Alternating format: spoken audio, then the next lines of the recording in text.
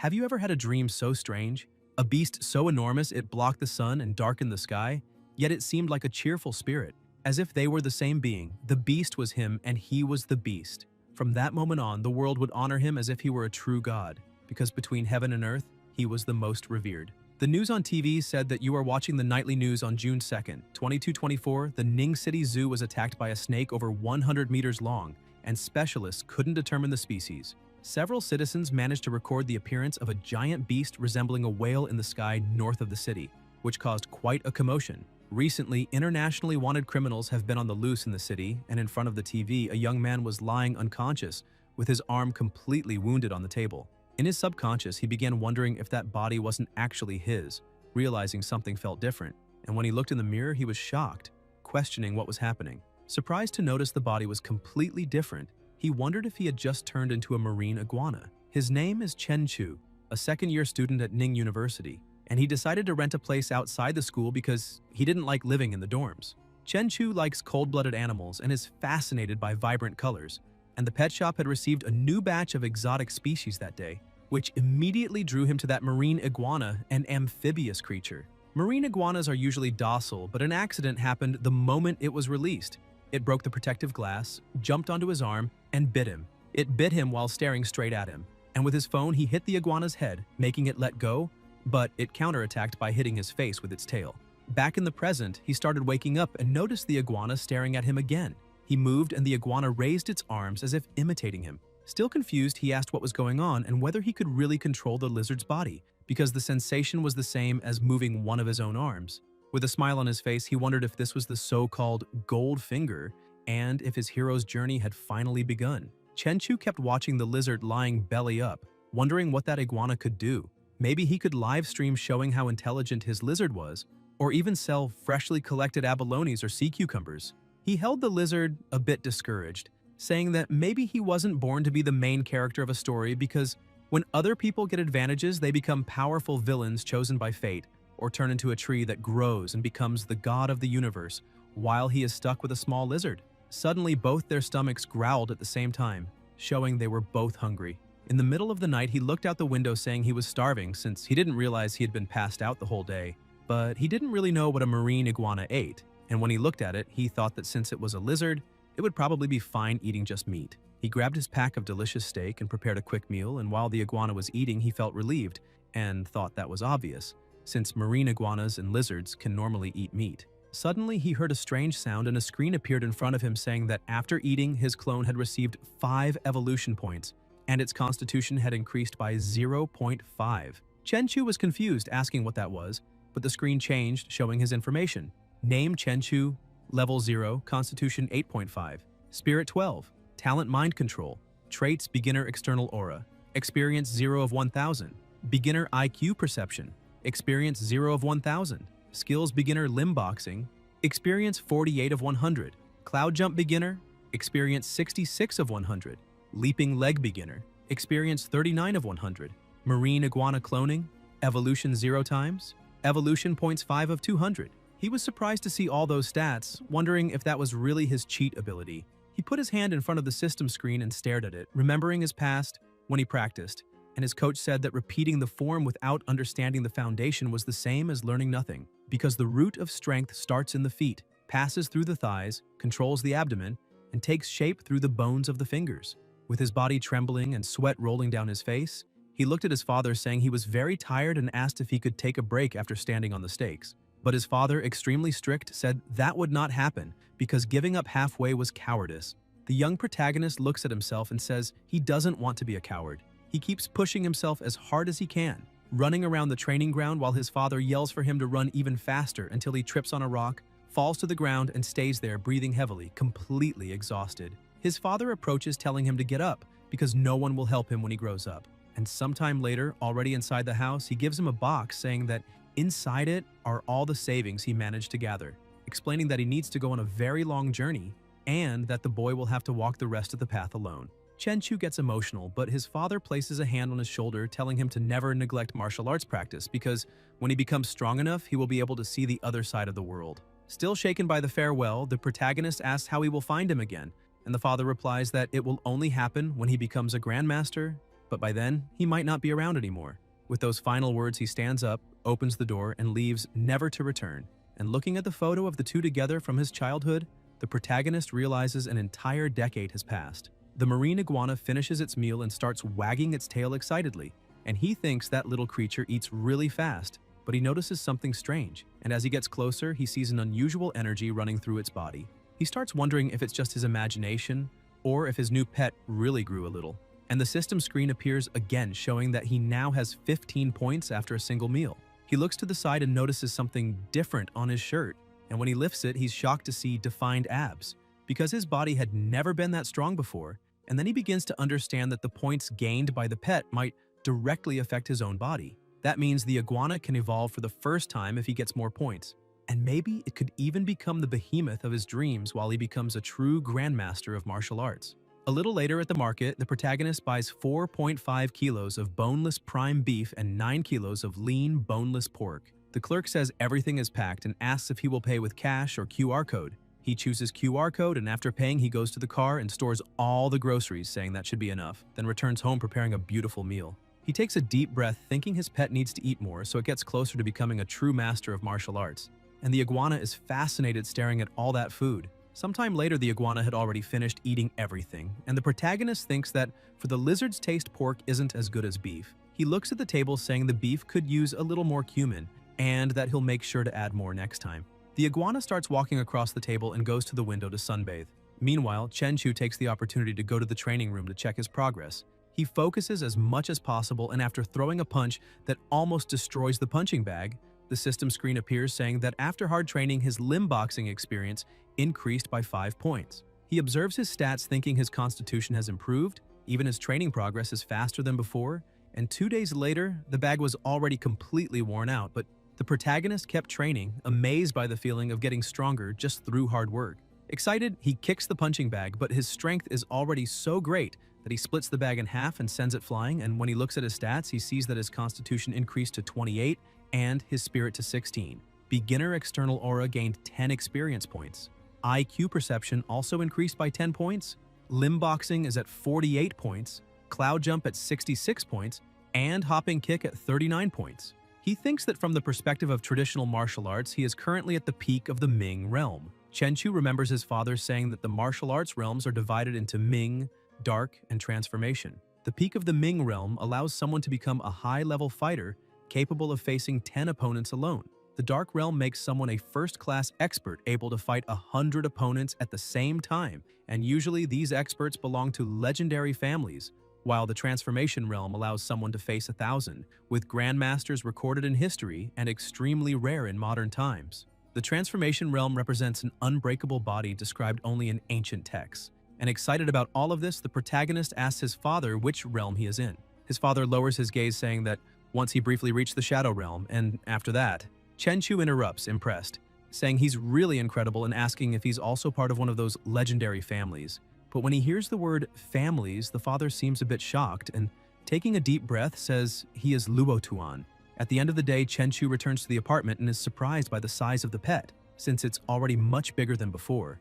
And with a smile, he says that one more meal and it will be ready to evolve, hoping he won't be disappointed. The pet keeps eating while the protagonist watches.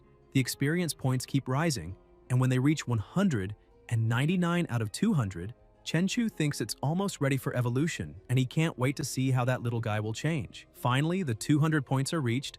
The system appears saying that the marine iguana clone has met the evolution requirements and that the evolution will begin immediately. Suddenly, sparks start appearing on the pet's arm, making it feel something strange. The same pain on the same arm begins to pass to Chenchu, and the two start screaming. The iguana's body begins to completely change, and spikes start emerging from its back. Its size and face also begin transforming. The pet loses control over its body and dashes at high speed, destroying everything in the apartment. Shortly after, the evolution seems to have come to an end. Still on the floor, Chenchu takes a deep breath, saying he didn't expect evolution to hurt that much. He looks to the side and with difficulty goes to the other room to see the iguana. And as soon as he gets there, he finds everything broken and the iguana standing still without moving. Excited, he says he wants to see how strong his little buddy has become after evolving and orders it to attack the punching bag. But the strike is so strong, it creates a very loud noise throughout the apartment. The protagonist is shocked, saying that after the evolution, the iguana gained extraordinary power. The system screen appears again. Name Chenchu, level 0, Constitution 56, Spirit 18, Talent Mind Control, Traits Beginner External Aura with 20 points, Beginner IQ Perception with 20 points, Skills Intermediate Limb Boxing 48 points, Cloud Jump 66 points, Spring Kick 39 points, Marine Iguana Clone Evolution 1, Evolution Point 0 out of 1000. Chenchu is surprised because he didn't expect that with just one clone evolution, the physical strength and attributes of the main body would directly double in growth. However, he is still a bit confused because he doesn't know if it simply increased once or not, since his current strength is still very weak, or if each time the clone evolves, his constitution doubles. An hour slips by without him noticing, and he says that if it's the first case, then his strength will improve at a reasonable pace at the start, but if by chance it's the second option, then it's terrifying to even think about. Chenchu starts analyzing everything around him, saying that by traditional martial arts standards, he has just entered the Dark Realm and activating the traits allows him to release external energy. He starts wondering if he is now officially a martial arts expert. However, even with his training, without daily experience points for his skills, this is the limit. He looks at the pet that is destroying everything around, thinking that since this improvement is sudden, to increase his body even more, he needs to rely on the marine iguana. But he notices that even the iguana can release external energy. While he contemplates the evolution, someone begins knocking very hard on the door. The protagonist goes there, and on the other side, a very irritated muscular man is waiting. As soon as the door opens and he asks what the man wants, the guy becomes completely terrified. A demonic aura comes out of the protagonist's body. Trembling with fear, the man starts wondering what is wrong with that boy because he is emanating vibrations that could crush him in seconds. He completely changes his attitude, saying that lately there has been a lot of noise upstairs and that's why he came to check, asking if the protagonist's place is under renovation. Chenchu gets a bit embarrassed and apologizes, saying there are no renovations being done. He was just training the last few days and didn't realize how much noise he was making. The man asks what kind of training sounds like an earthquake, and when he looks inside the apartment, he's shocked by the destruction, which scares him even more. He slowly begins stepping away, saying it's all good and there's no problem, only asking the protagonist to change his training methods to something a bit quieter. The man runs to the elevator and the protagonist says there's no problem and apologizes again for everything, saying he will adjust his methods from now on. The man thanks him for understanding, and as soon as the elevator door closes, Chenchu and the pet watch. Chenchu closes the door and keeps looking at the pet and the apartment while thinking that the marine iguana clone is way too big now and it's no longer appropriate to keep it indoors. So it's time to set it free. He grabs his car and drives to the shore, saying everything is ready. He opens the door and it runs out while he just watches. And without hesitation, his pet dives. He activates energy sense, and with his current level, he can cover a 10-meter radius around him. As the iguana swims, the protagonist can feel and see everything it sees, becoming surprised when he notices a 5-eyed fish. So he decides to make it his prey and orders the pet to attack. It increases speed and rushes into combat, causing a commotion in the water around it. The iguana kicks up some debris, blocking the fish's vision, and with that, it manages a stealth attack, finishing and consuming the creature. The system notifies that after the clone ate the mutant fish, it gained 10 evolution points and the protagonist's physique gained 1 more point. Chenchu is surprised, thinking that after evolution, eating normal food only gives 1 evolution point per meal, but eating mutant fish can give 10 points. He keeps swimming while thinking that with this kind of mutant creature appearing in the oceans and with recent news popping up everywhere, the world is far from peaceful. The protagonist takes advantage of the situation and continues devouring the mutant monsters appearing before him. Sometime later, the system notifies that the clone has reached the daily limit of 100 evolution points and cannot gain more. Even so, Chenchu keeps swimming because to human eyes, the ocean at night is cold and completely dark. But through the eyes of the marine iguana clone, the underwater world is colorful and vibrant. As an amphibian, the marine iguana can stay submerged for a long time, but since it still has no gills, it depends on lungs to breathe, needing to surface from time to time. He keeps moving through the seafloor and observing everything around until he finds a small crack. Upon entering, he finds an underground cave and thinks that place seems very good, so he can let the marine iguana clone rest there. After cutting the mental connection, he takes a deep breath, saying that now the clone is already settled and it's time to go home. While driving down the roads, he notices something strange. An apparently abandoned house has a car parked in front. The protagonist becomes curious, wondering if someone is actually living there, but then he hears a cry for help from inside the house. He thinks he needs to control his abilities and act at the right moment. The thugs inside begin to worry, asking if the car has already left, but one of them, eating chips, says yes. They calm down, saying that's great, while another yells at the girl, covering her mouth and telling her to keep quiet. The bald man goes to the guy who was watching the girl and kicks him, asking how he could be so careless, because he told him to keep an eye on her and he didn't even notice the cloth gag fell from her mouth. The young man tries to explain to the boss that it was too dark outside and when they dragged her in he couldn't see anything. The boss keeps looking at the girl who is completely terrified and approaches touching her neck, telling her to shut up and behave. The girl begins crying, not knowing what to do or say. Outside, Chenchu begins his preparations. He uses his energy sensibility and easily sees all the places and people inside the house. He sees two thugs sitting at the table, the girl trembling and tied up, while the other one just eats leaning against the wall. Understanding their positions, he starts trying to figure out what is happening, if it could be a kidnapping or even human trafficking, since there are 3 men and 2 of them carry knives. Therefore, it's better to finish all of them in less than a minute to avoid putting the hostage in danger. He prepares for the fight, releases his external energy, and with a single punch blows the door apart, leaving everyone inside stunned. He uses the distraction from the smoke to move forward, and with a kick defeats one of the thugs, throwing him against the wall with great force. The boss becomes furious and tries to attack from behind with a knife, but the protagonist had already sensed it. His strike was so strong that when he hit the boss, the noise was enormous and the impact reached even his bones. The young man leaning against the wall holds the leader, telling him to rest a bit and prepares for combat, saying it is time to use the Yue Wang Ning Fu fist. On the other hand, the protagonist uses Luo Tuan, the 8 extremities boxing.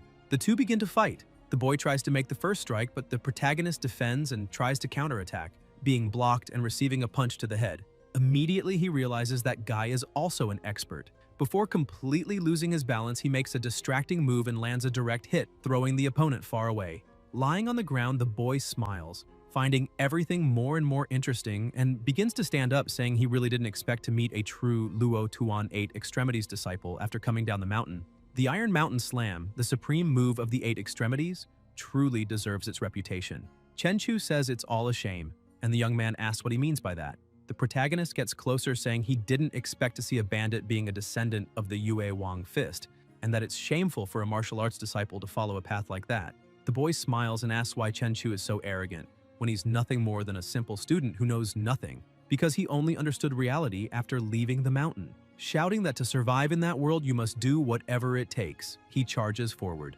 The protagonist watches, and when the opponent is just a few centimeters away from striking him, he simply kicks him and sends him flying, making him fall face first into the floor. While the boy is on the ground, Chenchu observes carefully and thinks that battles between martial artists are truly dangerous because the pressure he feels from his opponent is greater than that of dozens of muscular men. Bothered, he starts recalling the strikes he threw and, looking at his own hand, thinks it's a shame he still doesn't have full control over his strength, because things don't look good for those 3 people, and from now on he needs to learn to control his power better before seriously hurting someone. The girl tied in the corner tries to scream, calling his attention. He quickly goes to her and frees her, telling her she doesn't need to be afraid anymore because everything is okay now. Still overwhelmed by terror, she grabs him without thinking twice, crying and thanking him for what he did. With a sincere look, he tells her to wipe her tears and says she can call the police as soon as he leaves. He hands her his phone and says he needs a small favor. If the police ask about him, she should say she didn't see him clearly and doesn't know who he is.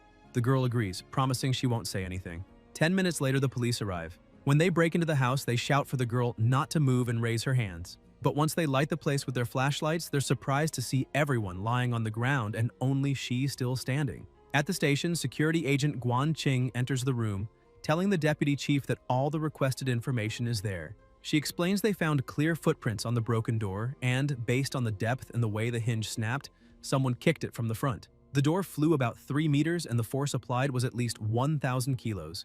The deputy chief places the images on the table, saying that among the kidnappers, 2 died instantly, and the rest entered a vegetative state after suffering severe concussions. According to the girl Lin Rongye, the one who did that was wearing a mask, and since it was night, she couldn't see his face. The agency chief remains confused, saying this makes no sense, because the greatest impact ever recorded by the Boxing King was 800 kilos on a machine, and achieving something that absurd in real life is unheard of. Guan agrees, saying that Guy's strength is truly inhuman, although even stranger things have happened lately. Suddenly, strong lightning cuts through the sky and the deputy chief comments that a major storm is coming. Meanwhile, in a remote area near the river, the protagonist observes a boat with some people. 3 men get off the vessel and one complains to the boss, saying he just earned money and already wasted $1 million on the bald tiger's woman, asking if that isn't a waste. The shirtless man agrees, reminding him they took a long time to find the sunken ship and only profited a little over 2 million. But the boss says they're exaggerating and asks if they even know who that woman is. If they manage to put her in his hands, money won't be a problem. The two get excited and ask if that's true, but the boss changes the subject and asks Four Eyes if he has already dealt with the business with the company. The boy replies yes. He already hired a transport company, rented a high-end commercial building for the offices, and even activated a recruiting agency to find the prettiest girls for the secretary and receptionist positions, just as the boss requested. The leader emphasizes that with his newly awakened ability to breathe underwater, all they need to do is locate any sunken ship to bring treasures to the surface. If they can do that, they'll have all the money they want and no one will go hungry again. While they talk, something moves in the nearby bushes. The boss immediately turns around asking who is there. The protagonist appears saying he has seen many perverts, but that guy really stands out. Irritated, the boss charges forward saying Chenchu is too bold and people like him don't live long. But the protagonist simply stomps the ground with force, causing an explosion that throws the boss upward. Taking advantage of the opening, he disarms him and finishes with a kick that sends him crashing into a tree. The two underlings scream that it's impossible, saying the boss became much faster and stronger after awakening his superpower and can easily defeat 5 men. Four Eyes, panicking, says that's really bad and they need to run away immediately. But before they can take a single step, both are knocked out by the protagonist. The boss, badly injured, screams asking what Chenchu is doing, and the protagonist tells him to look straight at him, thinking he can now test his mental control power. He asks the man's name and what he is doing. Mental control activates instantly, and the man starts moving strangely, saying his name is Zhang Changshou and that he owns a boat and smuggles to survive. A month ago, he gained the superpower to breathe underwater. Chenchu thinks his mental control is extremely effective because that man is now practically a puppet under his command. Changshou continues explaining that he scavenges sunken ships in the depths and trades whatever treasures he finds for money with wealthy people. After getting all the information, the protagonist cancels the mental control and Changshou collapses on the ground crying out in pain and calling Chenchu boss, asking what happened to his hand. The protagonist replies that he broke it himself by accident. Changshou keeps treating Chenchu as his boss and says he is right. The protagonist is surprised to realize his mental control also affects people's judgment. He tells Changshou to rest a bit on the boat because he will go there after waking the other two. The man agrees immediately. Chenchu thinks that to raise his lizard, he will need a huge amount of food. And since Changshou has a boat and deals with rich people, maybe he can get money through his company to feed his pet. Without wasting time, the protagonist uses mental control on the other two and concludes that his power truly is amazing. However, there was some resistance when controlling Changshou, but with those two it was very easy, and apparently his mental control works better on weak-minded people. Shortly after, already inside the ship, they walk down the corridor when a crew member asks Changshou who the man with him is. Changshou, a bit irritated, says that is his boss and demands respect. The crew member immediately greets the new boss and Changshou orders him to prepare the transfer contract because that ship now belongs to his boss. The contract is quickly prepared and handed to the protagonist. Chenchu tells the man in glasses to meet him at the office the next day and calls boss Changshou to go with him to the hospital since he is injured. The next day, the iguana was at the bottom of the sea eating again, and the protagonist thinks the ocean is a paradise of infinite food. While his pet eats, he continues training at the gym. The system keeps notifying him that evolution points are rising, plus 5 points, and constitution increases another 0.5. He thinks he can't depend only on the marine iguana to increase his power, and must train as much as possible.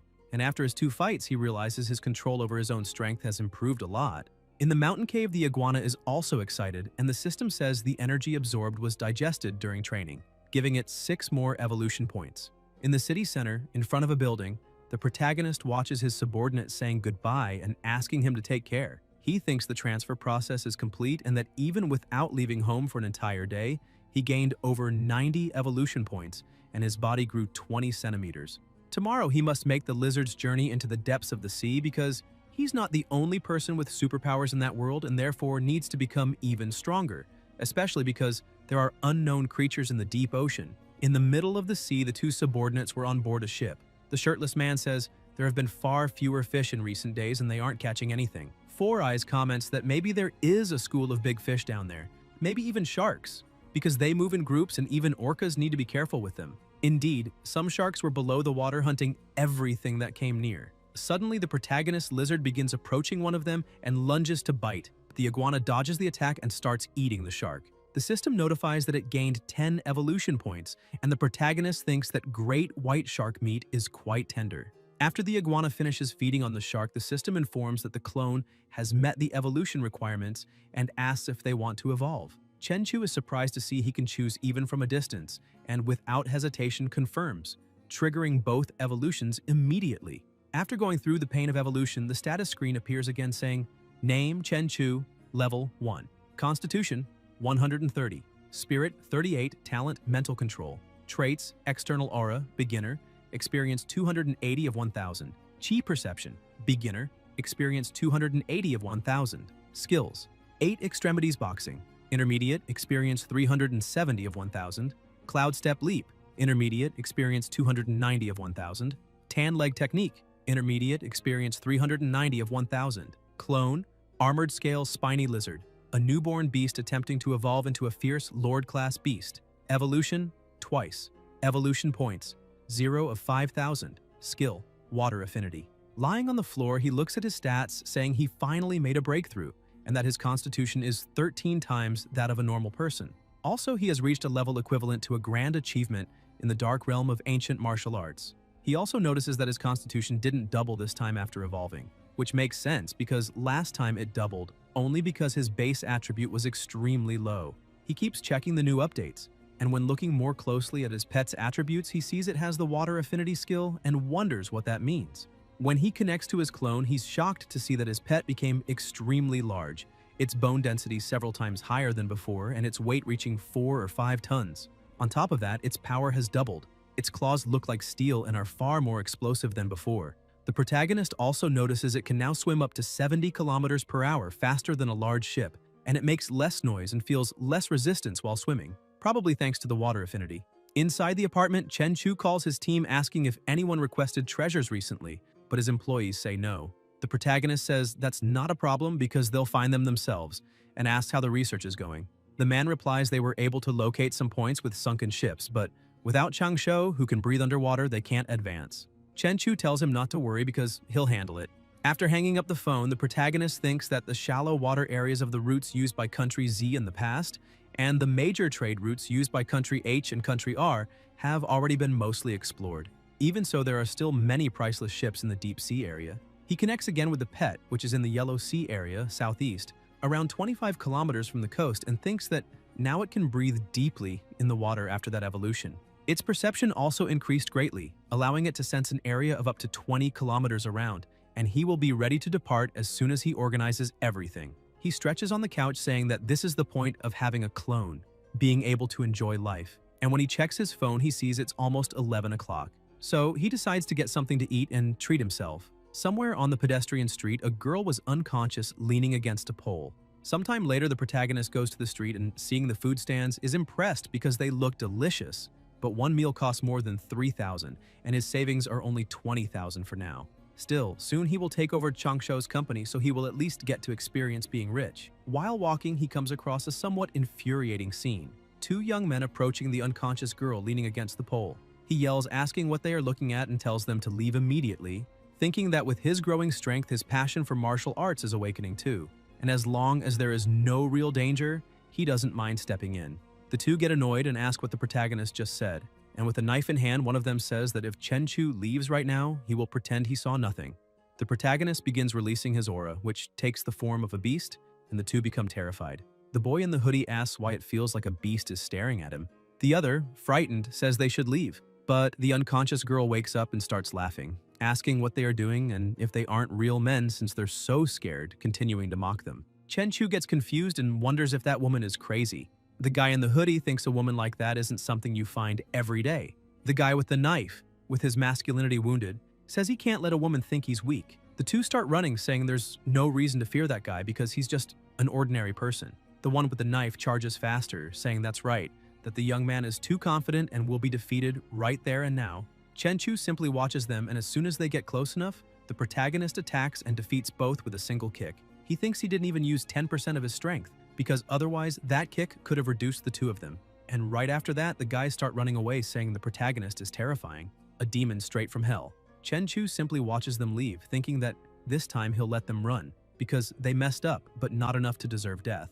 The woman stands up acting strangely and laughing, saying that was amazing, praising the protagonist and saying he is very strong and that it was impressive. Chen Chu notices she isn't normal and wonders if she was drugged. The woman begins rubbing herself on him, and the protagonist calls the police saying there's a slightly drunk and out-of-control woman outside the Shengtang bar. The girl asks why he called the police, questioning if she isn't pretty and if he wouldn't want to take her home. A few minutes later, the police arrive, and a policewoman says the woman isn't being funny doing this kind of thing, while the protagonist talks to another officer, saying he was the one who called because he went out for a late-night snack and saw the woman there. After settling everything with the police, he thinks that now he can control the giant lizard and search for the sunken ship. And when he uses the probe to sense the surroundings, he realizes that Four Eyes was right because online information confirmed that there is indeed a sunken ship there. At the moment, his energy sense reaches only about 20 meters, so he needs to keep searching. Shortly after, he finally finds what he had been looking for and says that it seems he won the lottery because the bars are solid gold. Immediately, he contacts Four Eyes and tells him to guide the ship 3 kilometers east and drop a container. The guy from before calls the crew member Black Ghost and wonders if anyone besides Changsho can breathe underwater, but Black Ghost just tells him to stop asking questions and not interfere with the new boss's secrets. Underwater, the pet had already placed numerous gold bars inside the container, and the protagonist says they can start retrieving the site. The container is closed and lifted to the surface. While it's being taken up, the protagonist decides to take one last look around and suddenly finds something strange that looks like a piece of metal. Black Ghost says the cargo is already aboard and everyone can return. Chen Chu uses the lizard to try identifying what it is, but when he tries to scratch it, he notices it's extremely tough because the claws of his pet can easily tear through common metal, but barely leave a mark on that thing, so it must be some kind of special alloy. He decides to take it because it might be valuable and he'll study it later. As the lizard returns, something suddenly rushes at it and bites by surprise. Chen Chu asks what that thing is because a monster is trying to ambush him. He wonders what that monster thinks it is because even if it's bigger than his pet, when it comes to strength, attack, and defense, unfortunately the two can't compare. In just a few minutes only, the monster's bones remain at the bottom of the sea. The lizard begins moving away and the protagonist thinks that sashimi tastes really good. A few hours later, the protagonist is on the shore thinking that the reefs have been eroded by water for years, making them incredibly hard. The deserted night beach is the perfect place for him to test his strength. That strength works both ways, but his bone density is almost 20 times greater than that of an average human. And with the inner shield absorbing most of the impact, he barely feels pain in his hands, even when punching the rock with force. And even the little pain he does feel is eliminated almost instantly thanks to his body's recovery ability. He keeps training on the rock with light punches while thinking that, after all this evolution, his physique surpassed 200 points, and even without testing, his punch should weigh at least 3,000 pounds, which is 1.5 tons. And with the increase in external energy and the 8 extremities boxing technique, he could easily pierce through a person with a single punch. He decides to test his strength a bit more and throws a powerful punch at the rock, breaking it with ease. After training for a long time, he throws himself on the ground a bit tired, thinking that the punching bag he has at home isn't strong enough. Besides, he can't train in the park because with all the modern technology, if someone recorded it and posted it online, it would be a huge problem, since if people discovered he was extraordinarily strong, he would only attract more trouble. That's why he can only train on that empty beach. Looking at his hands, he comments that this is great because his incredible regenerative ability managed to heal the injuries in less than a minute. Suddenly, his pet emerges from the sea carrying that strange thing, and the protagonist starts examining it, thinking that the irregular black ore shines with a metallic gleam, but doesn't look especially remarkable at first glance. He tries to lift that stone but realizes that piece of metal weighs at least 90 kilos, and besides being heavy, it's extremely tough, to the point that even the giant lizard's claws have trouble scratching it. This would be perfect for forging a weapon, however. With his current skills, making something suitable would be extremely difficult, but what he really needs to focus on now is how to deal with those gold bars. The next day, the protagonist goes to the ship and asks where the goods are. Black Ghost says everything is inside the ship and has already been cleaned and stored in the captain's cabin. The protagonist is evaluating the gold bars when Black Ghost asks how much all that is worth because he has never seen so many gold bars together in his life. The protagonist explains that the bars don't have any kind of markings, so they must have been privately minted and cannot be sold as antiques. He goes to the city center, and upon reaching the 8th floor, the receptionist greets him warmly. Chen Chu asks if they buy gold there. The receptionist says yes and asks if he wants to sell rings or necklaces, but he opens the bag full of gold bars and says he wants to sell that. The receptionist is shocked, saying that is a lot of gold, and asks him to come with her because she will take him to the manager upstairs. The manager greets him, asks for his name and how much gold he wants to sell. The protagonist introduces himself, opens the bag again, and says he would like to sell everything. The The manager is also surprised but says he needs the team to check the gold quality, so he will have to wait a bit. While they analyze, the protagonist just sits and waits. After assessing and weighing everything, the manager returns saying the bars total 11 kilos and 250 grams, and since they aren't very pure and were privately minted, they can pay 400 yuan per gram, asking if he accepts. Chenchu smiles and says it's a good price. Shortly after, 4.5 million are deposited into his account, and as he drives through the streets, he watches the people around thinking that normally people his age are still struggling to pay for college while he can earn millions with just one adventure. Something that feels surreal. Now that he is a millionaire, he thinks he should buy a car first because the one he currently has is too low and terrible on the hole-filled coastal roads. He goes to the luxury car showroom and starts looking at a Land Rover. Two other people enter the store and another receptionist greets them, while the protagonist watches the scene and realizes that's his ex. Since back then, he spent a fortune trying to win her over, but she preferred chasing wealth and status, enjoying life with rich guys. She notices him too and tells her boyfriend that he's the loser who used to chase her. The boyfriend asks what a broke college student is doing in a luxury car dealership. Black Ghost gets irritated asking who they're calling poor, but Chenchu steps in and tells him not to bother. The ex's boyfriend shouts back asking why they can't just tell the truth, saying the protagonist is nothing but a poor college student and questioning what he's doing in a place like that. The girl tells her boyfriend not to waste time with that loser and to go pick a car. She walks over to a convertible saying she likes that model, and the boyfriend answers he'll take a look, but inside he feels embarrassed thinking that money exists to impress women. But he only receives a few tens of thousands per month to spend, so how could he ever buy her a luxury car? Meanwhile, another saleswoman is showing the Land Rover to the protagonist.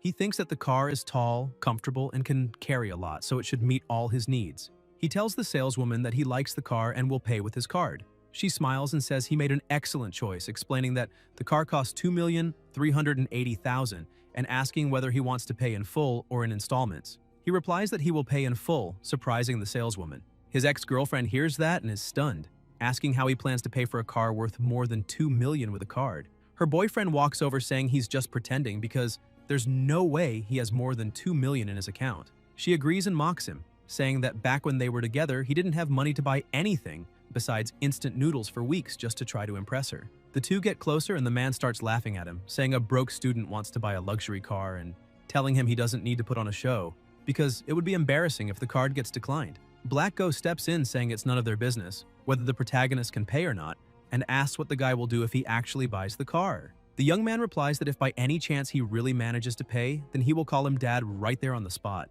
But if he can't, then the protagonist will have to call him dad instead. The ex continues feeling superior, convinced he's just bluffing to impress her. Suddenly, the saleswoman returns with the keys and the card, saying the car now belongs to him. The protagonist thanks her, leaving everyone shocked.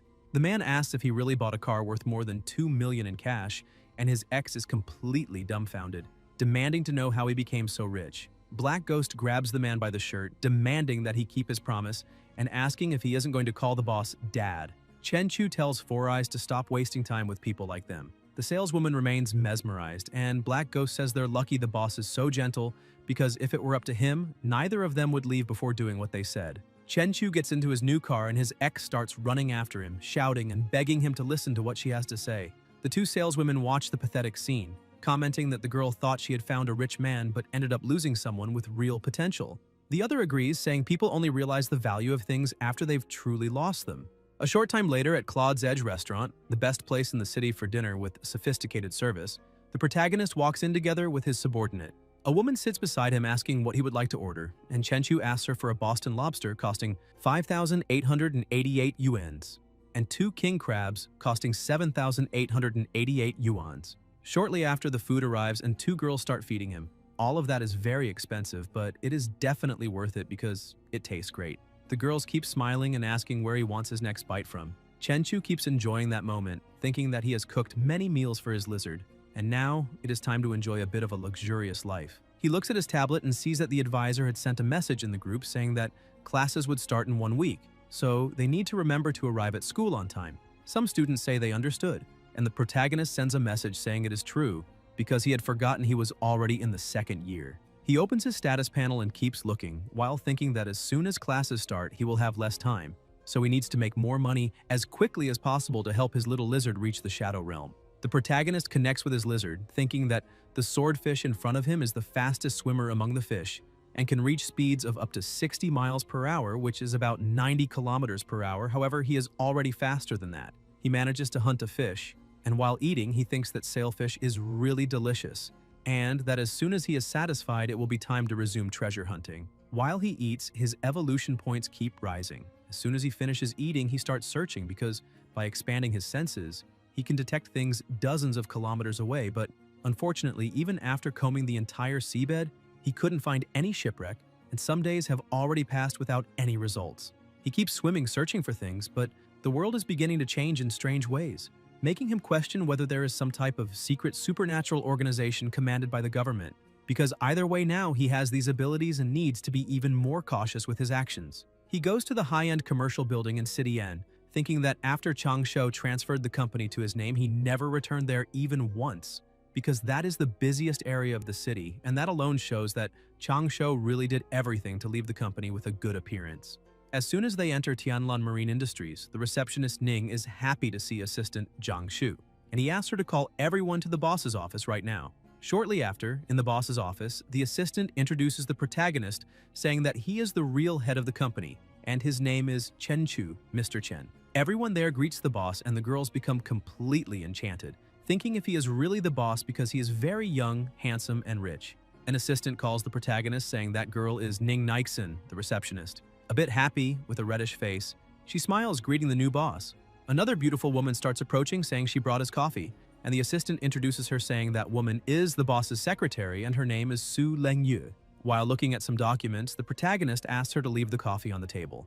While his secretary serves the coffee, he keeps observing, thinking that even though it is just a front company, it is surprisingly well equipped, and it costs hundreds of thousands to maintain that company every month, and apparently he needs to find more shipwreck treasures. Chen Chu calls Zhang Shu, saying he would like to end the introduction meeting there, and that he can ask everyone to return to work. Besides that, he asks his assistant to return immediately to the ship and keep an eye on things, at least for now. As he leaves the room, the protagonist remains seated, thinking that apparently the effect of the mind control is stable, but subconscious hypnosis is not foolproof, and that is why he needs to ensure they don't interact too much with the outside world. While holding his cup of coffee, he goes to the office window and the system keeps notifying that he is gaining constitution points. He thinks that using clones to hunt while he just lies down and still gets stronger is truly incredible. Deep in the sea, the lizard keeps hunting, growing stronger and stronger. While hunting, the protagonist connects once again with his pet and asks if that is a barracuda, because barracudas are only about 2 meters long, but that one is 4 to 5 meters. Its speed is also incredible, and its teeth are harder than steel, and if it weren't for his external force field, he might have gotten hurt, which only shows that the number of mutant and aggressive fish in the ocean is increasing even more. While the lizard tries to eat that monster, the protagonist notices that the meat is clearly different, as it provides much more energy. The system notifies that his clone devours it with effort and gains 90 evolution points and 9 constitution points. He notices something different and thinks something is wrong, because that fish definitely has something in common, since right now his muscles and bones are strengthening, and the increase is 10 times greater than it used to be. After finishing eating, the lizard keeps swimming, while the protagonist thinks it really is a shame because in such a vast ocean that mutant fish seems to be the only one of its kind. Meanwhile, at the Tianlan Marine Industry office, Ning asks Leng Yue if she thinks the boss has someone special. She sits on the desk asking why, and if she's thinking of hitting on him. The other woman behind looks at the receptionist, saying she's blushing again. Suddenly, someone arrives asking if they still haven't finished work hours, and everyone is surprised to see that it is Chen Chu. Secretary Leng Yue walks up to him, saying they still have some things to finish. The protagonist starts getting ready, thinking that with his hearing, he can hear their conversation from inside the elevator.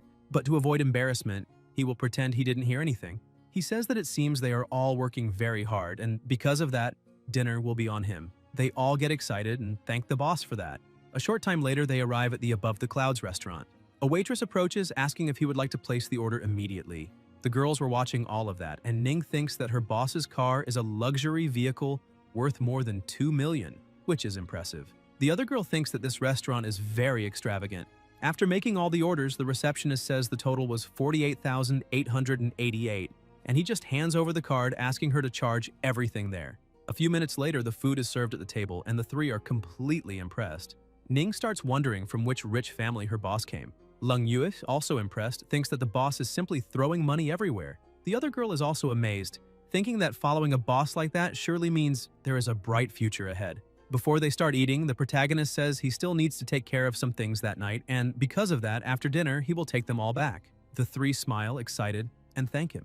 After dinner, he goes back to the seaside and starts training, thinking that the sea breeze is so relaxing that it really lifts his mood. During the night, on a rocky, deserted beach, he didn't stop training the whole time, and now his physique is more than 20 times that of a normal person, and the strength of his punch exceeds 2 tons. However, the stronger he becomes, the harder it is to control. He punches the rock using too much force and complains because his stance was not fully correct, and that is why he ended up losing control and needs to keep training to get used to his true strength. But he notices something strange when he realizes that even so late at night, there are still some people in such an isolated place.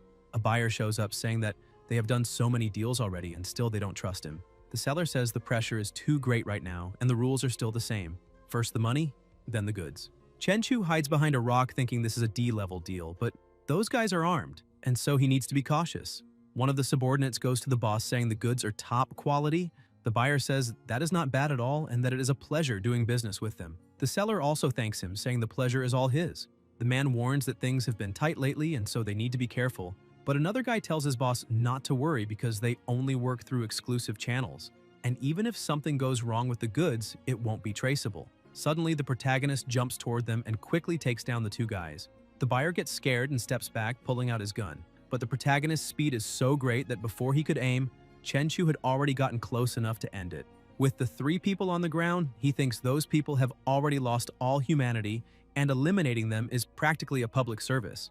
His pet starts approaching and with a single attack manages to split the boat in half, and people start falling into the sea asking if they hit something big or what might be happening. As soon as they fall into the water, they notice something is close to them and begin to panic, shouting that there is a monster there and that they need to swim as fast as possible.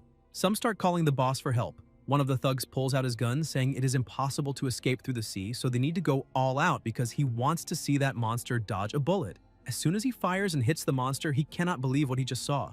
With his body trembling in fear, the shot didn't cause a single scratch on that beast. The pet keeps attacking until it wipes out all those thugs. After finishing the job, it carries the briefcase to the beach. Sometime later in Chenchu's room, he sees the briefcase was full of money, and a stack of bills is worth 10,000, and 3 million are 300 stacks.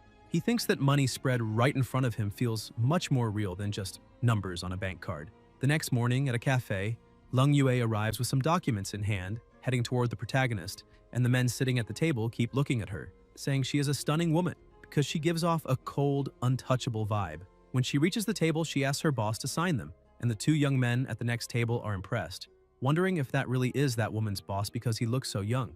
After signing the contracts, the protagonist stands up, asking Lung Yue to inform everyone that it is time for a meeting. The 2 men keep observing, thinking that even though he is young, he seems unshakable like a mountain, and his presence is completely intimidating. Sometime later in the meeting room, the protagonist asks them to take good care of every little detail, and if they do so, they will be the heroes of the company. Because if performance keeps rising like this, at the end of the year, everyone will receive a big bonus. In the middle of the meeting, his phone rings and someone says that today is the last day for him to register at school because he is the only person still missing from the class. He apologizes, saying he will go there right now, and Lung Yue brings his coat. The protagonist says he needs to go register at school and that there is not much left for them to do there today, so everyone can leave work early. Furthermore, while he is not there, Su Lengyue will be responsible for taking care of all company matters. Ning is surprised to find out that her boss is still a student, and the girl next to her comments that he seems so focused she thought he was some rich heir raised with perfect etiquette. Shortly after, at the university campus, the protagonist arrives with a new car, and everyone around is impressed, asking if he is Chenchu and if he is really a rich guy because that car is worth more than 2 million. Some people cannot believe he owns a car of that value. Later on the campus forum, a back-to-school post was pinned, saying that on the last day of enrollment for new students, a tall, handsome, and elegant guy showed up driving a car worth more than 2 million. Shares 748, comments 2,822. In the comments, people were asking if he was Chenchu because he looked very handsome in the summer. However, others said they didn't care about looks since he was driving a car worth more than 2 million, and his family surely must be billionaire. The girl reading the post feels that man is very familiar, especially those black and white eyes like stars radiating a sharp glow. She keeps reading and sees someone saying that guy is not a freshman because he is in the 2nd year of the finance department and is now entering the third, and his name is Chenchu. The girl is surprised to discover he is from the finance department, because that cannot be true since he is in the same year as her. While walking, the protagonist thinks that his body and strength are improving at a very good speed, but he only knows light extremities cloud step and tan leg technique, and needs to learn new skills to better control and use his current power. He passes by a fight club but thinks those moves are too graceful, and if he fought someone like that, he would end up crushing the person with a single slap.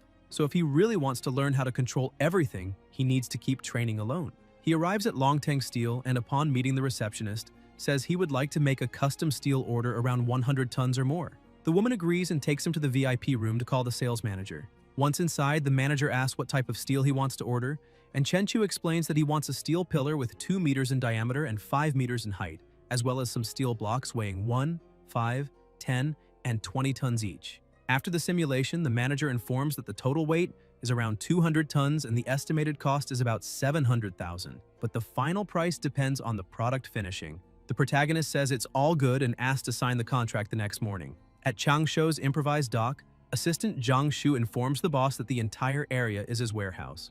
The protagonist thinks it's great and asks him to leave because he wants to take a look by himself. The system notifies that the clone gained 8 evolution points through directed feeding, and that constitution increased by 0.8. He thinks about all the stages: brightness, darkness, transformation, and beyond transformation. But he hasn't even reached the transformation stage yet, so he still has a long way to go. Looking at the space, he imagines that when the steel pillar is installed in the warehouse, that will be his training field. However, he thinks the maximum daily evolution points is 100, and because of that, he will need many days. And compared to the progress of that giant lizard, his body is still far too slow. At the site of the last fight, Guan Qing and the deputy security chief were analyzing everything together with the police. She starts reading the report, saying that Luo Hao, known as Big Boss Luo in the underworld, owns a bar and commands more than a dozen henchmen. His right hand was almost torn off by a heavy weapon, used with unbelievable force, hanging only by a piece of flesh. Iron Chi Lao had his chest hit with immense force, crushing his organs and dying on the spot. All three were killed in less than a minute by the same person, whose strength and speed were insane. She wonders who could do such a thing when the captain's radio rings saying they found another body coming from the sea. Meanwhile, at Tianlan Maritime Company, Leng Yue comments to the boss that the company has no services. Everyone just slacks off, and she asks if they shouldn't hand out flyers or something like that. The protagonist replies that it's not necessary because business is like fishing. You just need to wait for the fish to bite the bait. The secretary gets worried, thinking that even if the boss is very rich, they might end up going bankrupt. After all, how will the fish bite if no one knows about the bait and no one reaches them? Suddenly, Ning knocks on the door saying someone came to see the boss with a business deal. Leng Yu can't believe someone actually came to bring money in the end. The man enters the office looking around and asking where Zhang Laoda is, and the protagonist says he and his men are all under his command now. The man finds it impressive that he actually sidelined that guy and introduces himself as Wang Tianhua. The protagonist is impressed, saying he finally met boss Wang and that they should sit down to talk more calmly. Leng Yue says she will prepare tea for everyone. Tianhua explains that there is a centuries-old shipwreck worth at least tens of millions and asks if the protagonist can make it happen. Chenchu asks how Tianhua intends to split things once the items are recovered, and he answers that he will provide the map and keep 70%, while Chenchu would get 30%, because even international teams work at that rate. Chenchu says that if that's the case, he should look for an international team. Tianhua asks what his suggestion would be, and Chenchu replies that he would like a 50-50 deal. Otherwise, it's better to forget it. Tianhua is surprised, imagining that with such strict laws, a private salvage is impossible, and the protagonist is his only chance. He stands up asking if Chenchu is sure he can take everything from there. Chenchu states that just like Chang Shou, he has many others under his command, and if Tianhua is not convinced, he can go along and see with his own eyes. Tianhua ends up agreeing to the 50% deal and they shake hands, saying it's a pleasure doing business together. Meanwhile, at the police station, the deputy chief was impressed with the exaggerated claw marks, wondering what kind of creature could leave marks that large. He begins to consider whether it could be some abnormal creature and analyzes the records indicating multiple deaths. 4 died at sea, suspected of beast attacks, and professionals would investigate. At the end of the day, Chenchu goes to the warehouse to receive the order, and Leng Yue asks what that huge iron pillar is for. He says it is a calming pillar of the sea, buried at the dock to stabilize the waters and restrain the sea dragon kings. She thinks the boss really knows a lot of things. After making the payment, he looks at the bank account balance, which was at 321,800. and thinks money really flies. And now, only that is left in the Bixi Garden complex. Chenchu drops off the secretary and she follows him, apologizing for bothering him again and asking if he would like to go up for a glass of water, but he refuses, saying he still needs to take care of other things. She says it is fine, and as he walks away she keeps watching and wonders how she managed to be bold enough to say something like that to him, especially knowing that even her underwear must be lying around there.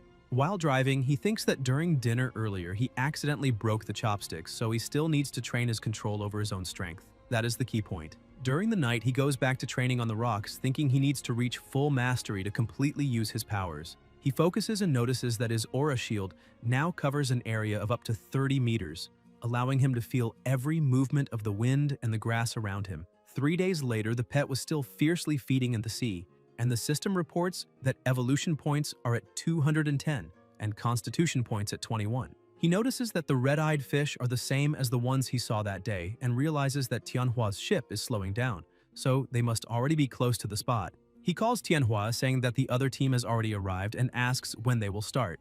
Tianhua says the work is quick and he will prepare things to begin still that night. The protagonist thinks that after hard work, he gained 15 experience points in control, and with aura enhancement, his strength multiplied. Tianhua calls again, saying he still hasn't seen the other team, and Chenchu replies that they are already underwater and asks for the location. Tianhua questions if he is serious because that is truly impressive, then gives the coordinates, explaining that it is 200 meters to the left and about 700 to 800 meters deep. Connected to the pet, he starts descending but notices that even with his constitution, the water pressure is making everything uncomfortable. Upon reaching the point, he realizes there is nothing there and reports that at 800 meters deep, within a radius of 200 meters, there is nothing. Tianhua asks if he really scanned all of that so fast, thinking it is impossible for someone to sweep 700 to 800 meters deep in just 20 minutes. One of the subordinates comments that after hundreds of years the location has probably changed and asks to try moving about 1 kilometer east. The boss apologizes and asks if the protagonist can check this new direction. He continues scanning with the pet, and after searching for a short while, they finally find what they were looking for. They bring everything to the surface, and when opening it, one of the men tells the boss there is a total of 8 broken pieces and 3 intact ones, valued at around 30 million. And if sold privately, they could get about 20 million more. Tianhua asks the protagonist if he heard, because that is the situation. And Chenchu states that now the rest is up to Tianhua because he will only come back to collect the money. A few days later, the two meet, and Tianhua says the total exceeded 23 million. Each one receives 11.5 million, and that he can check if he wants. Chenchu says there is no need because he trusts his work partner. Tianhua laughs, saying the protagonist is quite straightforward and that he will look for him whenever he has new information about sunken ships. Chenchu looks at the pile of money, thinking that the financial problem is already solved, but his strength is still too weak. He needs to train until he reaches the point where sniper bullets and grenades do not affect him before trying riskier moves. The next day, inside the industry, one of the employees approaches him, saying someone sent a resume the day before claiming they could bring 200 fishing enthusiasts every month for a salary of 50,000. He asks to take a look, and Ning comes over excited that he's back. Upon picking up the resume summary, he reads, "Member of the Fishing Association, knows many insiders in the area." Without a second thought, he crushes the paper and tells the employee to reject that candidate, saying he is nothing but a scammer. Ning, excited, asks why he hasn't been at the office in the last few days, and he replies that he had a big project and ended up earning a few million. She brightens her eyes, saying he is truly amazing, and with a smile on his face, he asks if he hadn't already said he would take everyone to celebrate after that project, and emphasizes that tonight he will take everyone to Yunshang Tianwan. The HR girl thinks that working there is truly wonderful. The job is easy, the salary is excellent, and the boss always treats everyone very well. Ning even jumps with joy, saying how nice he is. The girl keeps thinking that unlike her friend's company where the manager tried to hit on her, everything there seems perfect. But then she gets a doubt. If the boss himself tried something with her, would she accept it or not? At the restaurant, Ning comments that she didn't know maritime fishing was so profitable. The HR girl asks if just a few days of traveling can really bring millions, and the protagonist says it was just luck because he caught a bluefin tuna, a fish worth hundreds of thousands. Suddenly, a man appears asking if he is Mr. Chen, owner of Tianlan Marine Industries. He introduces himself as Li Tianrui, deputy general manager of the Tianhong Group and a friend of Tianhui, saying that he wants to fish in the sea and asks if Chenchu is interested in cooperating. The protagonist replies that as long as it is profitable, he is always interested, and asks the man to go to his company the next day so they can discuss things better.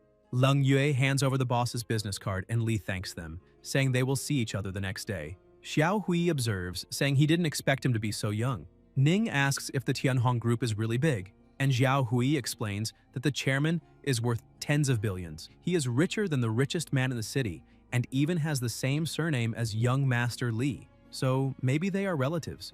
Ning is impressed by the idea of tens of billions, and Leng Yue also cannot imagine that she just ran into the son of the richest man during a meal. The protagonist gets excited, thinking that even the heir of the richest man is interested in shipwrecks. Meanwhile, at sea, he thinks it's a coincidence because just when he was telling Xiao Hui about a fish worth more than 10 million, he finds not one but two of them. At night in the warehouse, he looks at the preserved fish, saying that it is worth more than 10 million and its meat isn't even that special. That is not just a fish, it is literally money swimming. And now the next step is to find a buyer and sell it. The next day, while he is still training, the protagonist gets a call saying that young Master Li has been waiting for him in the office for some time. He replies that it's fine and that he is on his way immediately. Shortly after at the industry, the two meet and Tianrui says he has the exact location of a shipwreck. Chen Chu asks why, with all the wealth of the Tianhong group, young Master Li is still interested in shipwrecks.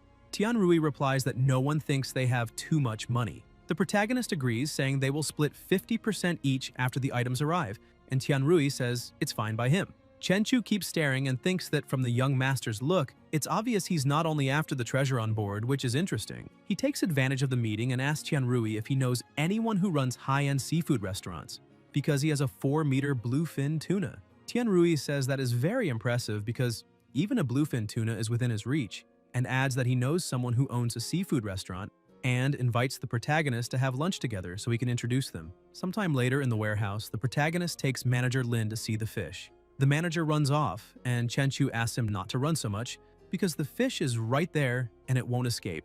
After examining it, one of the manager's subordinates says the quality of the fish is perfect and all aspects meet A-level standards. Manager Lin says that the fish really is top quality, but since they are all friends, he offers a price of 7 million. The protagonist says it's a good price and accepts the offer. Leng Ye, who is with them, keeps watching her boss, thinking that a single fish was sold for an unbelievable 7 million.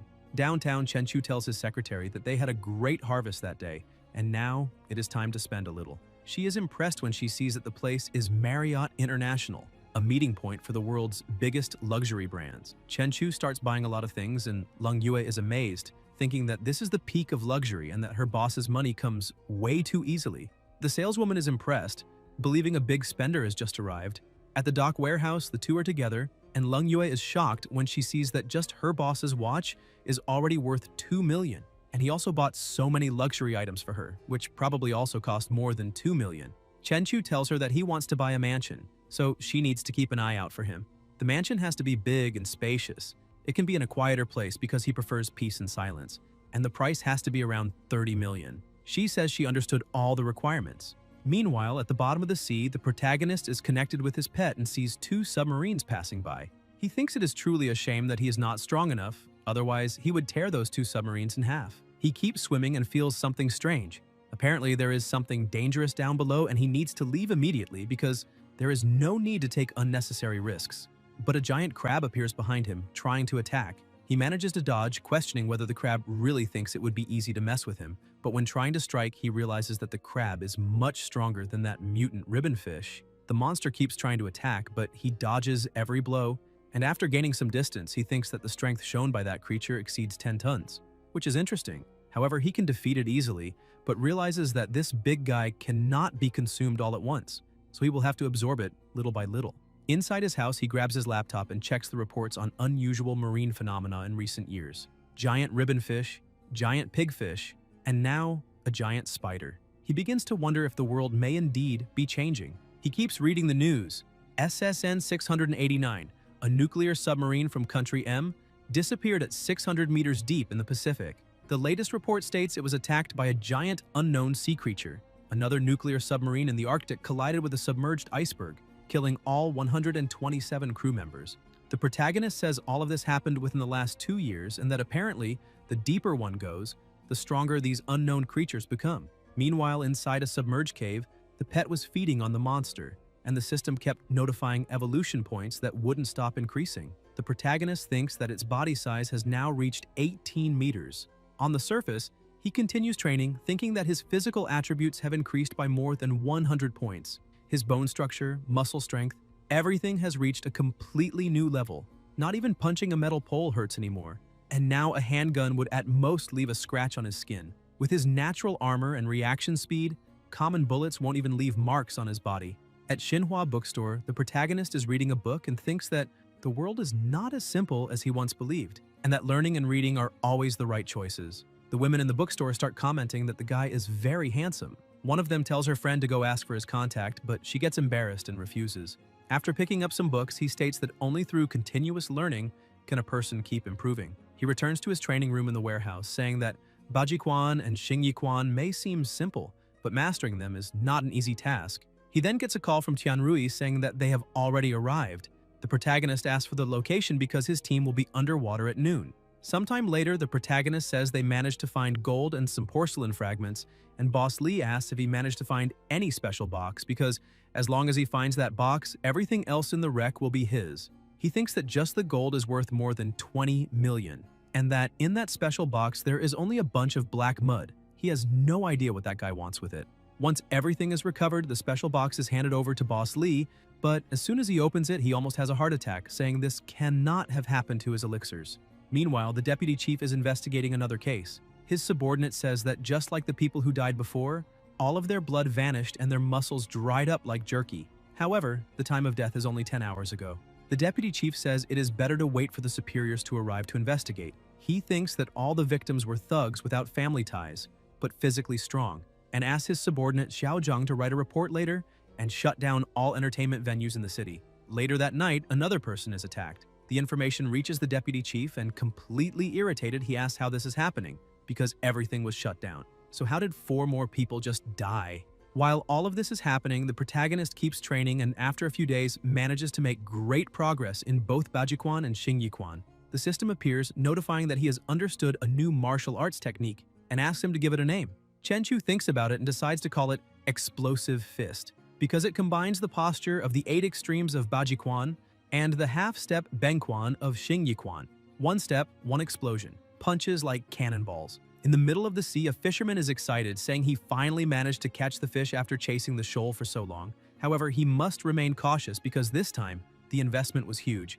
Just 1 fishing net costs millions, and he cannot afford any mistakes. Suddenly, the alert inside the cabin goes off. One of the fishermen rushes to the captain, saying there is a hole in the middle of the net and the fish are escaping. The captain tells him to pull the net as fast as possible.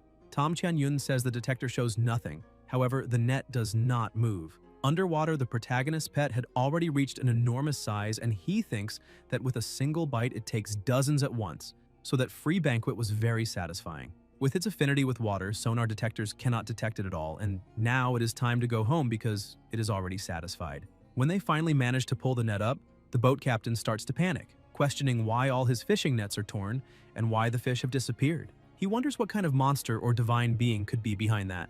Meanwhile, at his dock like a king, the protagonist was relaxing when he received a call from young Master Lee, saying he was returning to the city and, to show his gratitude, he would take the protagonist to an amazing place that night. Chen Chu says that if it is an invitation from the young master, then he must check it out. Night arrives and they go to the elegant Mengluo Pavilion. A beautiful girl comes to the door to welcome them. Tianrui arrives all happy, asking if someone reserved the Yungxiao Hall, but the receptionist says that hall is always reserved for him. She takes them to the hall and the protagonist observes the environment, thinking that it is no wonder the king neglects his duties because places like that are perfect for enjoying the atmosphere. After indulging, they go to a forest, but he notices that something is following him because the aura is making him a bit uncomfortable, similar to the night he was chased by that giant lizard. Excited by the situation, he wonders if it could be a monster or even a ghost. However, he is pleased because it has been a while since he has stretched his legs. Suddenly, a guy wanting to show off to his girlfriend calls the protagonist to bet on a race. Chen Chu begins to disdain him and accelerates like a madman. The couple is impressed, saying that the turn he just took was completely insane, questioning if he is trying to kill himself and if he is really human. The protagonist thinks that at that speed, not even the fastest car could keep up with him. However, that car is still close, and it seems they are not weak. As soon as he reaches the beach, he gets out of the car and asks the person to get out quickly because he is not a bad guy.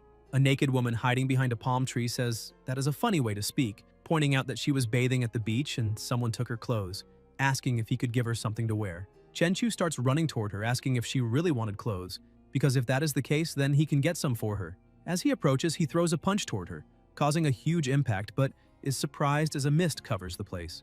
As that mist begins to dissipate, the girl transforms into a monster, saying that the protagonist's vital energy is truly impressive, strong, and rich, and now she really wants to eat him. Startled, he retreats quickly, dodging her attack, and asks who she is. She says she is also human, but a more perfect version, and her name is Ying Xiao, the Orochimaru of the black market. She keeps attacking while shouting that eating the protagonist is like eating hundreds of healthy and energetic people, enough to help her complete the first stage of evolution. Chenchu keeps dodging all attacks, but with astonishing speed, he appears behind her, asking if she really wants to eat him, because first, they must see if she has what it takes. She is shocked by his speed and his completely terrifying strength. He throws just one strike, causing a massive explosion.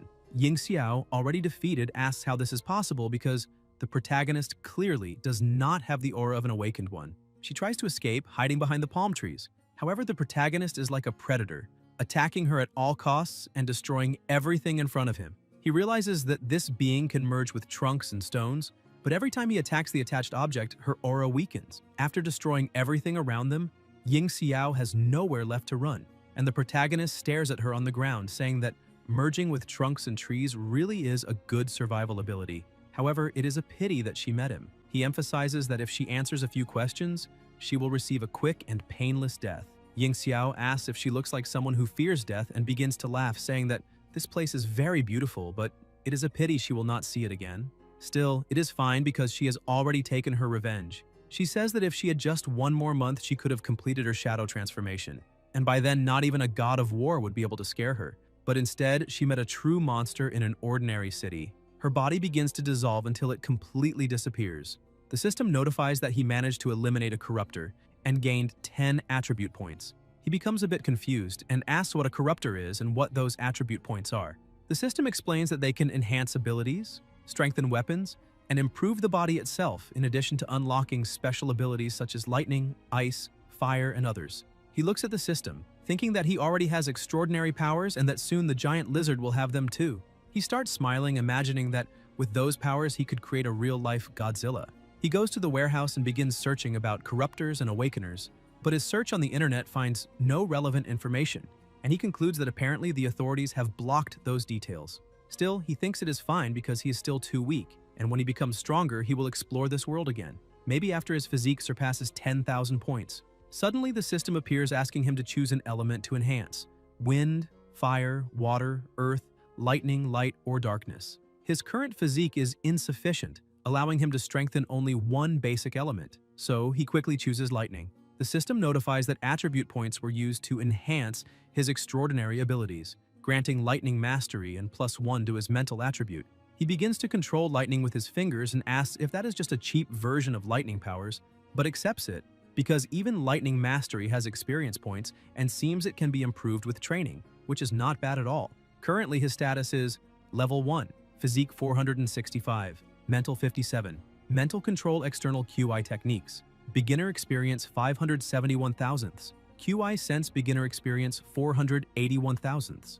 Abilities: Collapsing Punch, Beginner Experience 26 500ths, Sky Step Intermediate Experience 517 1,000ths, Spring Kick Intermediate Experience 412 1,000ths. Powers: Lightning Mastery, Beginner Experience 10 10,000ths, Attribute Points 0. Clone: Spiked Scaled Lizard evolved twice, already a mature beast, goal to become a Beast Lord, evolution value 3,195 thousandths. Clone abilities: Observation Hockey, Armament Hockey, Talents, Affinity with Water, and Lightning Mastery. At the bottom of the sea, the lizard was already using its lightning power to eliminate its prey. The protagonist thinks it is another mutant sea beast as terrifying as the giant spider from last time. With that prey, the lizard gains 980 evolution points, and the protagonist concludes that so far, the giant lizard has lightning mastery and is already stronger than him. Meanwhile, at the city airport, the deputy chief was waiting for someone. He approaches and asks if those two are agents from the Department of Special Affairs. He introduces himself as Guan and says he was assigned to receive them. The man shakes his hand and introduces himself as Huang Junfeng, thanking in advance for their cooperation. The man in white says his name is Nangong Jian, chief investigator of case 907, and asks to see the body. They proceed to the morgue where Guan presents the corpse, explaining that this person died the night before and was the only body found, and that in the past 4 days, 4 people mysteriously died each night. Junfeng begins using his powers to analyze and senses Yin Xiao's aura. However, Jian notices that the aura is fading, which means she is dead. His partner gets confused, asking how the person who did that also died. Meanwhile, in the warehouse, the protagonist kept training, thinking that his power had grown too fast and he was not managing to control it, so he does not dare visit Ning's house because he fears breaking her couch just by sitting. He remembers giving her a ride when she invited him for tea, but he said he couldn't because he had other plans for that afternoon. Furthermore, he thinks he cannot get too close to her since he might accidentally crush her bones. The next day, a seller was showing house number 88. He says the main building has 560 square meters, with a front garden of 70 square meters, plus a backyard of 200 square meters and a billiard room of 80 square meters. He emphasizes that the last buyer, the current owner, paid in full including furniture worth over 1 million, and that the total price is 34 million. Chen Chu says that for 25 million he will buy it now. However, he suddenly receives a call for help on the phone, saying there is a monster somewhere else on top of a building Junfeng and Jian were observing. Junfeng comments that no unusual activity has occurred since last night, and that it shows the corruptor is really dead, but he finds everything very strange, because that being was in a semi-ethereal state, and a being like that is not something normal people can handle. He asks the captain if they should stay and investigate, since they could take the opportunity to get to know a bit of the city's commotion. Jian tells him to use his free time to train, otherwise when the apocalypse comes, he will just become cannon fodder. Junfeng doesn't believe the apocalypse is close. The captain says the professor predicts the next spatial fluctuation will be 10 times stronger than 20 years ago, and that the most urgent matter is to increase their capabilities in every aspect in anticipation of that day, because only then will they be able to repay the country for having raised them. Over time, at the bottom of the sea, the lizard was searching again. The protagonist sees more gold and stops, realizing he finally found something valuable, but moving too much sand ended up breaking a lot of porcelain, and that is his fault. He starts checking the value and realizes he struck gold, because a single piece from that dynasty is worth at least a few million, maybe tens of millions. He takes a deep breath, saying it's a shame that his careless agitation destroyed so many things, since it could have been worth more than 100 million. Suddenly, he hears shouting. The waitress was asking what that guy tried to take, but the man yells back asking what she's talking about, questioning what she thinks she saw and saying she can't accuse him like that. He declares that since he's being accused of taking something, then he might as well actually take something. Another customer at the table asks how he can be so shameless since he clearly saw everything. The waitress begins to back away, afraid of the situation. The man shouts back at the customer, saying it doesn't matter whether he saw anything or not, because if he doesn't like it, he should try to do something about it. The protagonist stands up, saying this is interesting because he has never met someone as arrogant as that guy. The man keeps acting arrogantly, saying he has just met him, and if he isn't happy with the outcome, then he should try to hit him. Chen Chu starts walking toward him, and the man keeps acting arrogant, asking if he's really going to try something, since he is just another bloodthirsty youngster who only knows how to talk. The protagonist asks the shopkeeper if there are surveillance cameras there. She understands exactly what he meant and goes to the outlet pulling the plug and saying that, unfortunately, the cameras are broken. The protagonist smiles and, with a single slap, knocks the man out, commenting that nowadays someone actually enjoying getting beaten is ridiculous. Back at his warehouse, the system reports that his thunder control experience increased by another 10 points, and his mental strength rose by 1 point. Lying on the sofa playing with electricity, he thinks that human life barely reaches a century and is just the blink of an eye in a star's life, and that one day he will break the boundary between life and death. The next day, Chen Chu meets Leng Yue and asks her to find some time to study accounting books because she will take care of the company's finances when the time comes, and for that she will receive double. She is surprised but happy at the same time and agrees. He turns to get into the car and she asks where he is going. He smiles, saying he needs to sell some things. Shortly after, they arrive at a shop and a man introduces himself, saying his surname is Gao, and he is the owner of that antique shop. Chen Chu asks if he can help estimate the value of that plate. The shop owner invites them to discuss it in a more private place. As soon as they go upstairs, the protagonist shows the plate inside the briefcase. The shopkeeper analyzes the item coldly, saying it has a salty sea smell and was apparently recovered from the ocean floor. After examining it, he confirms it is truly genuine. But it is part of a set, and apparently Chen Chu only has one piece, which significantly reduces its value. The protagonist is a bit upset, saying that it really looked like a set because when he found the piece there were many others around, but unfortunately that was the only intact one.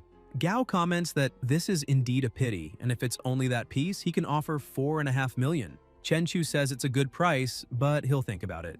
Sometime later in the middle of the street, Leng Yue tells the boss that after visiting so many shops, Gao does seem to be the most genuine. The protagonist asks what she meant by genuine since he did offer the highest price, and maybe they should sell to him. However, he still has doubts because he felt something strange in that man's eyes, and he is definitely hiding something.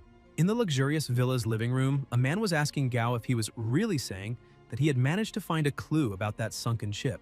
Gao shows the plate he bought from the protagonist, saying that this porcelain has the official seal they had been looking for, and emphasizes that it was sold to him by a young man, clearly someone who must know something more. His boss tells Gao to send all the information to Fox because within half an hour at most, he wants to know everything about that person. A few minutes later, they receive the information, and Gao says that the protagonist is just an ordinary college student who suddenly spent almost 3 million to buy a luxury car and even traveled abroad together with Li Tianrui. He asks his boss if they should keep doing business with those people who are supporting this kid, and Du Hong starts smiling, wondering what Gao is even talking about. Lying in his bed, Chenchu remembers that Gao had asked him to fill out that form because they needed his information for future transfers or auctions. He thinks that the negotiation that day went really well. However, he still can't shake the feeling that Boss Gao is hiding something, but he hopes nothing strange happens. The next day, inside the elevator, the protagonist keeps feeling weird. He thinks last night was actually peaceful, and maybe he's just overthinking it, so it's probably better to forget about it and head straight to school to check things out. After absorbing that sea python, his strength, muscle density, and everything else had reached 50 to 60 times that of a normal person, and maybe now he could even withstand bullets. As soon as the elevator arrives on the floor, a man was outside. Chenchu steps out of the elevator and is immediately intercepted. The man places a gun against his back, telling him not to move or make a sound. He must just follow along. The protagonist simply obeys, and inside a van he pretends to be completely terrified, asking where those thugs are taking him since he doesn't remember having done anything to offend them. The driver says they're taking him to meet someone, so he shouldn't try anything. Shortly after, they arrive at a hideout. One of the lackeys tells his boss they managed to bring the boy. The boss, with a scratch on his face and irritated, says he'd like to see what kind of person made him wait all night. The protagonist smiles and asks if it's just them. The people who had kidnapped him start to get scared because that kid was completely terrified before and suddenly became calm. And what was even stranger was that his calmness was unsettling. The boss realizes something is wrong and shouts for everyone to grab their guns immediately. Chenchu uses his speed and with one strike knocks out the thug who was armed beside him. He grabs the gun in his hand and their boss tells the protagonist to lower the gun. One of the ones pointing a gun asks if he's not listening since he was already told to lower it. The boss starts to smile, even though a bit nervous, and tells Chenchu that he only has one gun while he has two. And besides, the gun the protagonist is holding only has one bullet, so he has no choice because he's surrounded. Chenchu looks at them and questions if they still haven't understood, saying that he's not the one trapped with them, they're the ones trapped with him. He tells the boss to say who's behind all this, because if they're honest, he'll end this quickly. The thugs still think it's just a bluff, but the protagonist, without hesitation, shoots the boss right in the middle of the forehead. The thugs scream, saying that now he's out of bullets and they need to catch him. They start shooting. Chenchu throws the gun away and starts releasing his aura, catching the bullet with his hand. The thugs begin to tremble in fear, asking what that thing is, because that guy was truly a monster. And the protagonist keeps laughing and asking if now they think he's strong, because not long ago things were quite different. The sound of the punches echoed throughout the hideout. After wiping out almost all of them and leaving only one of the thugs, the protagonist approaches and tells him to say at once who sent them there. Trembling with fear, the man says it was the director of the Longhua group, named Du Hong. He is also the owner of that store on Guan Street and lives at Guanshan Villa number 3. The protagonist takes the boss's phone and calls Hong, saying his name is Chenchu and that they will see each other tonight. He hangs up the phone. Gao gets irritated, asking if the protagonist really asked for 20 million, because that's too greedy. The boss tells him to get ready because that amount is worth dozens of lives, and he would like to see if the protagonist can really take it for himself. At night, a car was driving down the road while right beside it the protagonist was running like a lightning bolt. He thinks his speed has reached 120 meters per second, which totals 432 kilometers per hour. Meanwhile, inside Du Hong's mansion, armed guards were scattered everywhere and the entire house was lit up. Inside the office, along with a bunch of other guards, were Hong and Gao. Gao asks his boss if he thinks that kid got scared because he single-handedly defeated 7 armed men and clearly has something more than what he appears to. Hong keeps acting superior and says that he has about a dozen gunmen and several dozen loyal subordinates, and that this is the time to put them to work. Suddenly, all the lights in the house go out, leaving the gunmen alarmed. The guards say they activated the backup power, however the security camera at the front gate is broken, and the front door was also forced open. This only proves how fast the intruder is. Hong starts getting scared and punches the table, saying they need to shoot at anyone who steps in there, no matter who it is. Meanwhile, outside the door, the protagonist had already taken down countless gunmen. He knocks on the door and everyone keeps aiming. The moment he opens it, the boss shouts for them to shoot. But before they could even pull the trigger, the protagonist had already taken down the two closest ones and stops right in front of the boss. Hong realizes this is not normal, and it seems the protagonist has awakened. He stands up in total panic, saying he would give 500 million if he lets the two of them leave alive. Still irritated by the situation, Chenchu says that it really is tempting, but he can't let them live after dealing with everyone else in there. Though he would like to talk a bit about those who have awakened, because he'll make sure the two of them at least have some fun. Hong starts to panic but sees no other choice. So he begins telling a story saying that back in '99 they were fighting over territory with about a dozen other brothers. In Tiger Mountain City, a person covered in flames descended from the sky and the whole city turned into a sea of fire in the blink of an eye. The next day, that place was nothing but a huge lake, and the authorities called it the Sunken Lake. The protagonist is surprised to realize how powerful awakened people are, and he feels relieved that he wasn't causing trouble at that time. Hong takes advantage of him lowering his guard and shoots, screaming for him to die. However, as expected, the protagonist easily dodges the bullet and in mere milliseconds takes down both of them, thinking that it doesn't matter who it is. If they're within his reach, then they're already dead, and that guy is so rich that to him he's nothing but a simple insect. Sometime later in the mansion that had been reduced to rubble, Guan and Guan Qing start analyzing the situation. She says that 31 bodies were found in total, one of them being the director of the Longhua group. The deputy chief says his guess is that this was caused by Chen Chu and that he is probably responsible for the deaths in the Red Forest as well. He starts to think that there are unusual movements in the land there and that the next attack is imminent. Even though he had been planning to give the protagonist a chance, he is being too cruel in abandoning the straight and narrow path. Back in the warehouse at the port, the protagonist looks at the tray on the table, saying that the chicken he stored rose up and there are oil marks everywhere. And apparently whatever came there last night is extraordinary. Meanwhile, at the bottom of the sea, his pet kept eating non-stop. The system notifies that it obtained 67 evolution points and physical attributes increased by 6.7. He thinks there's more further down, so he decides to take a look. 1,200 meters below the surface, he finds an active volcano, but realizes that the pressure is becoming a bit hard to withstand. Still in the warehouse, Chenchu notices someone walking around carrying a bag of chicken. He thinks that person can't run, so he decides to attack, causing a huge explosion. But as the dust begins to settle, he realizes there's nothing there, and that the person simply vanished. He starts wondering what kind of power that is.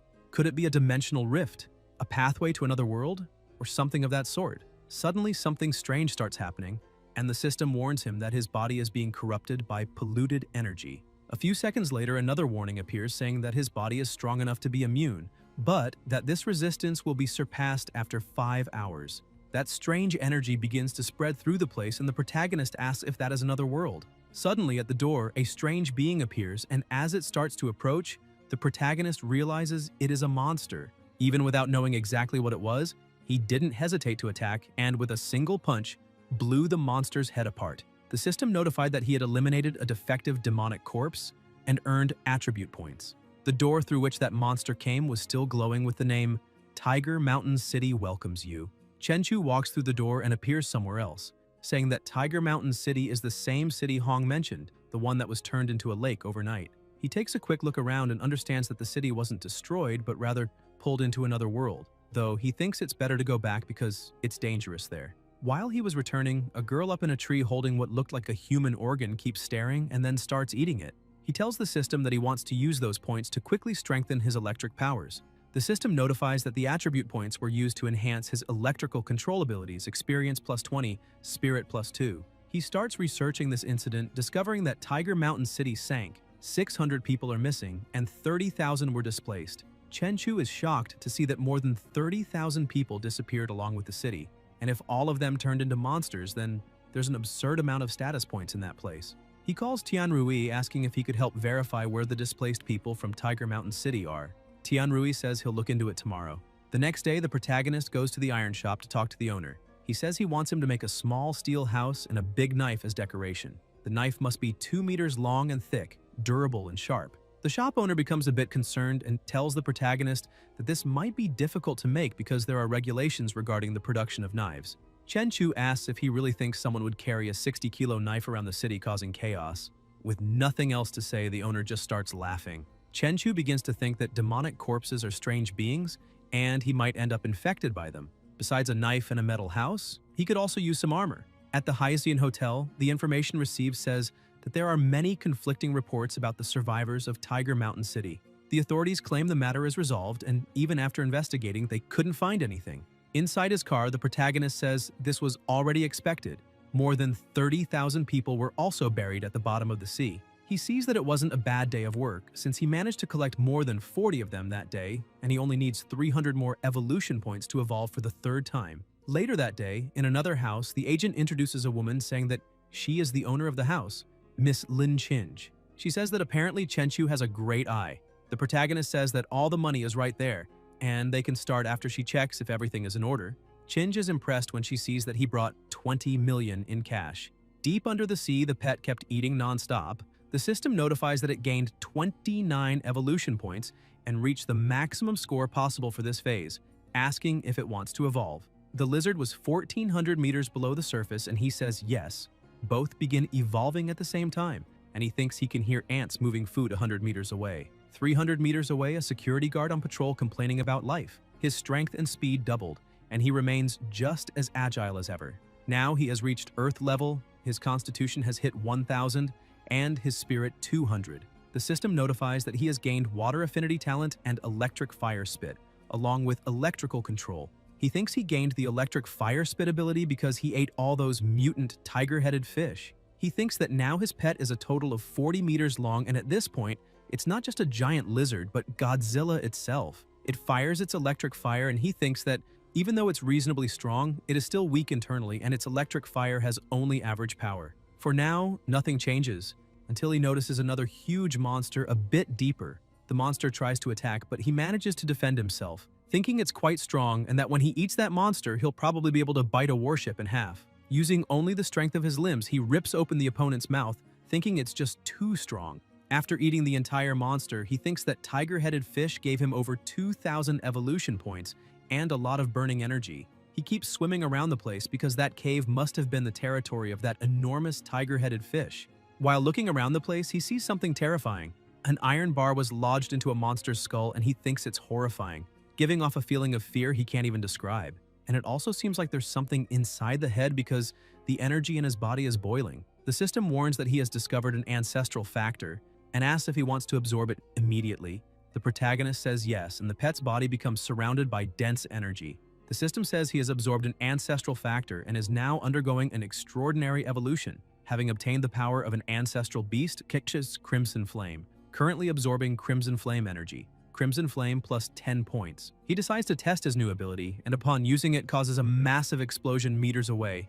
He becomes impressed with his own power because that demonstration of strength was terrifying, a simple burst of energy, and that island vanished completely. A little later in the warehouse, the protagonist is fully equipped. The sword he is holding weighs a total of 120 kilos, and it's the perfect weight for him, so he names it the Celestial Sword. The armor he is wearing is made of titanium alloy, and it's not bad either since it's quite useful, and once he evolves further, he will be able to detect other beings. When he opens the door, he is surprised because he didn't expect his first opponent to be just a little girl. He starts questioning if she is one of the Tiger Mountain City survivors with special powers, because if so, she is also a monster. He goes in and notices there are many other monsters, and apparently the city gets livelier at night. Without hesitation, he begins his attacks.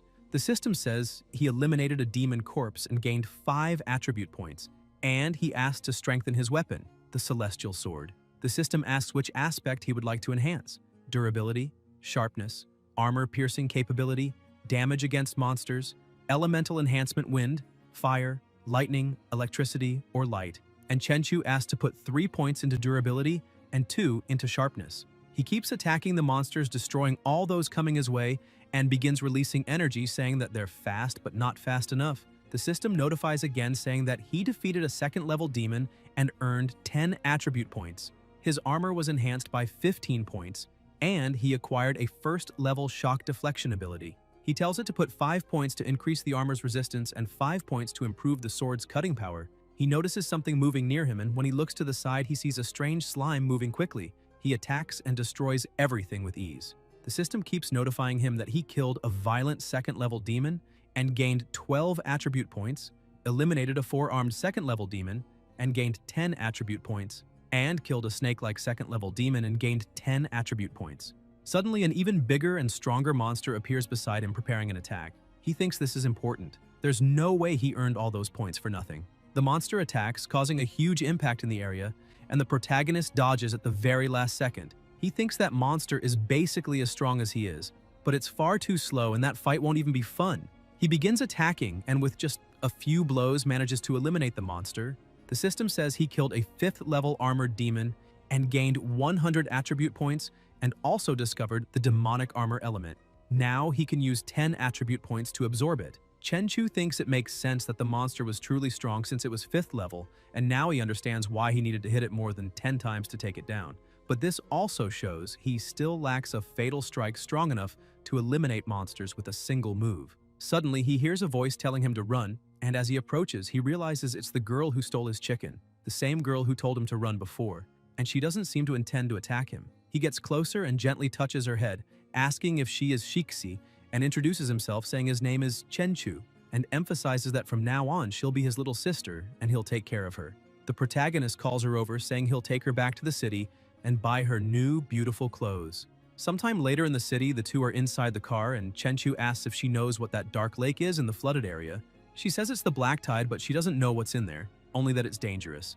He buys a pretty dress for her, and after taking a bath and putting it on, he gives her food. Shiki begins running around the house, completely happy, as if she were a child again. He looks at his status panel, now level 1, with physical strength above 1,000, mental strength above 200, mental control and external chi techniques at beginner level with 780 out of 1,000 experience, chi sense at beginner level with 640 out of 1,000 experience, skills collapsing punch, beginner with 105 out of 500 experience, celestial steps intermediate with 580 out of 1,000 experience, spring kick, intermediate with 460 out of 1,000 experience, proficiencies lightning mastery beginner with 400 out of 10,000 experience, Crimson Flame with 930 out of 1,000 experience, attribute points 80, inventory demonic armor element 1 unit, weapons celestial sword resilience plus 13, cutting power plus 7, armor break no data, armor demon emperor armor resilience plus 35,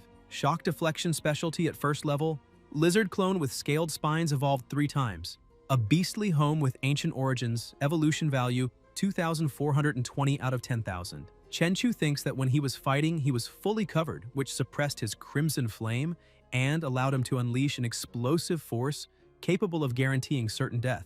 And since he still has 80 attribute points, it might be better to use them to strengthen his armor. He believes he has just surpassed the intermediate level and is at least 3 times stronger now, and Shiki watches impressed by the protagonist's aura. Meanwhile, at the university, a group of people were sitting, and one of the students says the place they are training in seems to be at least lieutenant level. The blonde asks if he's referring to a second lieutenant, and the girl questions if he means they ended up attracting the attention of some secret department. Suddenly, someone else walks into the room saying, "That's exactly it. A special department has been created in the city, and as soon as training ends, the successful participants will become lieutenants. However, there will be many dangers." He asks whether the group wants to quit or join, and everyone chooses to join. Back at the warehouse, the protagonist was still training. He says that his external covering makes the power of the Crimson Flame concentrate inside him and then explode outward with everything. That will be his strongest attack, capable of eliminating anything in a single move, since his punch has at least 150 tons of force.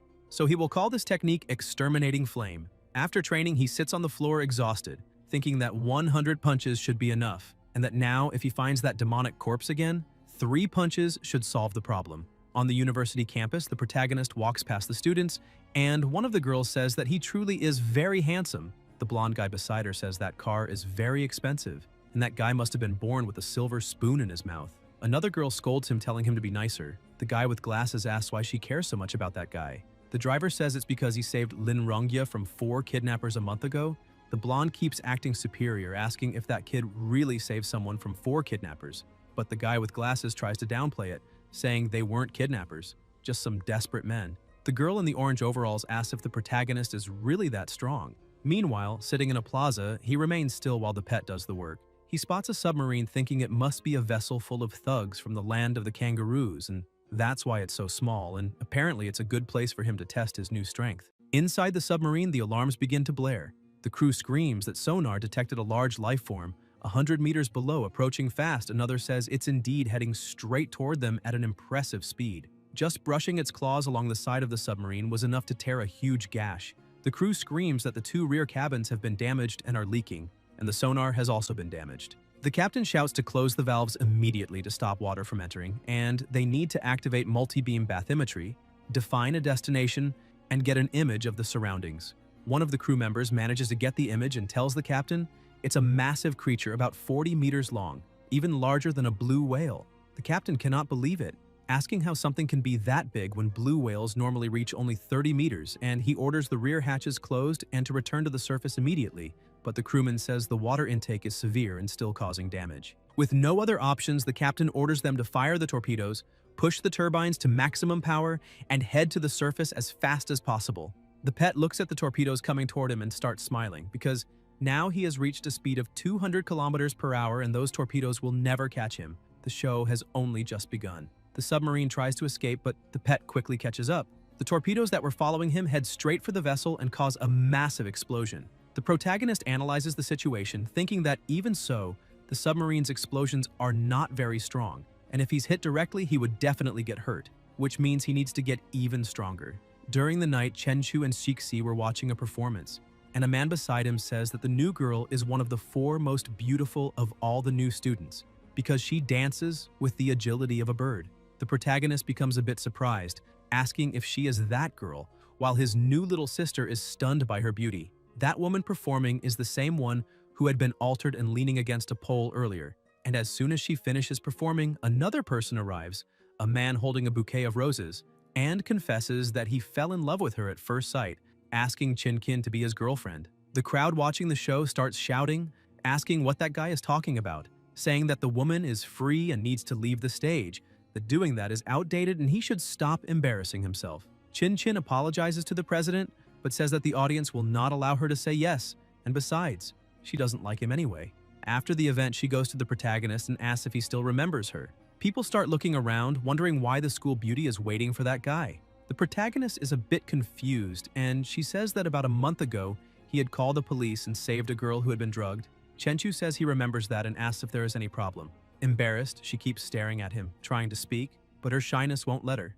The protagonist turns away and says that if there's nothing to be said, then he will leave. Shiki looks at that woman and doesn't like her very much. She looks at the protagonist's car and says that it costs at least $2 million, and on top of that, he's wearing Gucci shoes worth at least $30,000, which only shows he looks like someone born into wealth, unlike that guy Wei Xian. Sometime later, back in Tiger Mountain City, Chenchu says that according to what his little sister said, the dark tide is coming, and he needs to find a cave, because everything in that land will vanish, and that cave has 30 meters of depth and 4 or 5 meters in height, so it will serve. He defeats 2 more opponents, and the system says he eliminated a second-level mutant Bone Lance demon corpse and gained 20 attribute points, and also eliminated a 3rd-level mutant flaming demon corpse and gained 20 attribute points. He is surprised to see that a demon corpse managed to evolve fire control power and even got a little hot. He asks the system if he can increase the resistance of his clothes against demonic attacks. The system notifies that he used 10 attribute points, and his armor merged with demonic materials and ignited, becoming extraordinary. Chenchu says that with extraordinary demon armor, he has basically become immune to normal flames. Meanwhile, his pet was searching for food. The protagonist thinks the Pacific doesn't have many deep-sea fish, and mutant fish are hard to find. And if that's the case, maybe he could hunt them at a fish farm. Somewhere underwater, he finds a school of fish and thinks that more than 20 of them should be enough for a good day of food. Still in that strange space, the protagonist encounters a slightly different opponent. He manages to defend himself but is impressed by the speed of the monster, because it broke the sound barrier. The monster looks at him saying it has found fresh meat. The protagonist studies his opponent's movements, thinking that the sword technique of that demon corpse is surprisingly agile, and when it grips a blade, its arm trembles twice, and the sword's trajectory changes. Now that he understands it, it's time to end this. So he charges forward with everything he has. But suddenly, a face appears on the demon's chest, spitting an impressive amount of fire. The protagonist defends and uses his exterminating flame ability. The demon's face is shocked and is finished off with a single strike. The system notifies that he eliminated a 5th-level blazing demon corpse and earned 100 attribute points.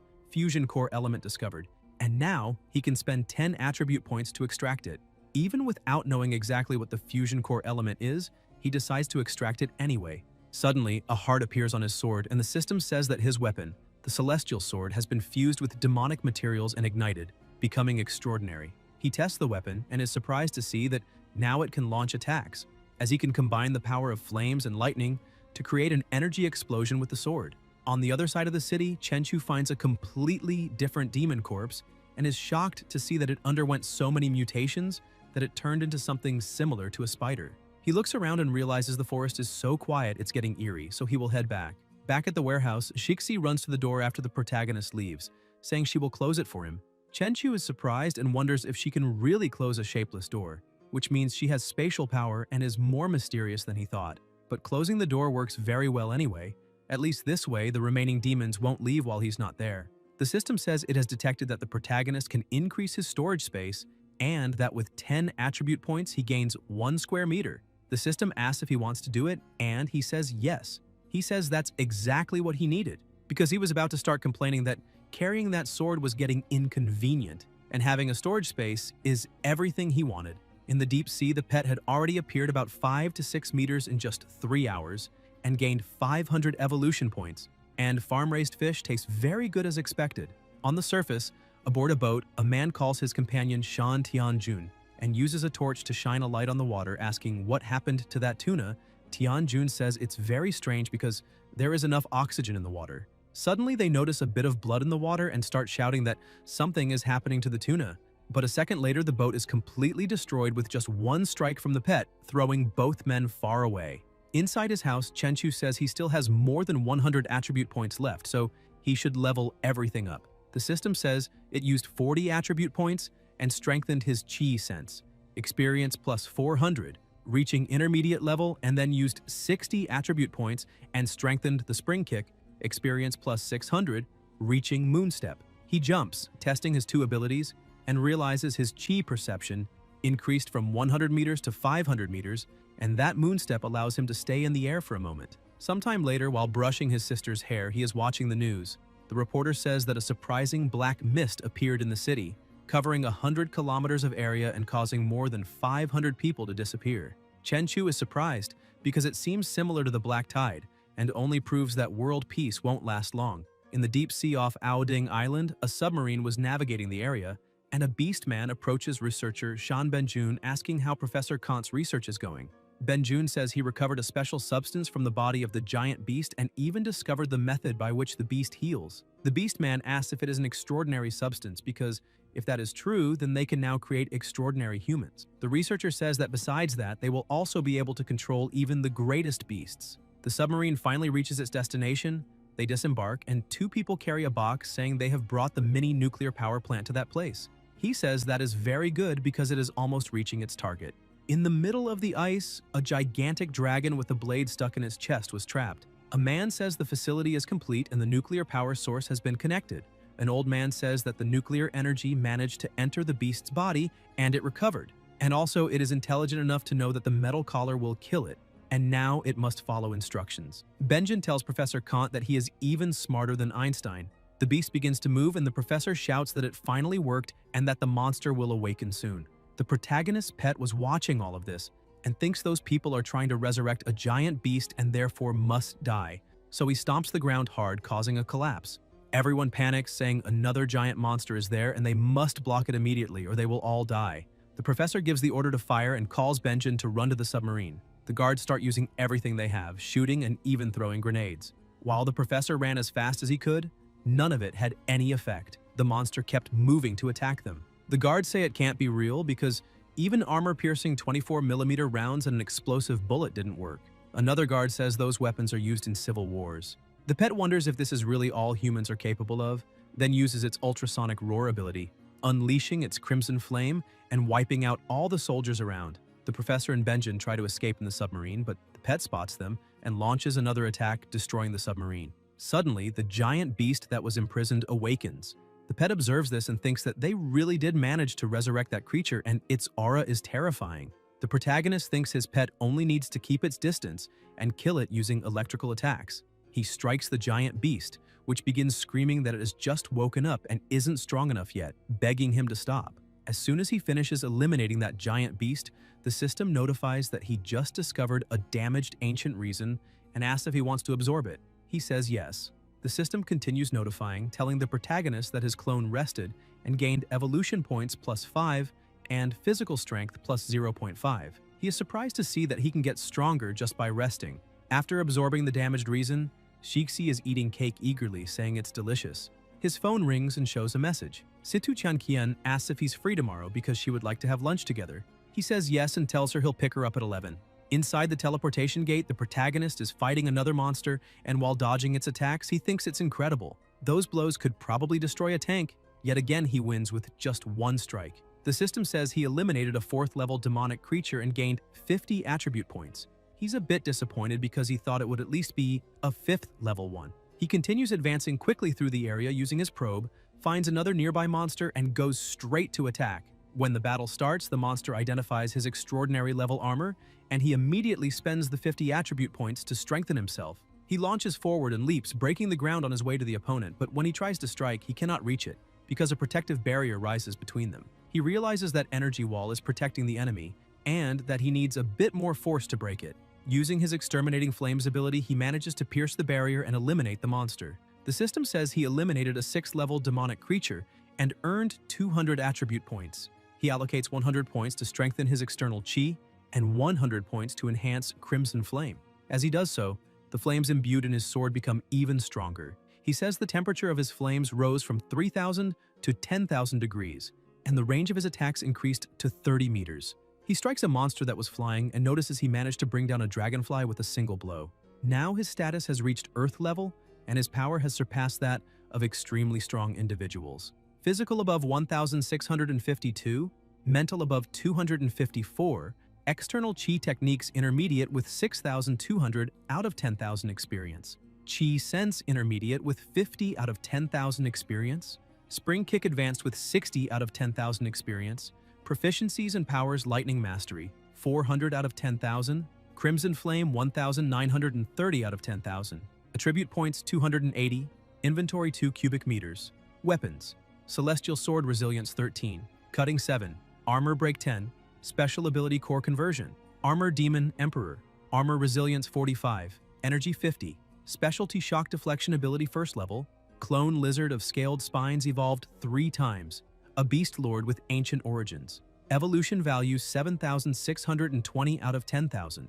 After returning to the warehouse, he says that external chi increases his power, plus he has Exterminating Flame as his fatal strike, Crimson Flames for long-range attacks, Chi Sense for awareness, and several armors and weapons repelling demons. He begins releasing his aura into his hand, saying that now he must train Collapsing Punch, Air Step, and his control over electricity and lightning. The next day in front of the school, some students were on top of the building, asking if that girl beside the car wasn't Situ Chankian, because apparently even she couldn't resist the charm of a fancy car. Another student asks when the university environment became this bad. Chankian asks the protagonist what they are going to eat since she will pay, and he says he would like seafood. Shortly after, already inside the restaurant, the protagonist starts ordering food and the girl becomes alarmed, saying that the total has already gone beyond 70,000, as she had only planned for 10,000. And that amount is equal to 3 months of her housing and allowance expenses. With no other choice, she says she only brought 10,000 and asks if he could lend some money, as she will pay later. The protagonist tells her not to worry about it because he already paid the entire bill and all she has to do is enjoy. Looking at him with admiration, she asks if he really opened a seafood company, because that is amazing. She also heard that he hasn't been going to school often and now understands why. Thinking it must be because he is busy working and that entrepreneurs have a special aura, Chen Chu looks at her and says it's not exactly that.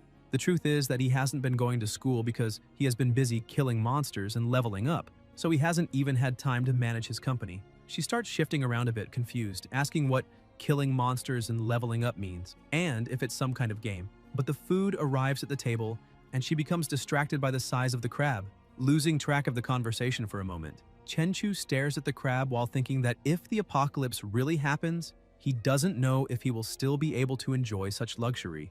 They go to a luxury store. Qianqian waits in line behind him, thinking the protagonist said he wanted to go shopping after eating. But she didn't expect him to buy at LV, especially after spending 80,000 on a meal. Spending another 20 or 30,000 on clothes after that leaves her in disbelief, since she couldn't afford even one of the buttons on his outfit with her 2,000 per month allowance. Chenchu holds her hand and says they will buy her some clothes now. She becomes shy when he grabs her hand, wondering if he thinks she is easy. After choosing everything they wanted, he says he will take it all and hands the card to the attendant, who is also surprised, thinking he is the same guy from before. The first girl who came with him was already beautiful, but in just 1 month, he managed to find someone even prettier. After paying, Qianqian holds the clothes she received as gifts, and thinks the protagonist just bought $30,000 worth of clothes for her the first time they met, and wonders if this is what it means to spend money like water. But she also becomes a bit nervous, wondering if he will want to take her to a hotel next time, and starts thinking about what she should do. Meanwhile, in a nearby gym, a demon suddenly appears and the protagonist senses it. He turns to her and says he has urgent matters to deal with and that he will send her straight to school. That attitude surprises her, making her think he has no ulterior motives or is taking things slowly. In the end, she thinks she may just be overthinking it. Chenchu believes a spatial rift occurred nearby and that something is wrong. Sometime later, he reaches the gym, still outside, and observes through the window, thinking that this is the real world. Yet a polluted aura showed up there. He follows the aura into an alley. The demon says that since it has been found, then the one who discovered it must die and begins to attack. But as expected, the protagonist finishes it with just one kick. The system notifies that he eliminated a low-level polluted monster and gained 5 attribute points. Chenchu feels relieved knowing it was only a polluted being and not a demon like the fungus from last time. Shortly after, Guan arrives at the scene with his students, saying he was planning to use that polluted individual to test his team's hard work. But someone managed to eliminate it first. The girl says that apparently the one who defeated the polluted being is someone extremely powerful who can control fire, and the deputy chief is surprised, asking since when someone who controls flames appeared in the city. Meanwhile, inside his house, the protagonist is watching the news. The reporter says that an immense number of rifts appeared across the world, and unfortunately it seems the apocalypse is approaching. He is shocked, realizing that the apocalypse of 99 years has arrived, because in the last 20 years more than 500,000 citizens died on that battlefield. All those people paid for 20 years of peace with their own blood, and because of that they entered an era that belongs to ordinary individuals. Anyone can become extraordinary. He sent all of that to his grandfather, but he feels it's not enough. If he wants more information about the apocalypse, he will have to turn himself in to the city's special department. Meanwhile, deep in the ocean, a fierce battle was taking place. The pet thinks its opponent can turn seawater into heavy water, but even so, it's useless against him. He quickly moves behind his opponent and pierces through its head with his crimson attack, thinking that once he finishes eating that giant whale, he will certainly gain at least 10,000 evolution points. Meanwhile, at the city department, the group of young people was gathered. The boy with glasses says that the person who eliminated that polluted monster yesterday did very well, definitely stronger than anyone there. The blonde says it must be a flame-controlling power and probably just a normal citizen who awakened, and the girl begins to wonder if it was him, because she couldn't do what he did even if she tried. Guan approaches the group of youth saying that an evolved individual was registered that afternoon and asks if they would like to take a look. The girl immediately shouts yes. The protagonist was already prepared, and as soon as everyone arrives, one of the girls points and says, "That's the guy who drives the luxury car at the school." The girl is shocked seeing it's him, and the deputy chief becomes uneasy realizing it truly is. Guan approaches a machine saying that when someone registers their evolution, it means they must go through a test. It will measure their strength and speed, and the protagonist says he has no problem with that. Lee explains that this is what they use to measure power, and it can display up to 15,000 tons of force, so he can strike with all his power when instructed. The red-haired guy asks Lee how strong he thinks that guy is and how many stars he would be, and Lee emphasizes that the protagonist eliminated a polluted monster last night, so he's stronger than any of them. He would definitely be at least 3 stars. The black-haired girl says she'd rate him 4 stars, but the redhead says that's impossible because that would mean he'd need to land a punch of over 5,000 kilos. Lee says the protagonist is showing so much confidence that it looks like he's going to break the testing equipment, and another guy says they must be joking, because their captain is an evolved 5-star individual and he only has 10,000 kilos of strength. As soon as the signal is given, the protagonist throws a punch that causes a deafening sound, and the machine registers more than 12 tons. People can't believe it, saying that not only is he 5 stars, he is a strong 5-star. Chenchu thinks he tried to control himself, but maybe overdid it a bit. Guan is also impressed, saying the protagonist reached the 5-star standard, and now he can receive 50,000 yuan from the city's special department every month. And if he is also willing to join their team, he will be paid even more and promoted to vice chief, and he would also receive a title. However, the protagonist refuses, saying he is used to walking alone. The chief says he expected that and asks if he was the one who eliminated that polluted monster yesterday night. The protagonist says yes, and Guan asks if he also has the power of flames because his power is truly strong, as good as the awakened individuals he has seen before. And with that talent, he could be accepted by the god of battle Jiang as a disciple if he joined the department. Chenchu thinks that this god of battle is considered the limit of human potential, but he believes he cannot accept this because his giant lizard must remain secret and he has other ways to become strong. He thanks the chief but declines the offer. The department makes an official city announcement, congratulating the first officially registered evolved individual. Chenchu, male, 21 years old, evolution level 5, extraordinary strength, blood-colored flame, currently ranked first among all evolved civilians. People begin commenting on the post amazed, asking if there is really a 5-star evolved, saying it's too overpowered. In other places, the maximum is 3 stars, and that's why City N is the best. Some people are even calling him a god and study at the same school as he does. As soon as Tianrui sees the post, he calls the protagonist asking if he's really a 5-star individual and still ranked first, telling him to take care of him in the future, and the protagonist just laughs.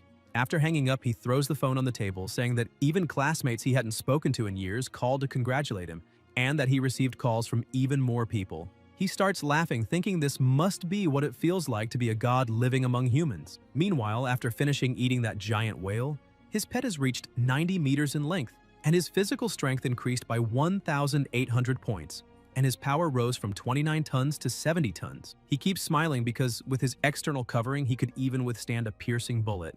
And compared to another evolved individual, he is at least level 7 or 8. Chenchu believes that the 7-star rank should be the highest limit any awakened individual can reach. But there is still an enormous gap between that level and the 10 Star War gods. In a peaceful world, even if someone grows stronger day after day, if there is no worthy opponent, an uncomfortable emptiness eventually settles in one's heart. But at that moment, everything was different, because the apocalypse had just arrived and horrifying creatures were tearing through space-time to invade that reality, causing countless powerful individuals, awakened, evolved, and even war gods to begin appearing. The protagonist gets up thinking that at the pace he is evolving, he will soon be able to face those gods on equal footing, although his real goal is to surpass even the existence of a god and become the most powerful being of all. Suddenly his phone rings. His secretary Lung Yue sends a message telling the receptionist that he is an evolved individual. Little Ning says at the front desk that the boss surpassed the awakened stage long ago and is now a 5-star individual, one of the best, while Hui Hui from the IT team praises how incredible he is. But the secretary gets jealous and tells everyone to show some respect. Chenchu replies saying it is not a big deal since they will all get there eventually, he's just a few days ahead. Ning gets excited and asks if he is serious, because she dreams of awakening like him. Determined, she comments that it would be wonderful to evolve into an angel and gain beautiful wings. Lung Ye, jealous, says she cannot choose the form she evolves into and might very well turn into a frog, which irritates Ning, who tells her to shut up. Chenchu laughs while reading the messages and tells the three of them to stop slacking off, and they respond saying they will return to work. Sometime later, back at the warehouse, the protagonist gets ready to enter the subspace again. He smiles and asks his sister to open the door, and she obeys immediately, saying it is already open and he can go in. He tells her to stay there without moving because he is going to check the place first. As soon as he crosses the portal, he smells something strong and notices something strange, wondering if that door leads to a new location every time it is opened. He looks back at his sister, thinking that if they want to confirm what lies beyond that passage, Shiki needs to keep it open.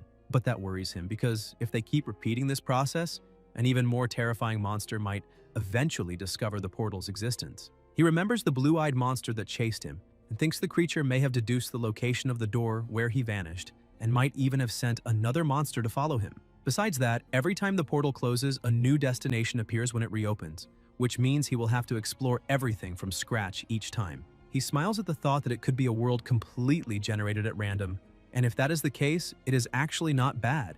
Suddenly, waves of heat begin blowing against Chenchu, and the system warns that the extreme temperatures there would kill most living beings within seconds.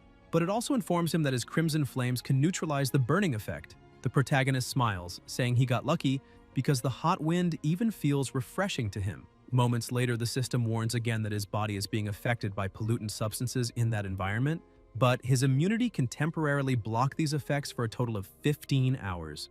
The protagonist is surprised to see he still has 15 hours left, even though he believed that no matter how resistant he was, he would not be able to withstand that pollution entirely.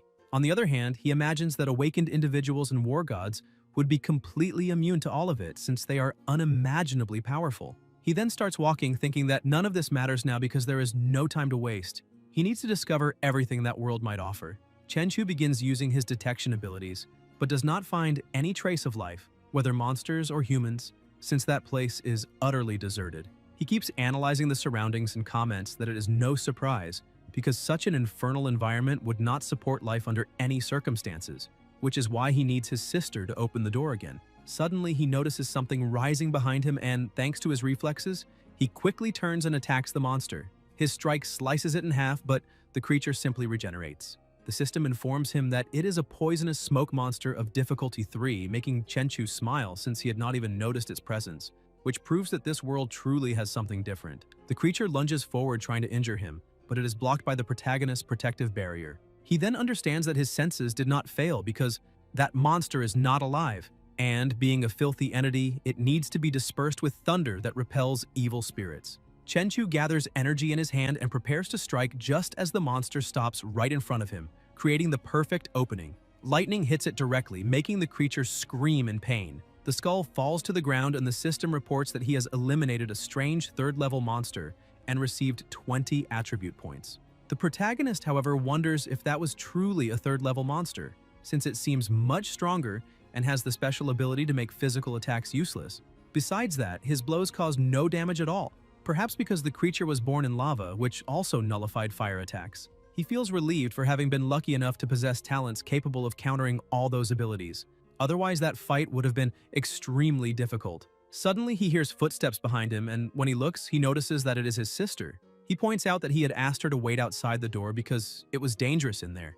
With a shy look, she says that she came exactly because the place was dangerous and she was worried. The protagonist smiles and sighs in relief, thinking that it hardly matters since outside might not be much safer anyway. He then approaches her and tells her to stay behind him and not get close no matter what. But suddenly she smiles in agreement and begins to disappear, leaving him startled. He tries using detection but senses nothing at first, only a faint fluctuation of energy in front of him. He stomps the ground, destroying everything around, and with incredible speed starts leaping through the area toward that fluctuation. As he approaches, he notices that the environment changes completely. Observing it, he comments that it could be called a building, but it looked more like a seal or a prison capable of completely hiding the aura of a colossal monster. A dragon was chained there. Chenchu approaches, saying that the true treasure of that world had been the dragon all along. It was the burning wings of Vandenfeld, a genuine dragon. The protagonist recognizes how strong it is, not even wanting to imagine the attributes it possesses. Suddenly, the dragon rises, irritated, saying that humans are fools for challenging him while caring nothing for their own lives, calling it ridiculous. He claims that this is his world and calls the protagonist an intruder, but says that since the human is standing before him, he will be merciful and give him two choices. The true dragon stares at Chenchu and says that the first option is that he will be buried there with not even ashes left to mourn. As for the second, the dragon says he would be delighted to gain a new servant, as long as Chenchu kneels and acknowledges the power of Vandenfeld. The protagonist smiles, saying he wants nothing from that dragon, but admits he is a bit interested in its bones. Hearing this, the dragon becomes furious and summons several poisonous mist monsters. Chenchu keeps smiling, commenting that he once thought those monsters were impressive, but now sees they are just nonsense, and even asks if turning into those creatures is the fate of anyone who accepts becoming a servant. The dragon orders the monsters to eliminate the intruder and drag his body to the river of lava. Chenchu remains still watching, and as soon as they approach, unleashes his elemental power, destroying them all in the blink of an eye. The dragon asks what happened and whether it is true that his servants vanished instantly. The protagonist laughs and says that on second thought, having a black dragon as a pet sounds interesting, asking the dragon what he thinks about becoming his servant instead. The dragon is deeply offended and charges. Chenchu draws his sword and counterattacks fast enough to wound the creature's neck, making it even angrier. Furious, the dragon yells that he will send him straight to hell and fires a blast of fire that the protagonist blocks with ease, mocking it by asking if that is all. The dragon roars that he will burn him down to nothing and releases another, even denser beam. A hot mist fills the area as he declares that no one in that world has ever endured even a second of his infernal flames. However, in the middle of the haze, Chenchu comments that for a moment he actually thought the dragon was powerful, but now it just seems like a giant hairdryer. Consumed by rage, the dragon prepares to attack again, but the protagonist charges first and kicks it straight in the mouth, causing a colossal explosion. He states that he possesses extraordinary power over fire and still has the protection of a monster emperor's armor, so no one could be better protected than he is against flames, which means he can simply ignore any fire thrown at his body. The black dragon approaches, asking if he is truly immune to fire, finding it curious, and suddenly lunges, trying to bite him while questioning whether he would also be immune to its fangs. However, the dragon cannot hit him. Chenchu jumps, reaches the creature's neck, and as he drives his sword in, activates his lightning and cuts the dragon from end to end until reaching one of the bones. Noticing that he could damage it, he quickly pulls away. Chenchu comments that it is no surprise that the dragon is called Burning Wings, since it can shift into a red form, but he points out that all those charges were useless. He then unleashes the power of his armament, making the aura of a dragon manifest around him as flames wrap his body, explaining that this is a new technique he has just learned called Fire Wings Bloodburst. The true dragon keeps advancing, demanding to know how the protagonist dares to use or steal its powers, but once again fails to land a blow.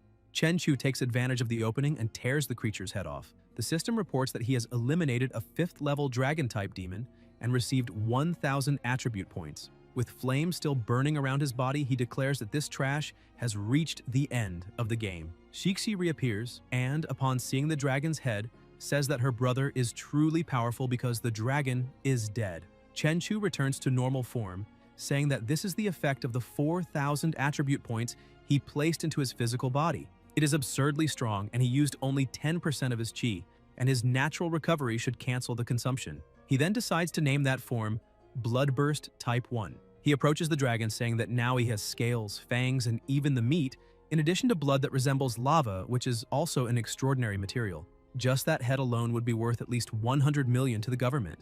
But he realizes a problem. How would he explain where a 5th-level dragon head came from? If he said he defeated it alone, he would reveal that he is strong enough to qualify as 6th or even 7th level. He lifts his sister off the creature's head, thinking that he should store it first since maybe it tastes good. He then decides to exchange 200 attribute points for storage space, managing to store the dragon's head easily.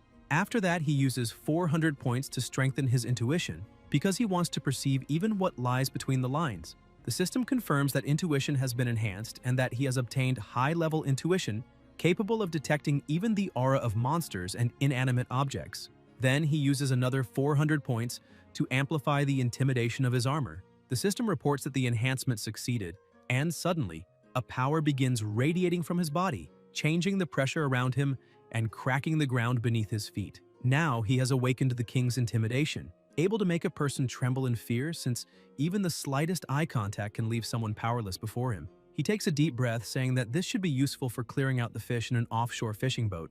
Meanwhile, some fishermen celebrate, saying that something is on the hook, but when they pull it up, they see that almost no fish came. One of them asks why, while another says it does not matter as long as they stay alive. Suddenly, a man examining the fish is startled when he sees something in the water.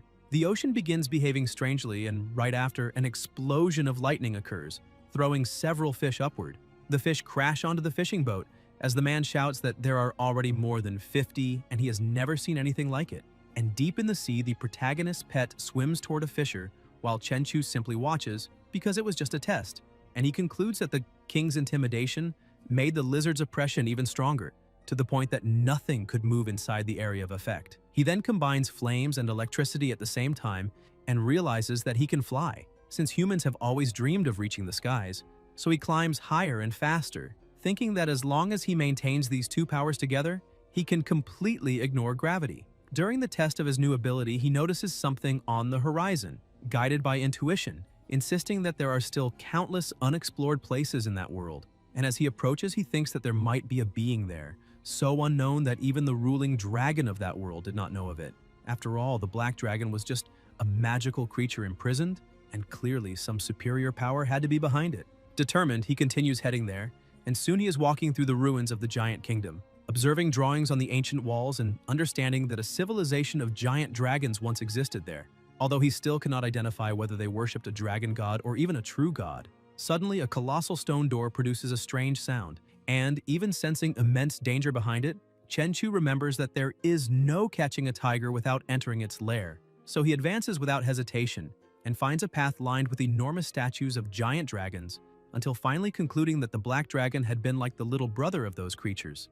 The system begins repeatedly warning that the pollution in the area is rising, but the protagonist remains temporarily immune thanks to his extreme physique, although he has only 3 hours before his body weakens and becomes affected. He confirms that something truly abnormal exists inside that temple, a being that has not even revealed its real form, yet already produces terrifying levels of pollution. So he shouts for the creature to stop hiding because he knows it is there. A brutal pressure floods the temple and startles Chenchu. He feels something rushing toward him and dodges at the last instant, before a beam of light strikes the exact spot where he had been standing. He demands to know who that being is, but the 4-armed humanoid simply declares that the Venerable has awakened. They stare at each other for a few seconds until the creature raises a hand wrapped in a shadowy aura and says, "Eternity." Chenchu slams his sword into the ground and lifts his shield to block the attack, enduring an impact so violent that he wonders if the enemy might be 6th level, although he quickly realizes that the power goes far beyond that and concludes he's facing a 7th level demon. The creature shifts the nature of its abilities and says devotion and surrender. The pressure increases so much that the ground sinks beneath the protagonist's feet. He understands the true purpose of the attack and erupts in fury, asking if that being really wants him to kneel, which means it is begging to die. He unleashes his power and surrounds the entire place with flames, completely erasing the oppression. He smiles and says that such arrogance means the monster will die along with the ruins that remain. The creature forms countless projectiles around its body and announces the first form blood explosion, launching everything at once. Chenchu destroys each projectile with ease, blocks the shock, and charges forward at absurd speed. He cuts 2 arms and 1 leg from the enemy, but the creature dissolves into an illusion and reappears holding his head while calling him a disgusting ant. A colossal explosion takes over the area and covers everything in mist. When it clears, the monster notices that Chenchu is still alive, releasing even more power and declaring that he will end this. The creature retreats while compressing energy around itself and drags 2 stone mountains toward him in an attempt to crush him. Chenchu withstands the pressure, charges again, and cuts the enemy in half, although another illusion is all that remains. This time he moves even faster, appears behind the creature, and strikes while declaring that this is the 2nd form blood explosion. The monster's body trembles as if twisting its head backward while holding Chenchu with both hands and growling that he is far too arrogant. Another explosion erupts and sends the protagonist's sword flying. Chenchu says the blade would only slow him down and that he will handle everything with his bare hands, calling the enemy to fight the old way. The 7th level demon creates a barrier around its body, but the protagonist's strength is so overwhelming that the impact produces a deafening boom and throws the creature far away, making it bounce, slide, and crash into everything, until it realizes Chenchu is already in front of it again in the blink of an eye, grabbing its head and smashing it against the ground with a colossal force. A strange mist spreads across the area and the creature's body vanishes, reappearing in the air as it aims at the protagonist and activates its trap. Chenchu tries to react upon hearing its voice, but a new wave of monstrous pressure hits him, and chains erupt from the ground to bind him. The system warns that the dragon sealing formation can absorb the energy of the item it sealed and use it to strengthen itself. The monster says that the more he resists, the harder it will be to escape. Chenchu asks if that is how it sealed the ancient dragons, and begins forcing the chains until they crack. He says it is a shame the opponent is not competent enough to seal him, since he is nothing like those idiotic dragons.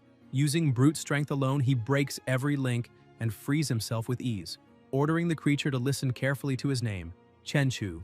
The monster watches in terror as the protagonist activates even more of his blood abilities, cracking the ground with each step until he vanishes and reappears behind the enemy to strike it from behind, throwing it downward and then reappearing in front of it again to launch it skyward. He comments that he watched Naruto and will now open the gates and show how Rock Lee should have handled Gaara. The sequence of blows becomes so violent that the monster cannot react, being hurled across the area again until Chenchu slams it against the ground with brutality, pierces its chest, and rips out its heart. Laughing like a beast, he holds the heart in his palm and declares that this power now belongs to him. Chenchu begins to lose strength when the system notifies him that the Crimson Flame has evolved into glass. Crimson Flame, the lightning has awakened and become Agile Thunderstorm, and that he has also obtained the Dragon Sealing Talisman, capable of sealing beings below 6th level, but the final warning confirms that he has overexerted himself and has been contaminated by 99% of the strange pollution. Shiki rushes to him warning about the danger while he, barely able to move, admits that he fought for too long and the pollution worsened, so he cannot stay there. He gathers the last of his strength and flies as fast as he can, while the world of the giant dragons begins to collapse without the Exalted protecting it.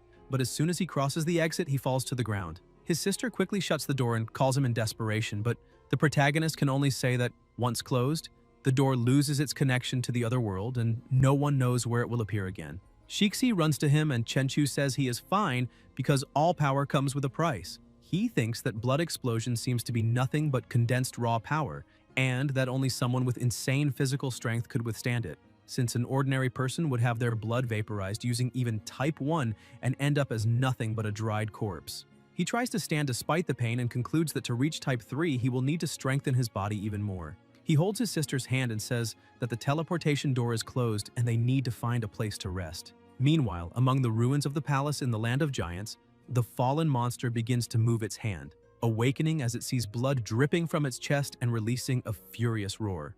At the same time, elsewhere, a man calls for reinforcements and reports that at 35 degrees north and 2,200 meters away, a group of 5th-level polluted monsters has emerged from a fissure. And somewhere, in City, K-humans use all available artillery to contain the horde. The agents on the front line receive word that 6 minutes remain before the second volley of shots. Seth tells everyone to hold the line so the monsters cannot escape. The bald man tells him to relax because the creatures are devouring their own dead and have not moved. When Seth asks for the pollution level, Mark checks the system and reports about 15.5%, concluding that they can last another 8 hours. Seth comments that this is already enough to complete their objective. The bald man prepares for battle, saying that the bodies of 7 5th-level monsters will bring in a good amount of money because even incomplete, they are worth a lot. Mark reminds them that they need this money to increase their firepower and that if a third is left over, he will be satisfied. Seth adds that, as the people from Country Z like to say, they should count their blessings,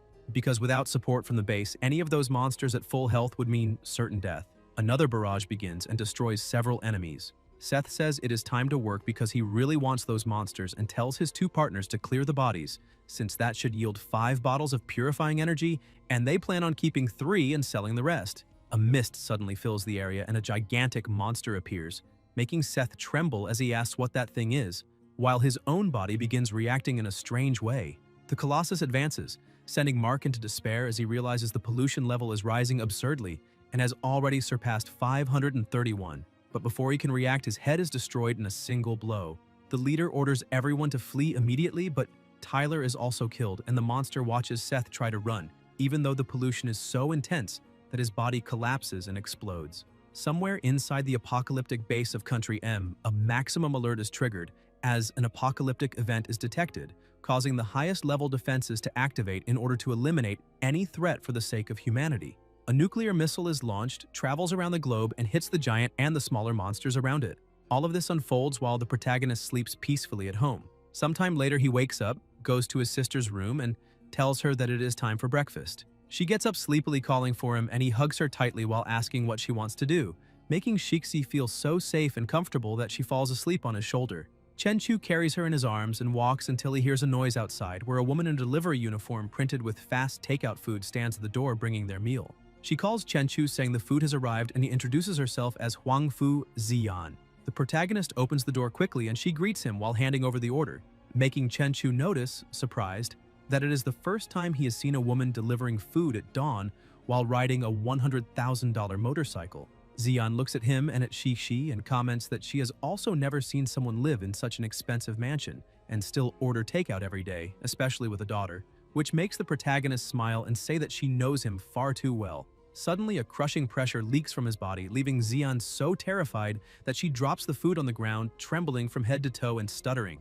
as she says he is the first evolved individual of the new generation, the legendary Chenchu. Tears fall from her eyes as she says she has finally met him in person. Chenchu recognizes her and comments that the whole situation is very strange, asking what she is doing there. Ziyan, her body heating up, breath unsteady and face flushed, says she is there to chase after him and begins unzipping her jacket, surprising the protagonist who asks what she means. Ziyan answers that it is exactly what he is thinking because she wants to win him over at any cost and asks him to remember her name, stating that she lives nearby and will see him on the next delivery. As soon as the girl leaves, Tianrui appears, And after hearing the explanation, the protagonist smiles and says he is exaggerating because City N has a special investigation department, and if the pollution spreads, they will act immediately. Tianrui counters by asking how they could possibly compare to the protagonist since he is not part of the government and does not owe anyone anything, which is why it is so important to know whose side he is on. Chenchu asks what he means by that, and Tianrui explains that after the news about the protagonist spread, most of the houses near the forested area by the mountain changed owners, and that he has become so famous that the value of the region has tripled, making all the wealthy people of City N compete to live beside him. They want Chenchu's help and do not hesitate to offer resources, connections, or money, anything he asks, as long as he protects them when the monsters come. The protagonist reflects on all of it. Tianrui adds that all those men are businessmen, so there is no blaming them for trying to gain an advantage, and besides, they all want to invite Chenchu for a meal, which is why he came there in the first place. Chenchu says it is fine and agrees to go to the dinner. Tianrui thinks that is amazing, but tells him it is better not to break his word and says they will meet that afternoon at Lin Shu's Supreme Hotel. He then changes the subject and says he saw Xian leaving and asks if the protagonist knows her. Chenchu says no, but she suddenly appeared saying she would win him over. Tianrui becomes thoughtful and comments that she is a bit pushy since she has always been determined to get everything she wants, and he warns the protagonist to be careful now that she is interested in him because Wang Futai, the richest man in City N, is after her. Meanwhile, news begins to spread about global pollution, saying that Country Z used its most powerful equipment and managed to reduce contamination so far, restoring social order. However, Village Y was invaded by polluted monsters and hundreds died. A temple in Country R was corrupted by a female corpse buried alive by monks, creating a vengeful creature that has already killed 20 people. And Country Z announces that 20 years ago it created a perfect defense system and a massive resource reserve to handle a possible apocalypse, making it the safest city in the world. Even so, tensions rise and many wealthy people have flooded into Country Z, several were affected at the borders, and a black market of contracts to avoid calamities has appeared. Meanwhile, at the university, Qian Qian reads a book when her friend calls her, saying the apocalypse is coming, and asks why they still waste energy studying, since Qian Qian wants to work in a multinational or become a translator after graduating. But the situation is so bad that this is no longer the point, because no one even knows if they will be alive by then. So she could just find a powerful man and marry him. Qian Qian takes off her headphones and starts thinking about the protagonist, a 5-star awakened individual with extraordinary fire control, someone so famous online that he surpasses celebrities and generates enough discussion to fill thousands of threads. But with the fans also come voices that question him. Her blue-haired friend asks what is going on between her and her extraordinary boyfriend, and whether they have slept together. Qian Qian nearly dies of embarrassment, and blushing deeply asks what she is talking about. She thinks he is strong, talented, and handsome, so perfect that no one finds anything to complain about. Chenchu, her boyfriend from the university, although she does not clearly understand what she feels for him. Suddenly her phone rings and she sees it is the protagonist. Still embarrassed, she says she needs to answer and her friend tells her to go ahead. When she picks up, she asks if he was looking for her. Chenchu asks if she has time to go to his house that afternoon because he has a reservation for lunch, and excited by the invitation, she accepts immediately. Meanwhile, at the Huang residence, Xian arrives and Huang Futai asks if she managed to find him. She says yes, and he wants to know how the protagonist is. Xian fixes her hair and says that Chenchu already knows he is being investigated by her, and that he seems very intimidating when focused, because the aura he releases makes him look like a true king. Futai laughs and says it seems the investment her father made was correct because that boy is very powerful.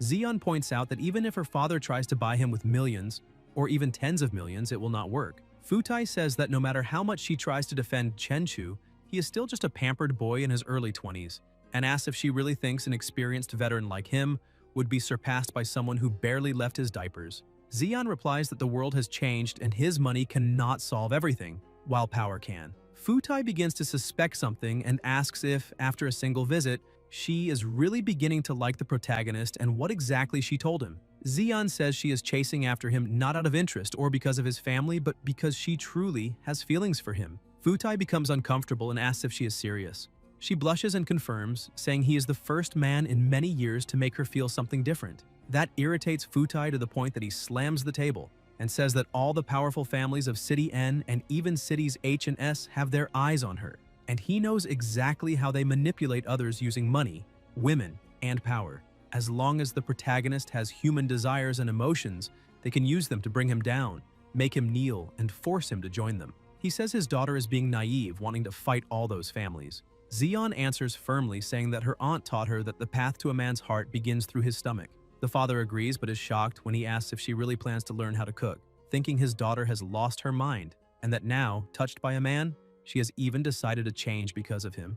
After that, he even becomes excited since she is so beautiful and thinks she might really be able to win him over. But Zeon reminds him that she swore never to cook again after almost burning the house down several times, so that definitely will not happen. The father asks what she plans to do, and Zeon turns around showing the words "fast takeout delivery" on the back of her jacket, explaining that she is delivering food to the protagonist and to him only because she used her father's name to open a delivery company. Futai nearly loses his breath and asks why the Huang's money is being used on a food delivery business. But Zeon explains that ever since the small place the protagonist used to rent, through the warehouse by the docks and now the new house, he has always relied on food delivery, even for breakfast, and she managed to get someone to grab his phone and install a delivery app so that every time he orders, she will be the first to know and can deliver it in person. Her father reaches the verge of a heart attack while she says she will soon touch Chenchu's heart with her sincerity. That afternoon at the west gate of the university, the protagonist waits for Qian inside the car and everyone whispers in amazement, saying that is director Chenchu's car. Qian appears and several women sigh with envy, saying they would be more than satisfied if it were them. Chenchu calls Qian to get in, saying it is time to go. Two boys watch them. The leader says they are trash compared to the protagonist, and his friend says he is letting someone else's ambition get to him, reminding him that everyone evolves and their group will also succeed. The boy grumbles that the protagonist only surpassed 5 stars ahead of them because of luck, and because, according to Chief Guan, their group was chosen among millions in the city while a newcomer like Chenchu just got lucky, and he asks Lunzi if he agrees. Lunzi says yes, that they are as talented as the protagonist, and in the middle of this, he notices a very beautiful girl, making his friends smack him on the head and tell him to stop getting distracted. He says that as long as Chenchu remains arrogant, he will be the only one girls look at, and the most important thing now is for them to become stronger. Lunzi asks if they should tell Rongye what they just saw, because it seems the protagonist is with someone else now. But his friend taps his shoulder saying he knows Lunzi likes Rongye, yet she likes the protagonist, and if Lunzi really wants her, he can challenge Chenchu fairly. Even if he does not win, at least he will be a real man. However, talking behind someone's back is not something a hero would do. Meanwhile, the protagonist keeps driving, and Qian, a little worried, says that in 2 weeks it will be the second apocalypse, and asks if, when many monsters appear and the special tasks department cannot handle them, Chenchu will do something. The protagonist asks why she suddenly brings up a question like that. Qian says many people online are criticizing him and calling him a coward. Chenchu asks if it could be because he chose not to join the special tasks department. Qian says probably yes, because people said he refused to join the department because he does not dare to face the monsters that will appear in 2 weeks. Chenchu says he is the first student in that country to evolve, so of course there will be people who dislike him because the crown of glory is heavy. Qian brings the subject up again, saying that if a monster strong enough to turn the world upside down appears and the special tasks department is short on manpower, then Chenchu cuts her off, saying he will stand on the front lines without hesitating for even a second. He explains that he did not join the bureau because he did not want to be restricted by bureaucracy, filling out reports before doing anything, which does not fit his lifestyle. Qian is happy, thinking that someone she likes would never be a coward. Shortly after, inside the hotel, the two had just arrived. The protagonist enters the room, greets the receptionist, and gives his name. Qian is surprised to see that everyone inside is a billionaire from major companies. As soon as they enter, a man says it is a pleasure to finally meet the protagonist, and that apparently his useless son kept Chenchu informed about the situation. The protagonist says he knows the essentials. The man says they can get straight to the point and introduces himself as Li Chenghong. He continues saying that to ensure safety during the impending apocalypse, they have decided to form a security council and would like to invite the protagonist to be the president. Chenchu asks what this security council is, and Chenghong explains that it was created to protect them, the elders, and to ensure that the houses around the hill are not damaged by contaminated monsters. Since they are being protected, it is natural to pay the protagonist a compensation of 100 million per month. Qian is completely shocked to see they were offering such an absurd amount. Chenchu says that 100 million does not sound bad and that it should indeed be the price, but protecting all the billionaires who live in those houses as an entry fee to the Security Council makes him imagine that Chenghong can collect money from the more than 30 billionaires who live there. And if it is divided among them, each family only needs to pay 1 million. not to mention that he does not know how much Chung Hong will make them pay to join, possibly millions or even 100 million. Either way, it seems like an extremely profitable business. Futai, who is present, asks if Chenchu is saying that the money is not enough. The protagonist says that in times of peace, all those rich people unite, and even if something goes wrong, they fix it quickly with money and act with arrogance, believing they are powerful. But now the apocalypse has dragged everyone off their pedestal, and in an instant, all are equally threatened by polluted monsters, with no difference between a prince and a kid. And that makes those who earned millions their entire lives very unhappy. That is why he understands them very well. Chung Hong takes over the negotiation again and says they're only doing this because a space-time crack appeared a few nights ago and the department had to use nuclear weapons to repel the monsters.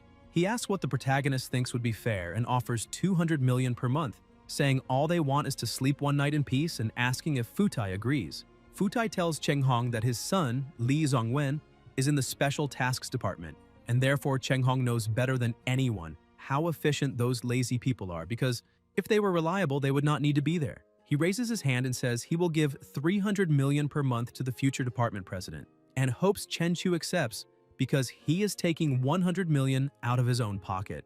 Chen Chu pulls a bill from his pocket and says money becomes useless paper after a few attacks, then burns the bill, saying that all the money they have will become nothing but fire starters. Qian Qian is shocked again when she sees him burn the money, frightening everyone, and the billionaires stand up asking if the protagonist is really saying that after the second attack in 2 weeks, money will become useless. Cheng Hong starts checking the news, saying that cannot be true because the authorities said the approaching apocalypse was only a normal level threat. The protagonist asks if he really still cannot see the truth, because in the media reports, only normal individuals and evolved people are being sent to deal with the attacks.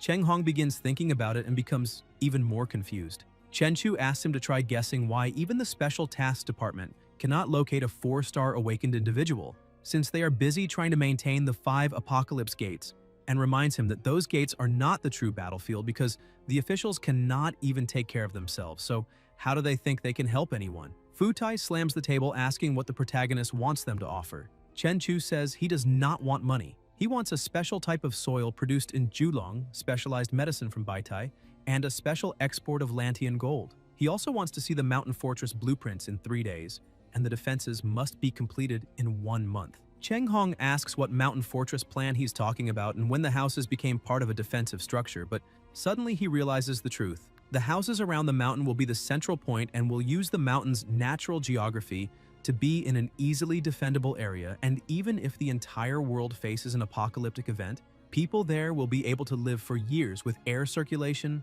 electricity, wide space, clean water, food, and medicine. Chen Chu says that once they meet his request, he will become the president of the security committee and promises to protect them all. Futai begins applauding and says it is no wonder the protagonist is the strongest person in the country, because he is terrifying both in power and in planning and in foresight. The others begin applauding as well, and Chang Qian looks at him with admiration. As soon as the meeting ends, the businessmen start leaving. Tian Rui, who was waiting for the protagonist, says he was truly incredible because he managed to handle all those people. Chen Chu says that everyone will benefit from this, and Tian Rui holds a golden card saying that his father owns shares in that hotel, so they can enjoy themselves. He hands the card to the protagonist and says he will not interfere. Chen Chu takes the card, looks at Qian Qian, and says he would like to talk with her because they cannot waste Tian Rui's kindness. She becomes embarrassed but agrees. They go up to an exclusive luxury suite, and the protagonist notices that the room blocks all noise and is shielded so signals cannot leave or be intercepted. He removes his suit and looks at Qian Qian. Even though she wants it, she becomes shy and says it might be too fast. But the protagonist approaches, holds her by the waist, and asks her to be his girlfriend. She gives in to the moment, and the protagonist begins gathering energy at his fingertip, thinking that she is only a normal person. So when he controls the energy inside her body, he must be extremely careful, because he is an extraordinary human with a physical stat of 4 to 5,000 points. He touches her chest and begins channeling his energy. She immediately feels intense discomfort, and the energy is so overwhelming that her clothes begin to tear. The protagonist has to be as careful as possible, thinking that a single moment of carelessness could rip her entire body apart. When he finishes, Qian Qian is unconscious and without clothes, so Chen Chu places her on the bed and covers her with a sheet. He thinks everything went well and that her body is merging with that energy and slowly changing. There are no signs of pollution or mutation, so he simply needs to wait until tomorrow to see the result. As he pours himself some wine, he thinks about using the dragon seal to take a portion of the monster energy he absorbed and turn it into seeds that, once planted in a normal person, will make them evolve. Even though it is dangerous, he needs to make Qian Qian evolve as well. 1 hour earlier, they had been lying on the bed, and Chen Chu had said that each apocalypse wave would only grow stronger, and that in an atmosphere like this, she would not be able to finish college. Qian Qian became worried and asked what she should do if she could not study, since her only option would be to run from the monsters. The protagonist tells her to look within herself for answers and asks if she wants to become an evolved individual. Qian Qian is shocked and asks if he is truly saying that she can evolve because that has always been her greatest dream. Chen Chu explains that he can use the dragon seal to crystallize a portion of monster power, and that once her body absorbs the crystal energy, she will become as powerful as an evolved person. But as with all great power, there are great risks. If she cannot control this power, she will fail to evolve and become a monster instead. He looks at her and asks if she is truly willing to take that risk. Qian Qian reflects and, with her head lowered, says that if he is the one doing it, she has no fear, and she also wants to be independent so she can protect her mother and fight by his side, not becoming a burden. Chen Chu smiles and says that is an excellent answer, and asks her not to move because it is his first time doing this, and he might place it in the wrong spot. Embarrassed, she admits it is also her first time. When the dust settles, a superhero will rise on stage. He is the embodiment of strength, the fearless protector of this city, the 4-star evolved Tianlong. With his shining metal body, he will tear through the darkness and destroy all threats. Every strike a step toward freedom, every appearance planting fear in evil's heart. A true man never looks back at the explosion behind him because he knows his real battle lies ahead. Cheer for him, applaud him, because every voice gives him strength to advance. And let us witness the legend of Tianlong. The woman says that is the short video they filmed for the city's special task department, and that the profile already has hundreds of thousands of followers on the app. The other one is the 5-star captain of Jinghai City's department. She asks if he does not think it is amazing because those videos went viral and can make millions effortlessly, besides being easy to produce.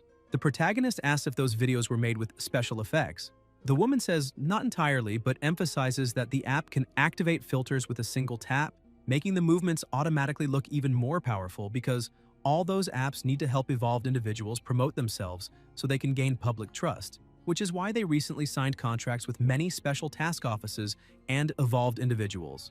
She says the protagonist is a celebrity they would love to sign a contract with, since he is recognized by the world government as the first person of the new generation of evolved individuals. She emphasizes that all he needs to do is show his power, and they will handle the entire promotional package, which will make his popularity explode and ensure he never has trouble finding sponsors. She decides to show some sponsored videos.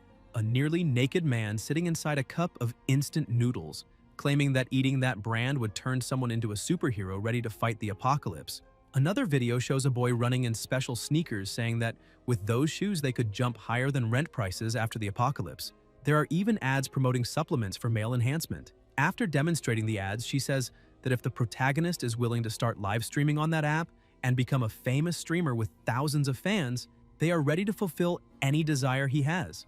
Chen Chu stands up saying he is not a celebrity and asks who exactly are the fans she keeps talking about. The woman asks if he truly does not know how popular he is. She says that with a face as perfectly handsome as his, millions of female fans would beg to follow him. She adds that if he shows his face in a fan group, he could have any woman he wants. The protagonist stays silent for a moment and apologizes, saying he's not interested, then asks Leng Yue to escort the woman out. The secretary begins pushing Miss Wang toward the exit, but on her way out, she continues shouting that she will pay 100 million per year for the protagonist to do just one advertisement. Wang keeps yelling that they need a true hero, and only the protagonist can fill that role. Chen Chu tells her to wait a moment, and she takes the chance to show him a superhuman, the Hulk of City M, a man who can instantly transform into a 5-meter-tall green ape. Once transformed, he is essentially unstoppable and immune to weapons, can sprint 100 meters in a second, and can easily destroy tanks. To the people of that city, he is a god. She also mentions a superhuman in the army of Country Y named Yali Shanda, whose left hand can transform into a king's sword shaped like a curry stick. One of his videos has already surpassed 500 billion views, and he is known as the Human Blade, becoming the legendary general of that city. In City D, there is someone who can become flames, and another who can freeze the very air. One person there is a transformer, and in City J, someone can stretch like rubber and jump between buildings.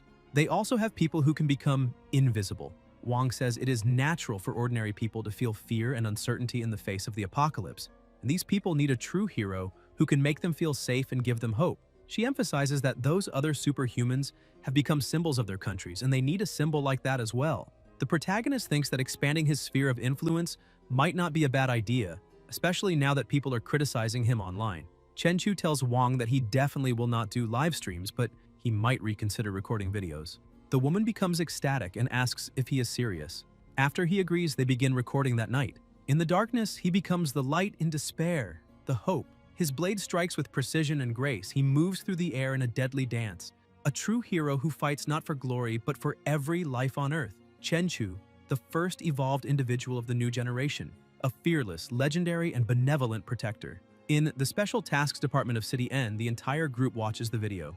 One of them asks if it is some kind of apocalypse game evolved individuals are playing. The leader says there are so many special effects that it hardly looks real. Lunzi disagrees, saying there are no special effects, it is just a bit exaggerated. Guan analyzes the video and says the protagonist is definitely stronger than 5 stars because he surpassed the awakened stage and seems to be moving further away from that group. In another place, at a sanctuary, a group of people gathers. An old man begins worshipping the great Tengu. The creature emerges from a portal followed by a woman named Izanami. The old man becomes terrified upon seeing her and begins offering his respects as well. Izanami asks the old man if he is truly certain he found the offspring of that ancestral beast. Kneeling, he explains that the giant creature appeared near the maritime zone of City R, but City M discovered it first, and according to international law, the resources of such a creature should belong to all humanity, but the discoverer has priority, so in the end, they will only be allowed to obtain 30% of the resources.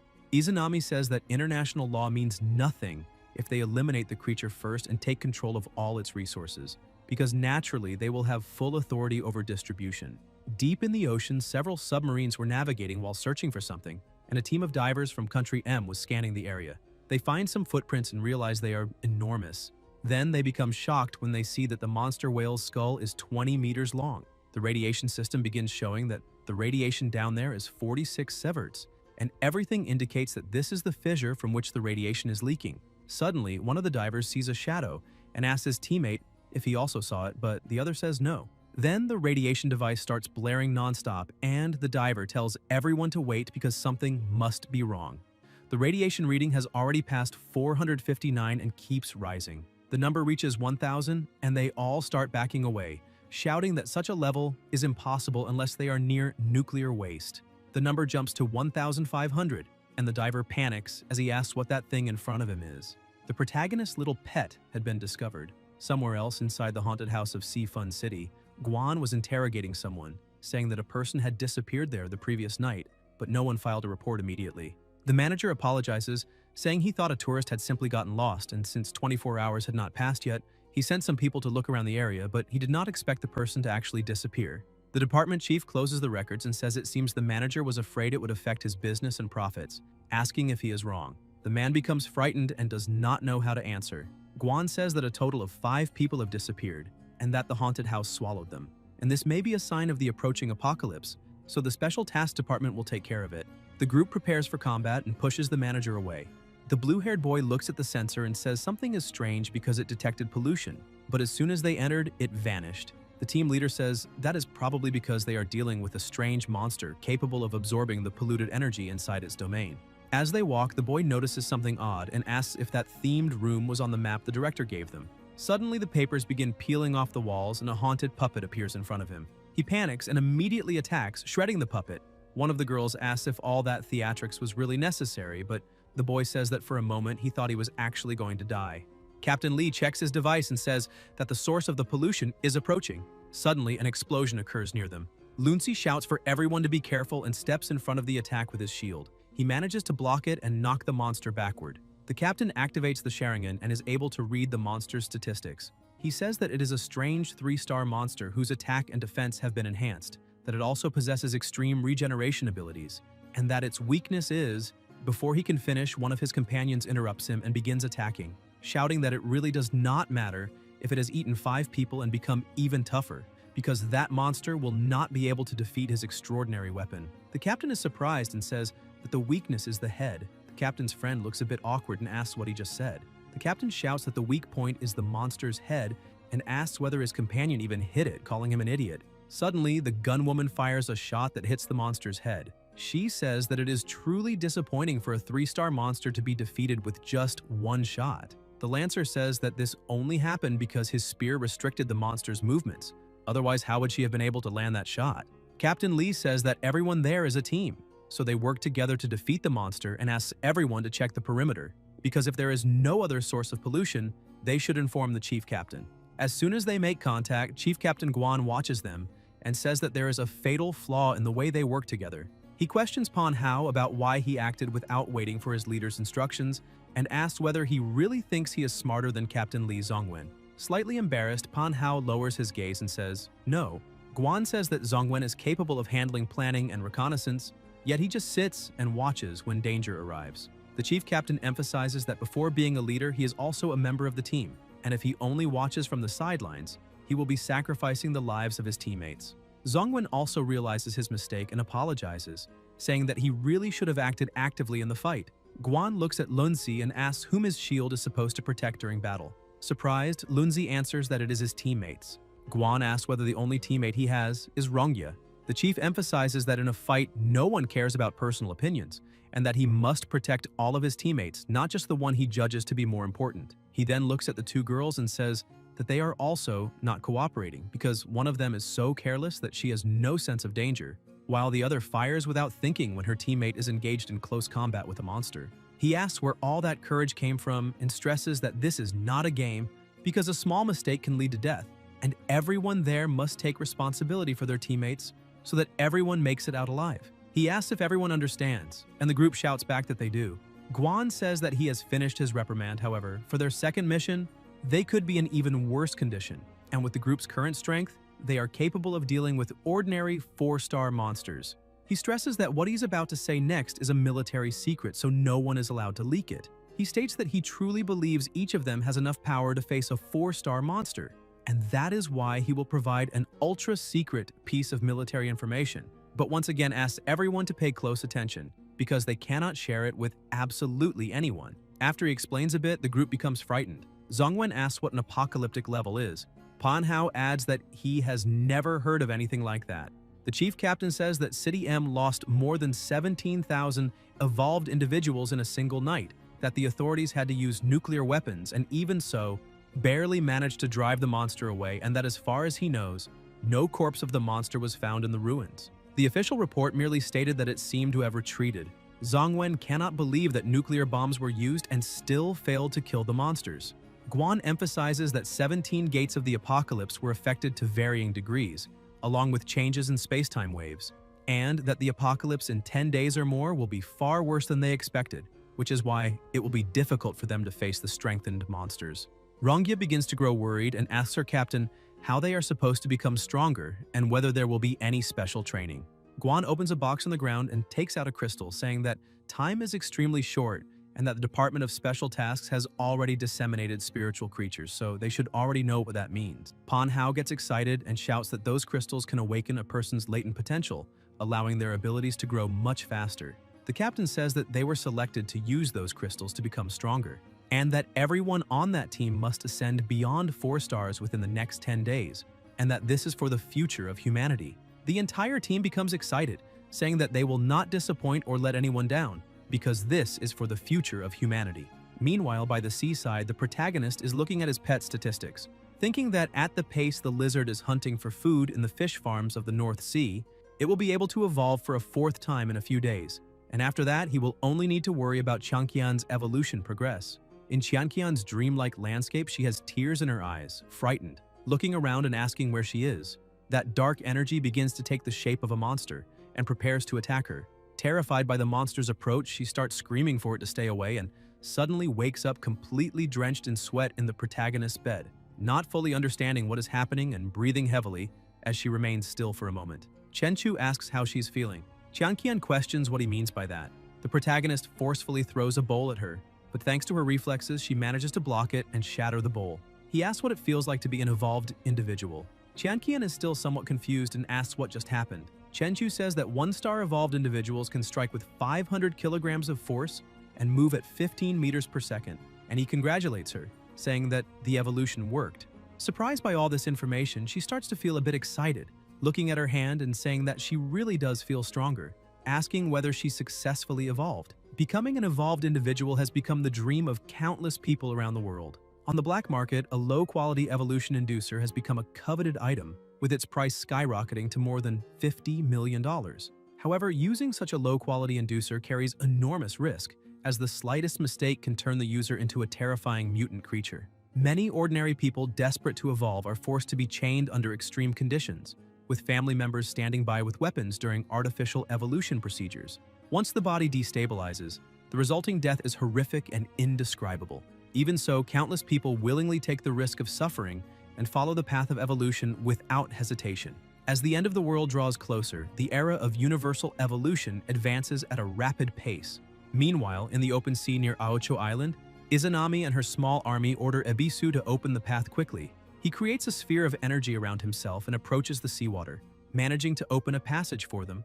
They quickly descend toward the seabed and find a cave. The lizard is inside, and with the force of its roar alone, it already terrifies everyone. Bitten quickly steps to the front line, saying that the beast is releasing the aura of a king and that no one can look directly into that monster's eyes. Irina is astonished, saying that even in its juvenile form, the presence of that monster rivals that of a 9-star magical beast, which is terrifying. A monarch-class being. Susanoo asks her if she is sure about what she sensed. She analyzes it once more and says that the beast is slightly stronger than the monarch-class creature that attacked their base last month, and that her perception cannot be wrong. Izanami begins preparing to attack, saying that this is a magnificent primordial beast and will certainly produce an enormous amount of essence for their use. She orders Bitten to use her illusion magic to stun the monster, while everyone else must extract every drop of the core essence and then destroy the corpse. They cannot leave behind any trace.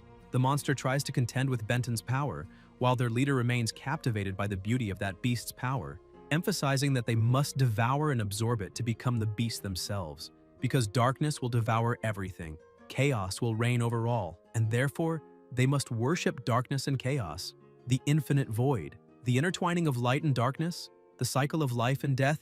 Everything will return to nothingness, and they will become eternal gods.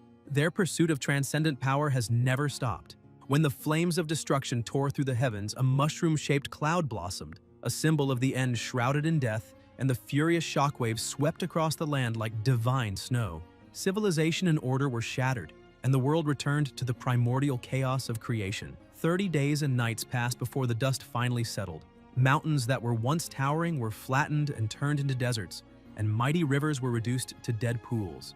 In the exposed fissures of the rocky earth, survivors gazed in horror at the remains of a colossal beast the size of a mountain, its bones gleaming with a strange metallic sheen, still maintaining a battle stance even after destruction, as if silently recounting the story of a lost era.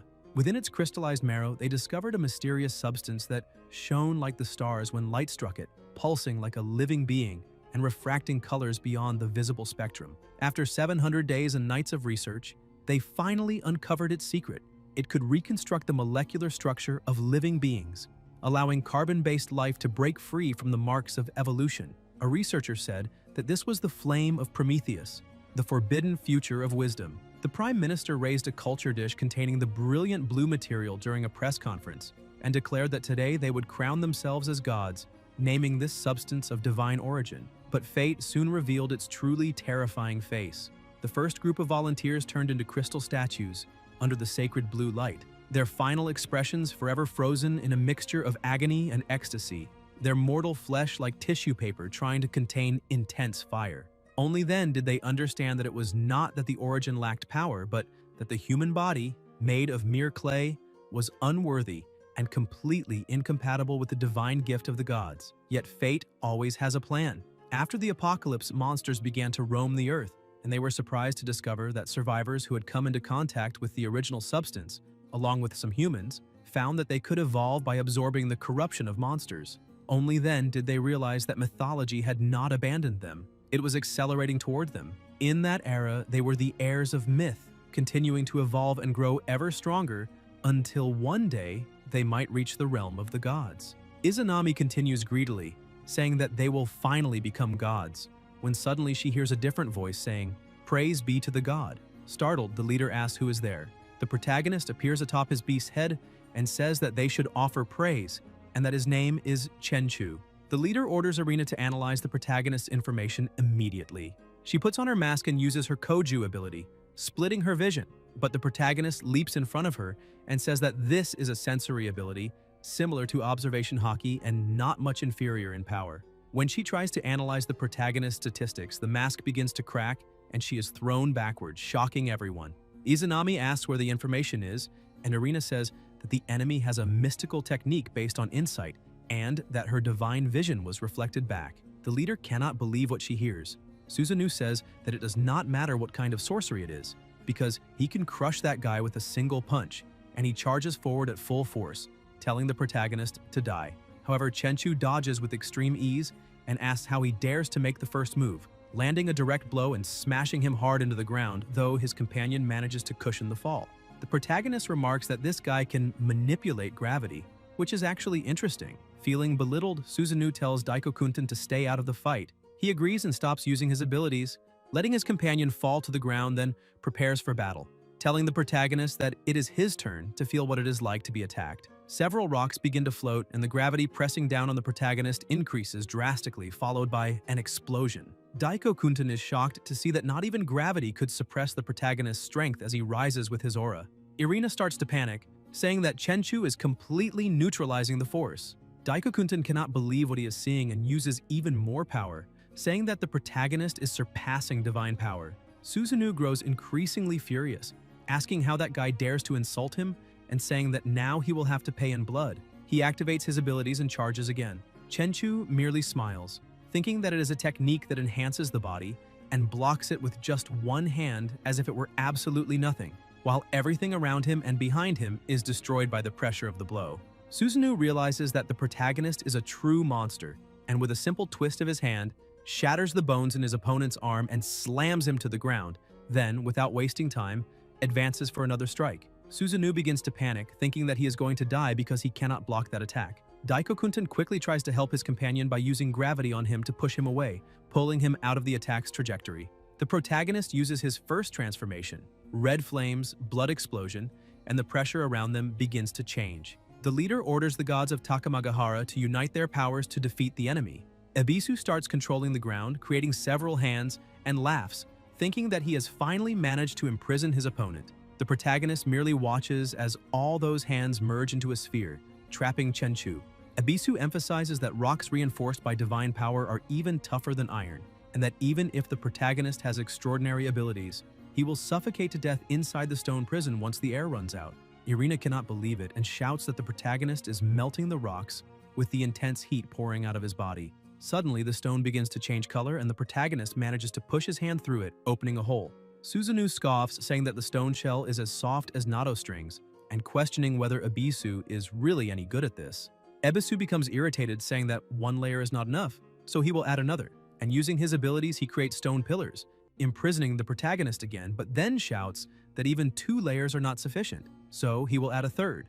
As a wall rises and traps Chenchu once more, he collapses to the ground, saying that this triple binding has exhausted his divine power. Susanoo apologizes, saying that he did not need to use all his strongest abilities because he was just playing around. Another member of the group appears, saying that no one can survive Ebisu's celestial golden palace and that the battle is already over. Susanoo looks on, saying that he thought that guy might be someone extraordinary, but in the end, he was defeated with ease. The leader says that the obstacle has been removed, and now they need to eliminate that lizard and seize its original essence. However, Irina begins to tremble in complete terror. Izanami asks what is happening and what her divine spiritual vision saw.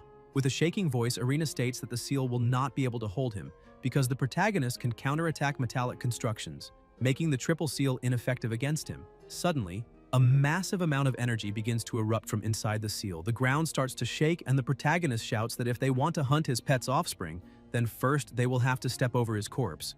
Otherwise, they cannot blame him for completely crushing their bodies. With just the release of his power, he completely destroys the seals that were trying to restrain him. Ebisu cannot believe it and screams that he had sealed the protagonist completely, but then a chunk of stone falls on top of him. Irina stands frozen in shock, unable to move. With his body completely covered in marks, Chenchu says that now it is time to have a little fun, because he will take the corpses one by one and grind everyone there into the ground. The The Human Torch becomes enraged, shouting that Chenchu has just eliminated one of his companions, so there will be no more talk, because anyone who dares to block the path to divinity will meet death. He prepares to attack, saying that his flames are different from the flames the protagonist uses, because his divine power can create karmic purgatorial flames that burn non-stop for days, while the protagonist's flames are better suited for making tea. He gathers all his strength, forming a spear of flames, and attacks the protagonist, who simply blows, extinguishing all the fire. Susanoo becomes irritated, saying that they need to stop that nonsense, because he will attack from below while the other two attack from above, asking Daikokunten to provide support with his gravity. The three begin to attack, and the leader says that she cannot believe the protagonist will be able to face all three of them at the same time. Bitten steps in front of her mistress to protect her, asking who else can help control that demon. Susanoo prepares for close combat, but with just a single slap, the protagonist smashes him into the ground. Once again, a flame attack is launched at him, but nothing happened. Irina realizes that something is wrong and warns Daikokunten to be careful, because beneath him lies the mark of the dragon seal. However, he is not fast enough to dodge and is imprisoned in an instant. Irina says that this is sorcery of a higher order than Ebisu's seal. The leader asks Bitten what she plans to do, and she says that it is time for the psychic unit to enter the battlefield. She begins to transform, saying that even if that demon's physical body is extremely strong, he will not be able to withstand her psychic attack. The protagonist is squeezing the Human Torch's neck as if it were nothing. Bitten slowly approaches, saying that this voice comes from Yomi, that he must listen and fall, because this is Yomi Kotodama. The protagonist stops attacking and looks at her without saying anything, then releases the man he was holding. Bitten begins to use even more power, saying that with the profanation of Yomi within that body, she binds his soul, and that he must listen, because she is the law of death, like a mother's embrace, like the strangling of a child. She tells him to fall and plunge into the path of Yomi, where even gods decay. The Human Torch, almost out of breath, says that Benton's Kotodama is still effective, and that the demon can no longer move, and that it seems he must have entered the realm of nightmares. The protagonist feels as if he is in a dark place and suddenly begins to see Benton's image, who says that power in the real world has no meaning there, because that is her mental domain, and crushing him is as easy as reaching out her hand. She emphasizes that all the physical refinements the protagonist has made are useless, and that he also cannot use his sorcery. He feels his body being restrained by something. Bitten continues, saying that this is an arena exclusive to mental power, and suddenly something pierces through him, severely injuring him. She starts to smile and asks if it hurts, because in her domain the sensation of pain is amplified 100-fold. She prepares to attack again, saying that the best part is that the protagonist will not be able to pass out there, and that, in fact, he will become increasingly lucid, every nerve faithfully transmitting that agony, as the attacks begin to pierce through him again and again. However, Chenchu remains standing, saying that this is a mental domain, so that kind of imaginary damage cannot be fatal. She advances, saying that it is enough to make him wish he were dead, since her Kotodama will force him to his knees, begging her to end him, and asks whether he does not imagine that suicide is the only way out. The protagonist starts laughing, saying that he expressed himself a bit poorly, because if he is not even able to feel pain, then this place is nothing more than noise. Bitten begins to go mad with rage, saying that this is impossible, and attacks him once more, piercing his body. She smiles at him and asks whether he truly feels no pain. Chenchu tries to explain, saying that if the pain she is causing is worth 100 points, then when he activates the blood explosion of the Crimson Flame, the pain of his blood boiling is probably around 1,000,000 points. He slowly releases his power, saying that this imagination is certainly interesting. However, a genjutsu of that level does not work on him, and from that moment on, her soul will remember one thing forever. She was defeated. Back in the real world, she begins to fall, repeatedly muttering the words, "I am defeated." As she collapses to the ground, blood begins to flow from her eyes and mouth, shocking the leader. Chenchu looks at her and says, "Arise!" Bitten rises quickly, following the protagonist's command. Izanami begins to panic, asking whether Chenchu truly turned Bitten into his puppet, and whether it is possible that the realm of nightmares turned back on her. Bitten grips her sword, saying that they need to leave, because that place is terrifying. The leader starts shouting, saying that this is betrayal and that it seems Bitten is truly willing to kill her own mistress. Chenchu starts to smile, saying that today's training ends there, and tells Izanami that she may take her disciple back because his conqueror's aura control will end in 3 days. However, he asks her not to draw hasty conclusions about him in the future. The leader asks whether the protagonist really thinks everything will end like this, saying that those who dare challenge the divine will pay with blood, and adds that Bitten can die now. Tengu suddenly attacks and eliminates her with a single strike. Chenchu says that this is the first time he has seen someone so cruel, killing even their own allies. Irina cannot believe it and asks why, saying that Bitten was clearly one of them. The leader replies that those who are useless have no right to become gods, because the shell of an unworthy vessel cannot contain a gift bestowed by the gods. The intertwining of light and darkness, the cycle of life and death, everything will return to nothingness, and they will become eternal gods. She rallies her remaining disciples, saying that this is the dance of death of Takamagahara. Chenchu begins to lose his patience and uses the level 3 Crimson Flame explosion, completely transforming his body. Izanami begins to grow frightened, saying that something is wrong because the essence of the protagonist's power and the origin of the lizard behind him are extremely similar, questioning what their exact relationship is. However, the protagonist simply ignores the question and charges forward with full force to attack. Izanami is so terrified that she cannot move, but Tengu uses his wings to defend, only for the impact to send both of them flying backward. The red-haired woman uses her ability, Shinsho Yokarin, a technique that simulates a sacred mirror symbolizing truth, one of the imperial relics, which releases divine light with overwhelming power. The light begins to strike the protagonist, making him feel intense discomfort and forcing him back as his body starts to crack. The leader says that this is Shinsho Yokarin, capable of piercing the defenses of a demonic beast, like a microwave destroying the body from the inside out. Even while suffering unbearable pain and having his body ravaged internally, Chenchu summons his sword and gathers even more power, creating a barrier in front of his body. At that moment, someone emerges from the shadows behind the protagonist and attacks him from behind, but the strike causes no damage. Shocked, he sees the Imperial demon armor covering the protagonist's body. With a single counterattack, Chenchu destroys the man who had approached him. Izanami, watching from afar, says that this is useless, because where there is light there is also shadow, and as long as shadows exist, Tsukuyomi is immortal. Tsukuyomi reappears from the shadows and tries to attack the protagonist again, but his strike does absolutely nothing. He realizes that this is an astonishingly powerful defensive ability. Tengu seizes the opening and attacks with all his strength, the blow cracking the armor and splitting the ground beneath it. The leader says that Tengu's attacks can destroy an enemy's defenses and that even the strongest shield would be shattered with a single strike. The protagonist remains silent, looking at them, and suddenly starts to smile, saying that they made a good attempt. He throws his sword, slicing off Tengu's nose. Tsukuyomi tries to attack him from behind, but the protagonist dodges and blocks the successive strikes, counterattacking and landing a fatal blow, yet Tsukuyomi's body begins to turn into smoke once more. The protagonist says that this man truly cannot be killed as long as shadows exist, and therefore, he will vaporize the shadows along with that trash. He begins to gather such an enormous amount of energy that it looks like a small sun forming around his body. Tsukuyomi's body returns to normal and he collapses to the ground, burned all over. Chenchu takes the opportunity to strike, plunging his sword into Tsukuyomi's body and killing him completely. He looks at the remaining enemies and asks who would dare take another step forward.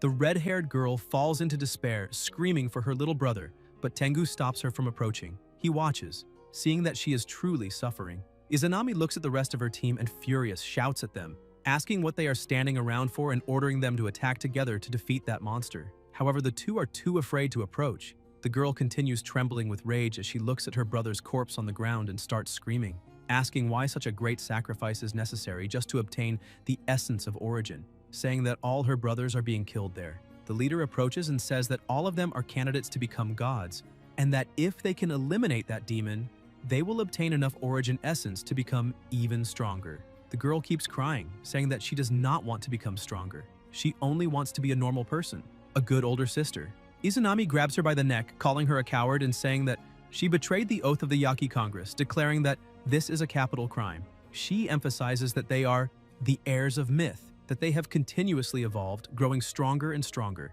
until one day they can touch divine power. The red-haired girl tells QNMD to act. The leader orders Tengu to eliminate that traitor, saying that her heart has already failed and that she is therefore unworthy of being a divine vessel. He merely turns his head away, ignoring her order, and the other two also pretend not to hear. The protagonist finally plants his sword into the ground and detonates it, saying that he truly had no intention of fighting them to the death, and that if she renounces hostility, she may leave now.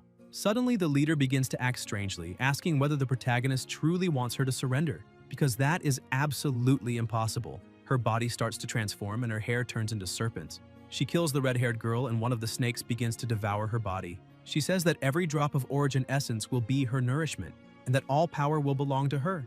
The snakes begin to swallow the corpses lying on the ground. Irina says that the leader is fusing with the abilities of their Yaki Kong, and that this means she only ever saw them as… Izanami says that is exactly right and asks what Irina meant by Yaki Kong, calling it ridiculous, because they are nothing more than vessels used to cultivate the essence of origin, and that only she is worthy of becoming a goddess. The protagonist remarks that this is an unexpected turn of events, since they have a problem in their own backyard. Susanoo tells the protagonist that he truly cannot stand him, but that this is an internal matter of the Yaki Congress, and if he does not want to die, he should leave immediately. He picks up a stone and throws it at the former leader, saying that this is a fight for survival. However, one of her serpents effortlessly shatters the stone. She asks whether this means Susanoo is just another dog willing to kill its own master. The stones around her freeze in midair. Daiko-kunten uses his gravitational power while praying for the orphans, test subjects, and disaster survivors. Izanami had taken orphaned children after the catastrophe and implanted crystals in them, claiming that by becoming gods they could escape the suffering of mortals. However, most of the children could not endure it. She laughed, saying that those who survived from that day onward were the Yaki Kong. He says that they gathered there and became the Yaki Kong for a single reason from the very beginning, and that reason was survival. He attacks her with all the surrounding stones, but the surge of energy she releases is so immense that it destroys them all, causing a blinding flash that leaves him unable to see ahead.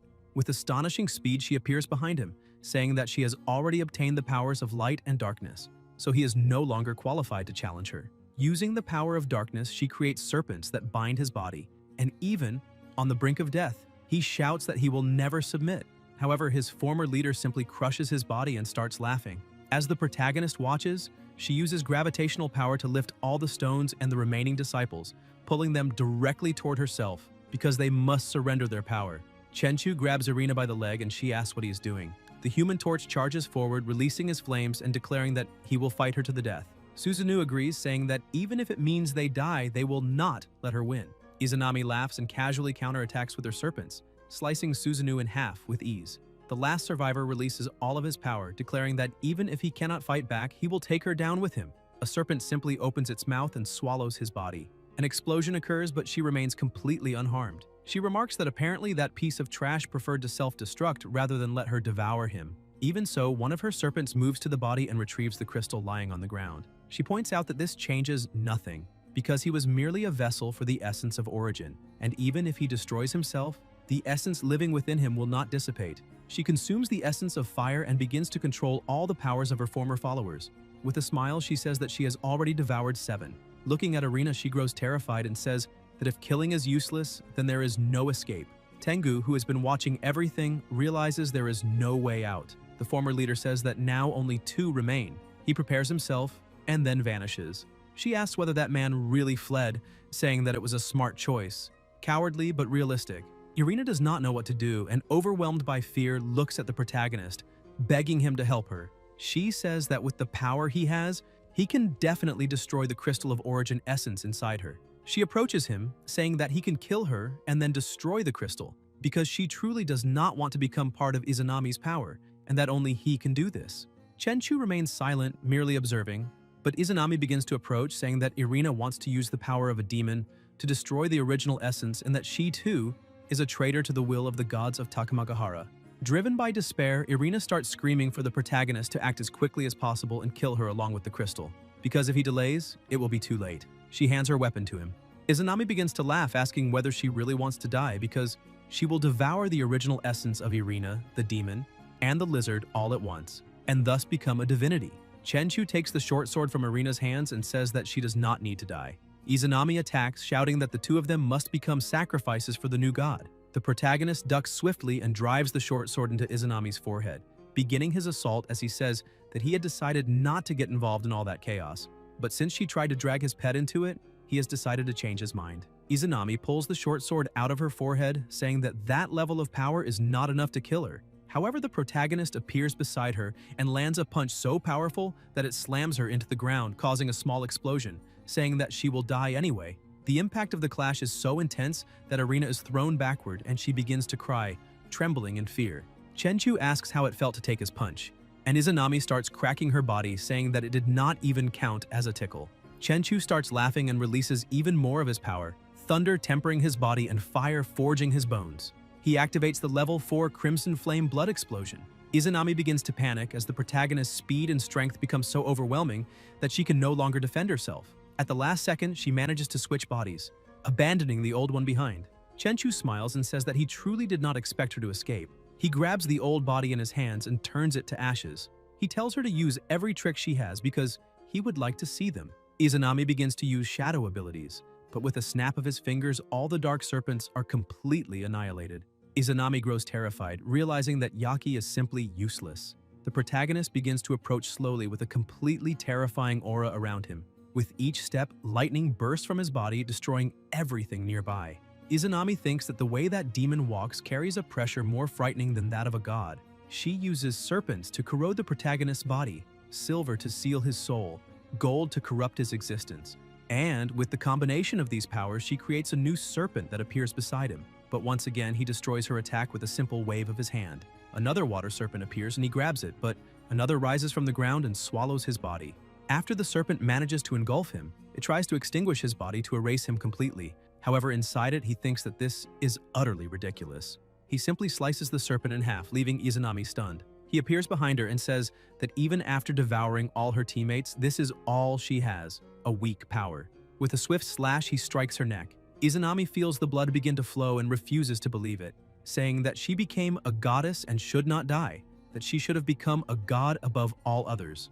Losing her strength, she begins to fall, saying that she should have looked upon all living beings as if she truly were a goddess. Chenchu says that all her sins end there. She struggles desperately not to surrender, but it is useless, and she falls lifeless to the ground. Irina, who is hiding behind a rock in complete terror, realizes that someone has stopped in front of her. The protagonist looks at her and calls her to go with him. He carries her up to the surface, emerging beside a boat. The fishermen are stunned, asking where those two people came from. Chenchu realizes they are foreigners and asks them to take Irina to that beach, saying that they understood. The two men do not really know what is happening, and the protagonist wonders whether they actually understood or not.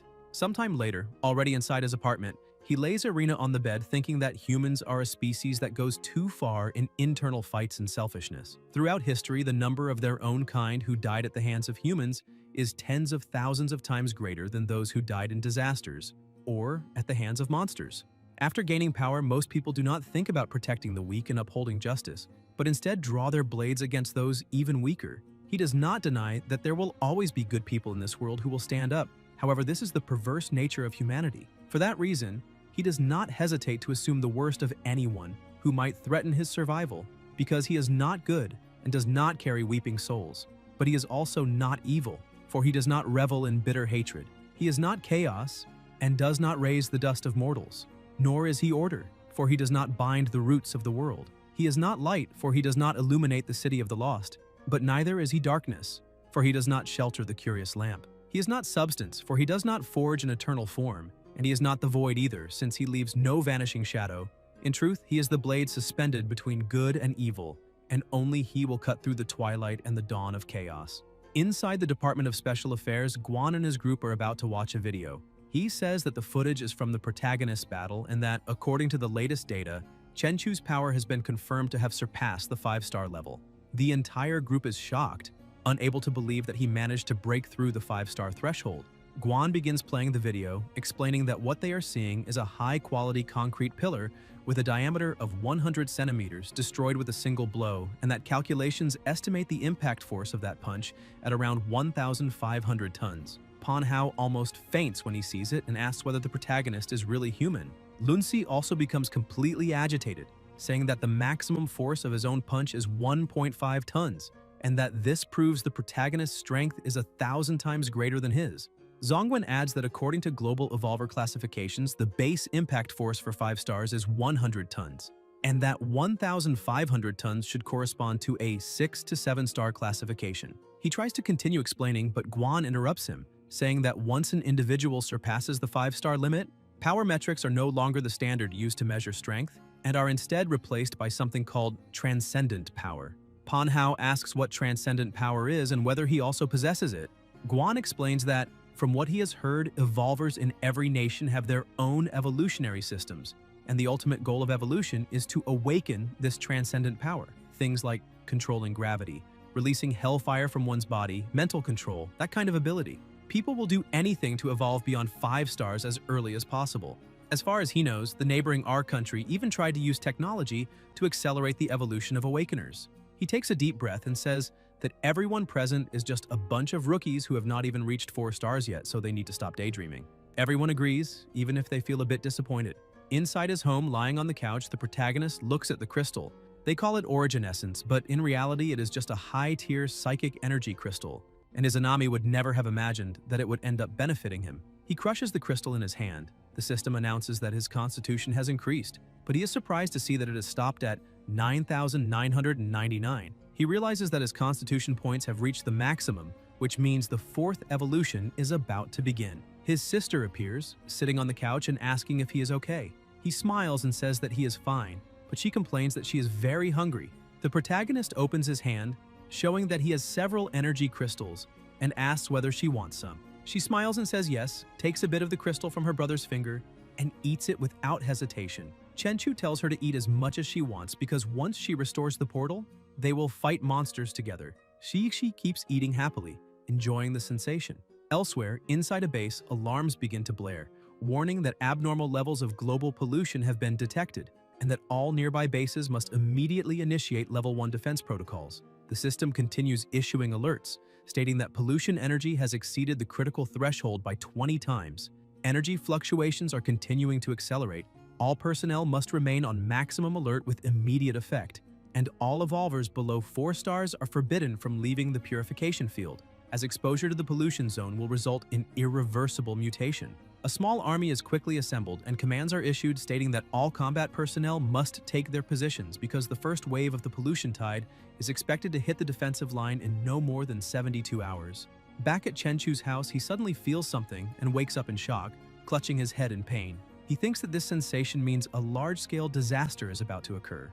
Outside, Xian stops her motorcycle while the protagonist looks out the window. She waits outside until he opens the door.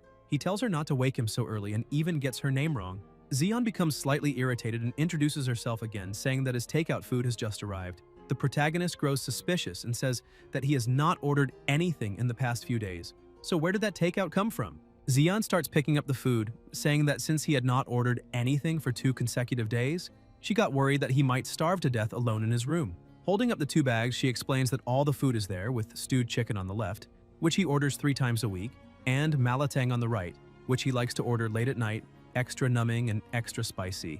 Chenchu is stunned and asks what is wrong with her, questioning whether she is some kind of stalker.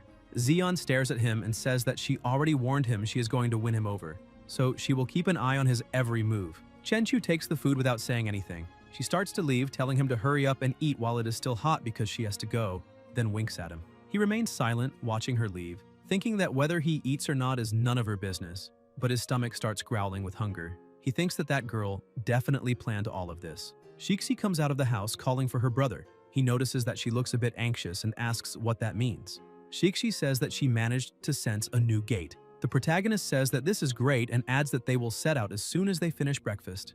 Somewhere else, among abandoned and unfinished buildings, the two arrive at the edge of a portal. She says that it is exactly that gate and that it has just begun to open, telling her brother to be careful. Chenchu simply smiles as his armor is constructed around his body.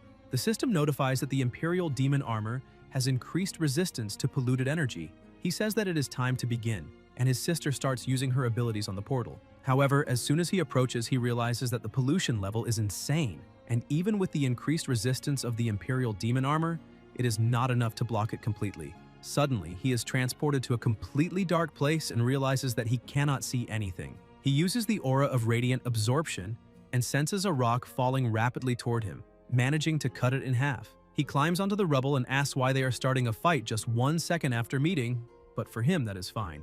As the dust begins to settle, the silhouette of a monster starts to appear. The system announces that a 4-armed demon ape has been discovered. Suddenly, it vanishes from in front of the protagonist and reappears above him, trying to attack. Chenchu manages to defend himself, but the system warns that the pollution level is increasing. The monster continues attacking while the protagonist only defends, wondering whether it is possible to defeat a monster with a single attack if he pushes his power to the absolute limit. He begins to accumulate energy at multiple points in his body, frightening the monster. The pressure is so intense that even the volcano behind them begins to erupt. With a single movement, he sends the monster flying several meters into the air and quickly leaps after it, thinking that he needs to finish this as fast as possible. He lands a punch on the monster that instantly disintegrates half of its body, splitting it in two. He says that the impact of that punch must have been close to 500 tons, and that no matter how tough a body is, it could not withstand that kind of explosive force. The monster's body begins to collapse and a core appears. The protagonist thinks that the concentration of energy is immense and very similar to Izanami's origin essence crystal, only much smaller. He crushes the core, absorbing all the energy. The system announces that he has just gained 1,000 evolution value points. This shows that it is a pure energy crystal, and that he can obtain evolution value simply by absorbing one. Looking at his status panel, he realizes that he still needs 10,000 evolution value points to evolve. He truly did not expect to discover a way to evolve so quickly. He continues advancing through that world, eventually reaching a forest. After moving through the forest for a while, he arrives at the top of a cliff with a breathtaking view of the area. As he observes the scenery, he wonders how many evolution crystals are waiting for him to hunt in that underdeveloped tropical forest. He starts to smile excitedly as he cannot wait to do it. He walks to another part of the forest and expands his observation aura to the maximum. He sees some ants carrying objects. The system identifies them as demon ants, level 3 demonic beasts of the nature type. In addition, he notices that the demonic crystal energy inside those demon ants is much darker than that of the demon ape. Moreover, they feed on crude demonic matter, which he finds very interesting. Suddenly, he hears a sound and looks up to see several shapes flying overhead. The system alerts him again, identifying them as demon mosquitoes, level 4 demonic beasts of the nature type. The protagonist notices that they are behaving strangely, which shows that they have spotted prey, and apparently that prey is not him. Suddenly, the level 4 mosquitoes attack the level 3 ants, surprising the protagonist. He realizes that the mosquitoes are evolving there, and that a level 4 demon mosquito can evolve into a level 5 elite by hunting other demons. As he watches, he notices another movement. Something leaps over him and attacks the mosquito that had attacked the ant, causing a small explosion. The ape kills the mosquito and starts eating it. The system identifies it as a level 6 nature-type demon ape. Chenchu continues observing, thinking that every hunt and every evolution exists to refine that raw energy layer by layer. The ape also begins to evolve, growing 2 more arms on its body. Chenchu realizes that when high-level demonic beasts reach the end of their lives, they all return to the foot of the tree of life, collapsing within the sanctuary of its tangled roots.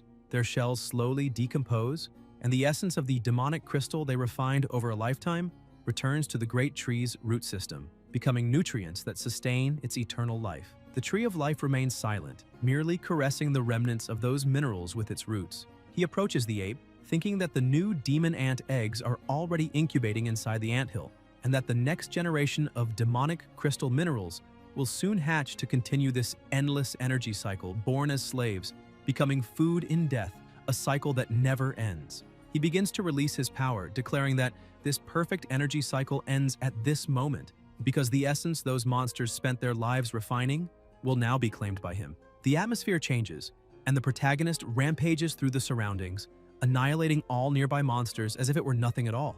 The system starts issuing repeated notifications. He uses his abilities to collect all the crystals at once. The system explains the fusion rules. 8 low-level crimson demonic crystals equal 1 mid-level crimson demonic crystal, and 8 mid-level crimson demonic crystals equal 1 high-level crimson demonic crystal. The protagonist continues fusing them. The system alerts again that the power of evolution has condensed into a crystal.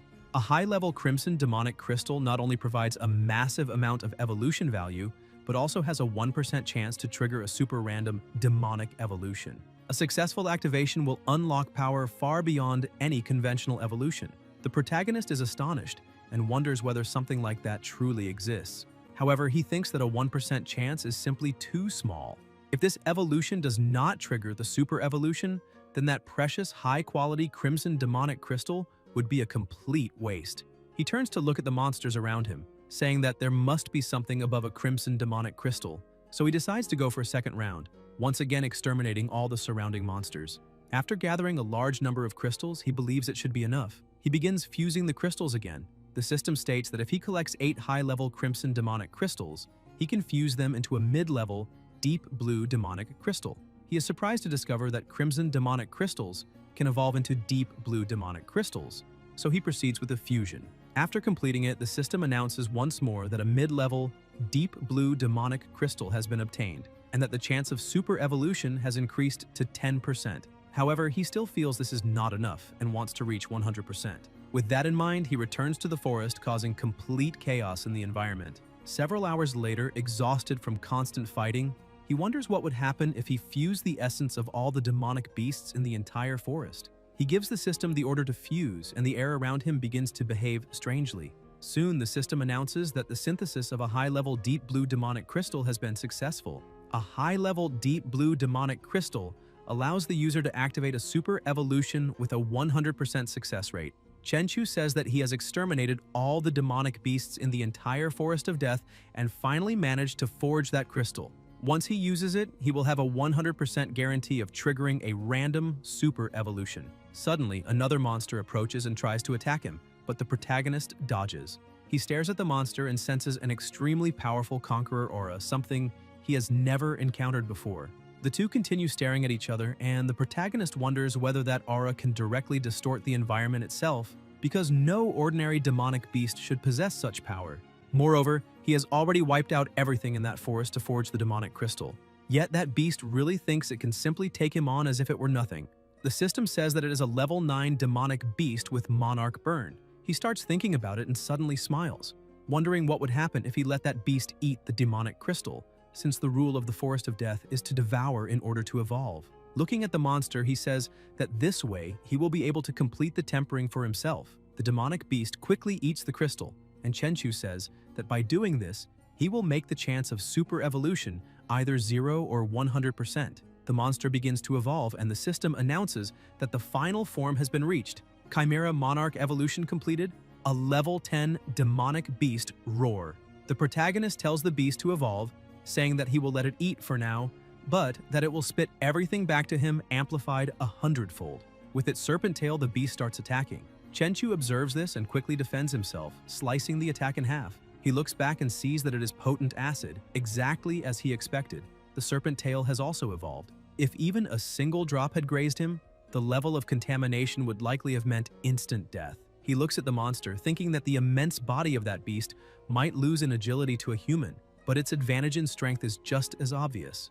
It is almost like his pet lizard. Its colossal size grants a growth potential that far exceeds human limits. Moreover, being at the top of the food chain, it seems to have been hunting in the Forest of Death for several decades, and the demonic crystal energy accumulated in its body and head must be immeasurable. The protagonist realizes that a decade is probably a conservative estimate, because that monarch-level demonic beast has likely been alive for more than a century. He advances, saying that he would like to see which is more durable, the monster's scales or his blade. However, the monster manages to block and shove him backward.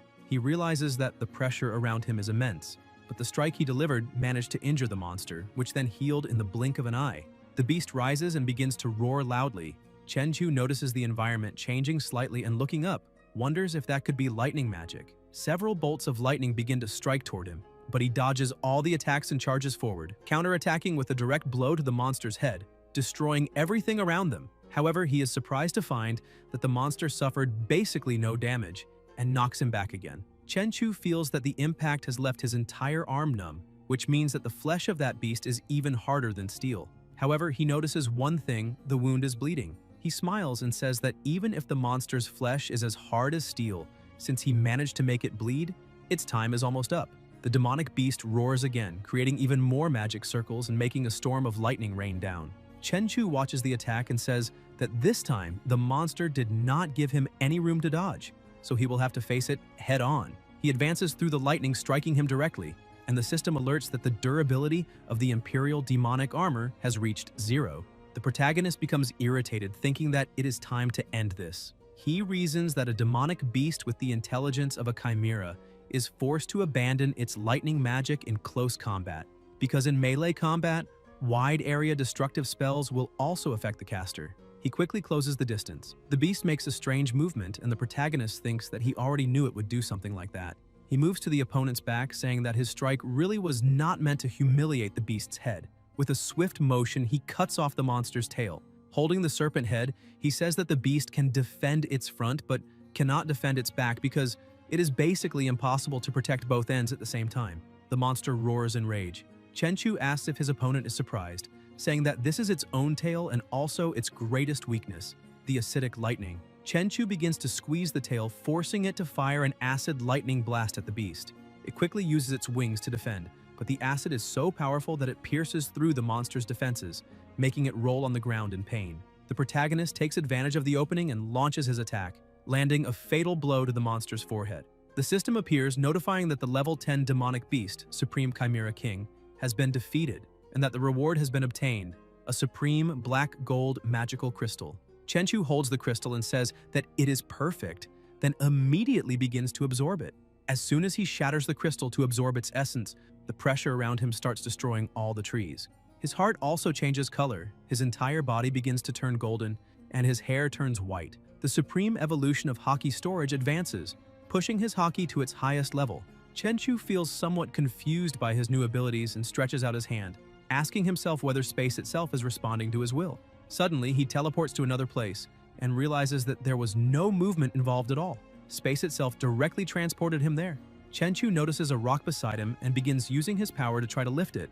Effortlessly, he pulls the massive stone out of the ground. Right after that, he makes the pile of stone collapse and a small black hole begins to form at its center.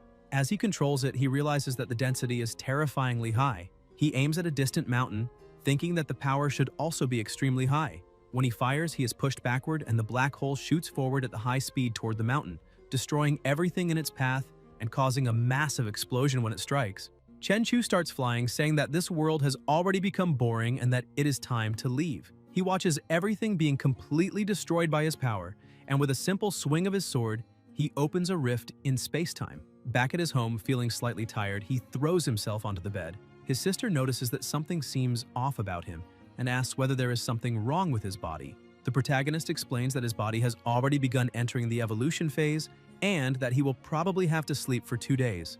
Already drowsy, he asks she not to run around during that time, and if she wants to eat, she can just use the app. And if that does not work, she can simply wait for Zeon to bring the food. Either way, she always delivers on time every day. Suddenly, he falls into a deep sleep so the evolution can begin, his body remaining motionless as his mind is taken to a completely different space. While he is in deep sleep, Qianqian tries to call him, but no one answers and the call is always disconnected. Feeling a bit confused, she thinks that she really wants to share the joy of having become an evolved individual with him, yet she cannot understand why the protagonist is not answering her calls. Meanwhile, in the Ningda cafeteria, Lunsi asks his friends whether they know Qianqian. Because he heard that she is already dating Chenchu, Zongwen smacks him on the mouth, telling him to be careful and stop talking nonsense. Pan Hao tells him to grab another chicken croquette so his mouth will stay shut. Rongya refuses to believe it, saying that the protagonist does not have a girlfriend yet and asks how an ordinary woman could possibly be worthy of him. If someone asked her, she says confidently that Chenchu would definitely prefer someone more capable. Lunsi keeps talking, saying that the dress Qianqian is wearing is worth 80,000, and that the bag she is carrying was bought by Chenchu and cost more than 100,000. He asks Pan Hao whether the protagonist brought Qianqian back with him on those days they went out, since she would have to be publicly introduced as his girlfriend. Rongya becomes furious and slams the table, saying she has had enough of this, telling them to continue as she stands up and leaves. Pan Hao starts arguing with Lunsi, asking why he suddenly brought up that topic. Because he almost embarrassed everyone to death. Lunsi says that this is common knowledge at the university and not exactly a secret, so why should he keep quiet about it? Pan Hao says that everyone really does know, but Lunsi caused trouble right in front of Rongya, and later in boxing class, he will have to pray that her anger has already passed. Another girl approaches the two and says that an extremely talented evolved girl has come to register, asking whether they saw her. Both of them ask what she's talking about, saying they have never heard of any new recruit with incredible talent. The girl asks what the two idiots have been talking about all this time. Suddenly, they hear a noise, and unable to believe what they are seeing, they stare and say that those two are about to fight. One of the supervisors is surprised to see that Rongya is also there and asks her to come along, saying she would like to introduce someone. The woman tells Situ that this is her superior, Rongya, currently an evolver warrior in the Department of Special Affairs. She then introduces Qianqian to Rongya, saying that she is her subordinate, and that earlier that afternoon she repeatedly erupted into flames during class and awakened as an evolver. Rongya congratulates her on becoming an evolver. Qianqian says that she was just very lucky and that it is nothing special compared to Rongya, who was directly chosen by the government to become an evolver, something that is hardly worth mentioning. Pan Hao begins to tremble in fear. Guan interrupts them, informing Qianqian that before registering her as an evolved being, they need to analyze the data to determine what level she is at, and that if she is currently free, it will be necessary to conduct the test. Qianqian says that there is no problem and that she can take the test right away. Rongya offers to take her to the testing site since they are from the same school. Guan thinks this is an excellent idea as Rongya knows the test better than anyone. Panhao observes the situation and comments that now Rongya has a way to vent her anger, and that Qian is going to end up getting herself into trouble. Sometime later, already inside the testing room, Rongya explains that the strength test is very simple. You just have to strike the receptor area of the testing instrument with all your might and the machine will display the strength result. Qian concentrates, thinking that she only needs to use her own strength. She goes all out and strikes the target, which registers 4,700 kilograms. Rongya is surprised to see that this girl is no ordinary person and says that with this result she has reached the limit of a 3-star evolved being. Outside, the two watch the test and Panhao questions how she managed to do that. Lunzi, also surprised, comments that when he first evolved, his punch could reach at most 1 ton, while she, on her very first attempt, reached nearly 5 tons, which shows that she is about to reach 4 stars. In the speed test, Qian manages to move at 68 meters per second. Rongya explains that with this speed, she has also reached the limit to become a 3-star evolved being. After that, they proceed to the power test and a huge explosion occurs inside the room. Rongya realizes that Qian possesses an extraordinary power that resides in the fire attribute, along with characteristics of extremely high temperatures and explosive condensation. The materialized power is an explosive and malleable fireball with a maximum throwing range of 20 meters, possessing destructive power equivalent to that of a high explosive grenade. With that, they conclude the evaluation, and Rongya states that Qian is at the pinnacle of a 3-star extraordinary evolved being. Panhao cannot believe that she has reached the 3-star limit right after evolving, and comments that her talent starting point is extremely high. Lunzi believes that they have just met another genius. Wu Yimei says that the two of them also reached 3 stars on that same day, but only achieved it with the help of the captain's crystal. Panhao asks her not to mock them, since she has also just reached 3 stars. Lunzi begins to reflect on the situation because something does not seem right.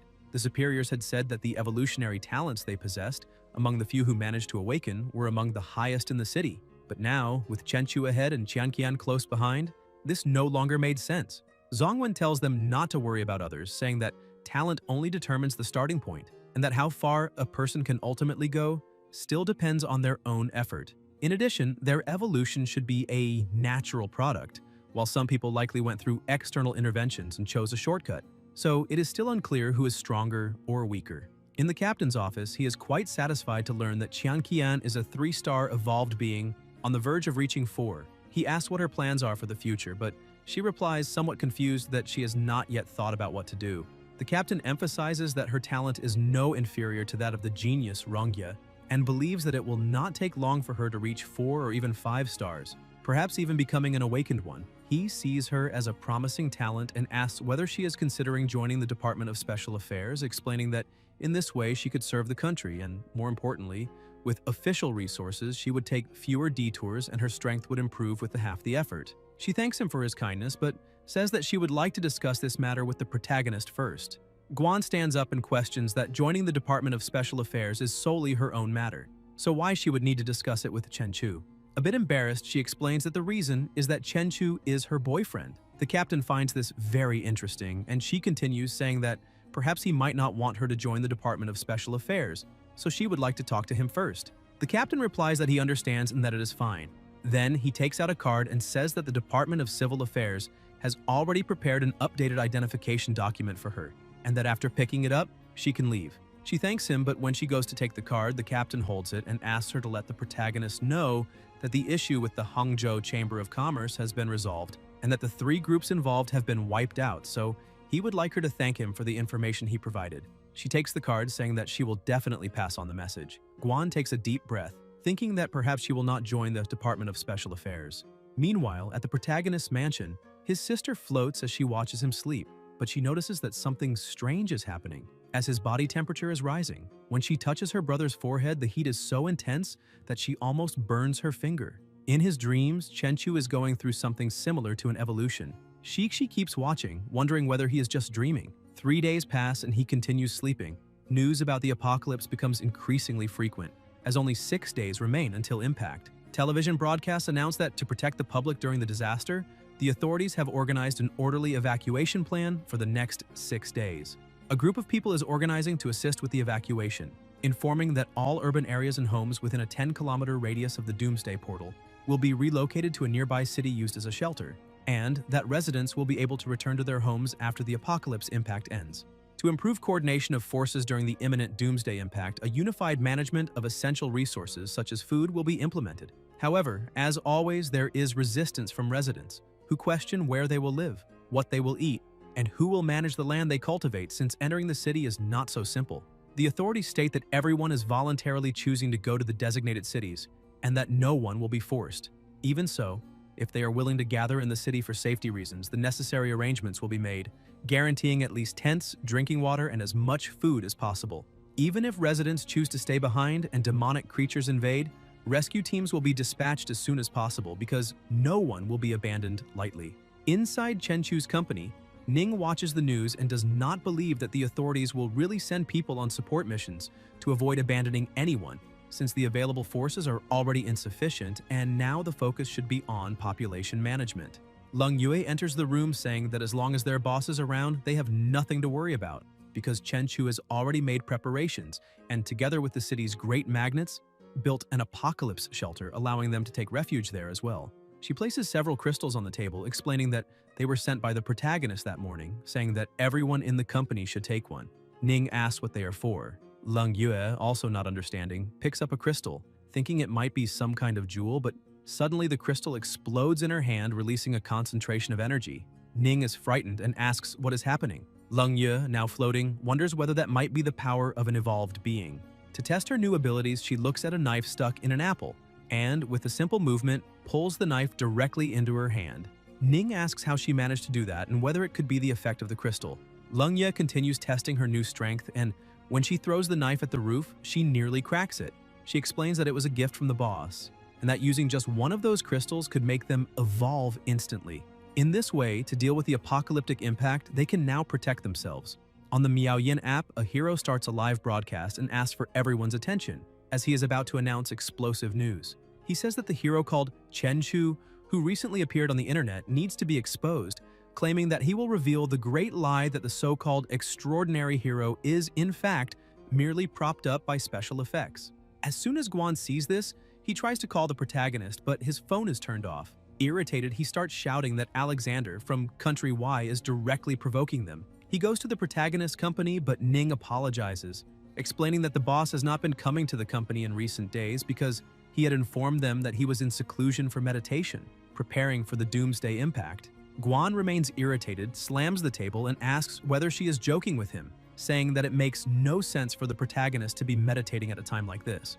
A bit frightened, she confirms that it is true, because her boss has always liked to do things his own way, and if there is something important, he will simply do it without notifying anyone in advance. The captain asked her to inform the protagonist that Alexander from Country Y is doing a live broadcast exposing supposedly fake evolved beings, claiming to unmask those who only put up a facade. He has already taken down more than 100 people, and at the moment, the protagonist is the face of their country. If he does not appear to respond to the provocation, the country will lose morale in international public opinion and be seen as having a deceitful image. Moreover, in the midst of the doomsday crisis, if they lose the support of the people, the consequences would be unimaginable. Suddenly, the protagonist appears, saying that if he wants a fight, he just needs to set a time, and that if Alexander does not have money for the plane ticket, he can send the bill because he will make the transfer.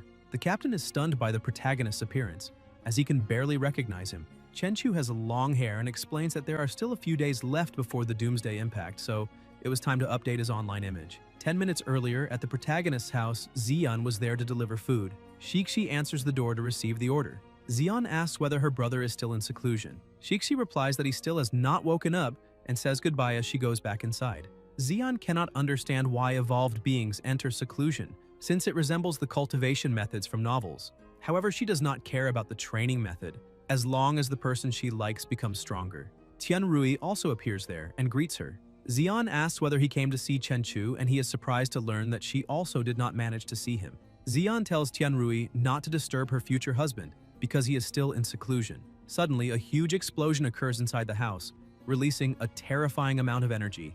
Tianrui asks what is happening, while a child asks their mother to film it, saying that an immortal has appeared there. Chenchu stands at the center of that energy and his body seems different. Tianrui questions whether he has really ascended to immortality. Xian looks at Chenchu and realizes that he truly has achieved immortality, and because of that, even begins to feel the desire to become a mother. The protagonist continues rising, wrapped in a wonderful sensation of rebirth, feeling incredible. The system notifies that the sword lizard has evolved into the ancient obsidian annihilation dragon and acquired the Emperor gene, allowing him to steal gene fragments from defeated monsters. Realizing that his power has increased drastically, he decides to test his new body after completing the transformation. Back in the present, inside the office, Guan warns him that Alexander is a major star in the International Alliance of Evolved Beings, and that if the protagonist does nothing in response to the accusations, the Office of Special Affairs will lose international credibility.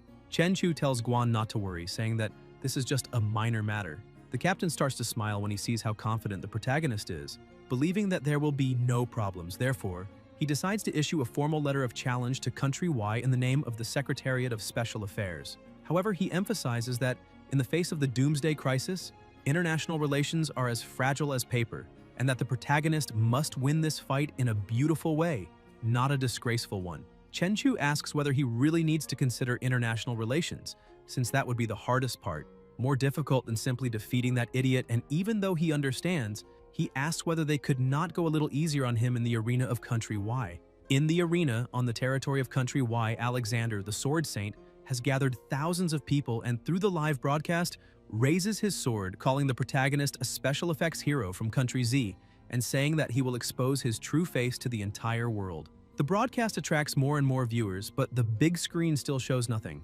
Alexander begins to laugh, asking whether he's afraid to accept the challenge, saying that he did not expect the strongest creature of Country Z to be so incompetent. A few hours earlier, the protagonist had asked whether the challenge would be held in Country Y the next morning. Guan explains that they have only 6 hours to get there, traveling roughly 10,000 kilometers, and that a crucial factor in determining the strength of an evolved being is speed level. Apparently, Alexander's plan is to test the protagonist's speed and endurance in this way, exposing the reality in front of everyone. The protagonist agrees, acknowledging that this is a very shrewd strategy, because if he fails to arrive on time, he will be successfully exposed. The captain explains that the Department of Special Affairs will provide him with a dedicated aircraft, and that a fighter jet can reach Mach 2, and that, including aerial refueling time, they could get him there in at most 5 hours. Guan asks the protagonist to trust their mobilization capabilities, but Chen Chu refuses, saying that 5 hours is still too long. The captain shouts that this is the Department of Special Affairs and that he cannot cause trouble, but the protagonist simply shoots off, flying away like a bolt of light.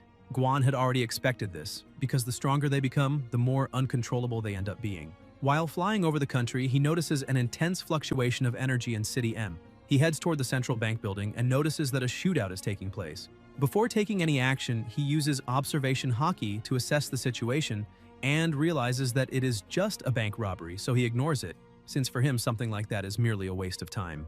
One of the bandits looks out the window, notices that the protagonist has already left, and shouts that everything is fine now, because all evolved beings have been sent to guard the apocalypse portal, and now, no one can stop them from stealing the money. After grabbing everything they wanted, they start running, using a barrier to protect themselves. The police realize that pistols are useless against those evolved beings, and request heavier weapons from command. The bandits keep running, using their powers to create a barrier that blocks all bullets. However, one of them notices something and stops, asking what that is.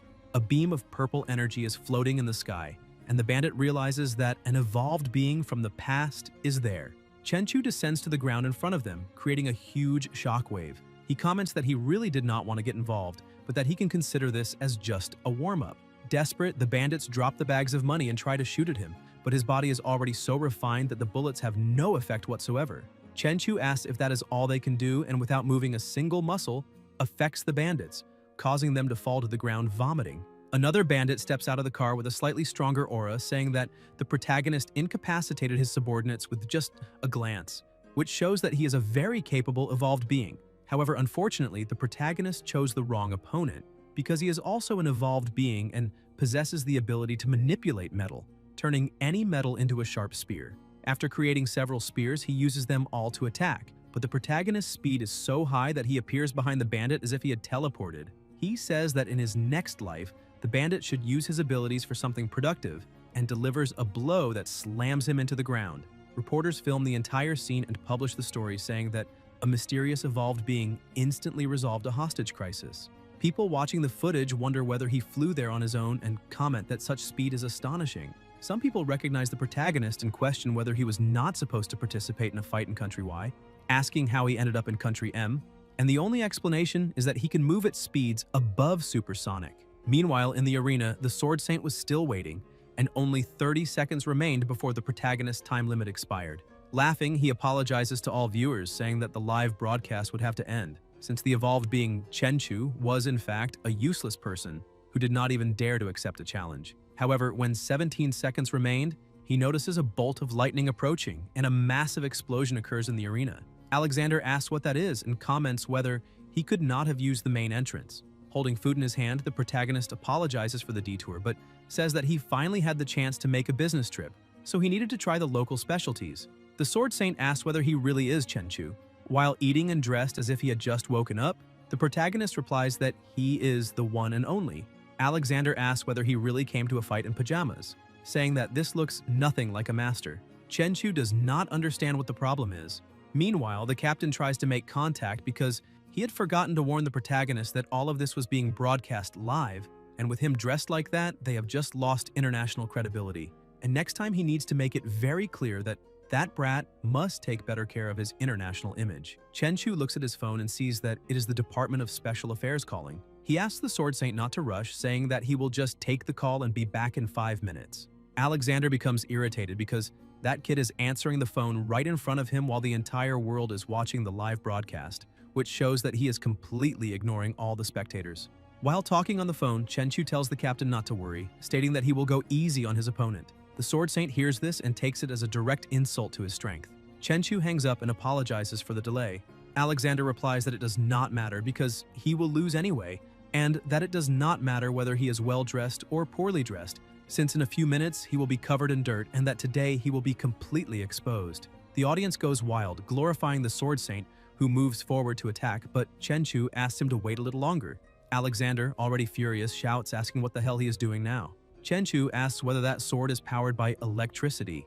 Alexander asks if he is scared, but the protagonist replies that he just wants to help him, because if he uses electricity, it will backfire on himself. The Sword Saint retorts that the protagonist has his limits, because even ordinary people know that to cause a negative reaction between attributes, one would need at least 100 times the strength of the attacking user's attribute, in addition to a similar attribute.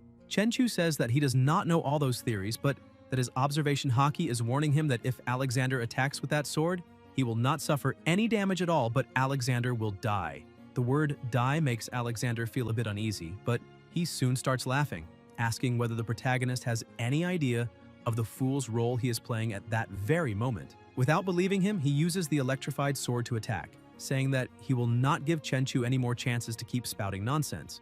The protagonist simply watches the attack coming toward him, and a huge explosion erupts in the arena. Alexander collapses unconscious on the ground, and everyone is alarmed as the medical team rushes into the arena. However, he manages to wake up, raises his arm, and with great difficulty begins to stand, saying that he made a small mistake, since that sword short-circuited, and asks for another one. A new sword appears in his hand, and he admits that he wasted a good weapon, but states that as the Sword Saint, he has many other excellent swords. He declares that now it is time to demonstrate the power of his great fire-attributed sword. Chenchu once again asks him to wait, but Alexander ignores him, saying that this time he will split him in half. The attack is repelled, the sword shatters into many pieces, and the Sword Saint is thrown backward once again. The people watching begin to question whether the Sword Saint is nothing more than a clown in that circus. Chenchu comments that he was just about to warn him that the fire attribute was also not a good choice and that he should switch. Alexander stands up once more, complaining that his consciousness is becoming hazy because he just struck something far too hard. He grabs 2 new swords and says that the protagonist is making a fool of him in his own territory, and that even if Chenchu has an advantage because of some strange attribute, it no longer matters, because this time he will use a large sword with no attributes and cut him into pieces. At that moment, Chenchu receives another call and once again asks him to wait. Alexander asks whether they are ever actually going to fight. Chenchu answers the Department of Special Affairs and explains that he did not attack the Sword Saint of his own will, therefore he should not bear the blame. The department scolds him, and the protagonist replies that he understands what they mean about international image, but emphasizes that it was the opponent who started everything, and that he is trying to smash his head against a brick wall, something he cannot prevent. The Sword Saint realizes that he is being humiliated and starts attacking furiously, saying that he no longer cares about international image and just wants to eliminate him. Chenchu simply dodges all the attacks while continuing to speak on the phone, informing the department that his opponent is not prioritizing international image by attacking someone who had no intention of fighting back. He adds that he has already given enough room and asks whether he can now retaliate. Stopping on top of Alexander's sword, he tells the department that he understands and knows his limits. The Sword Saint asks what he is talking about and whether he is really going to belittle him. The protagonist replies that he is just waiting for the right opportunity. The earlier footage reaches the audience, showing that Chenchu resolved a terrorist crisis in Country M.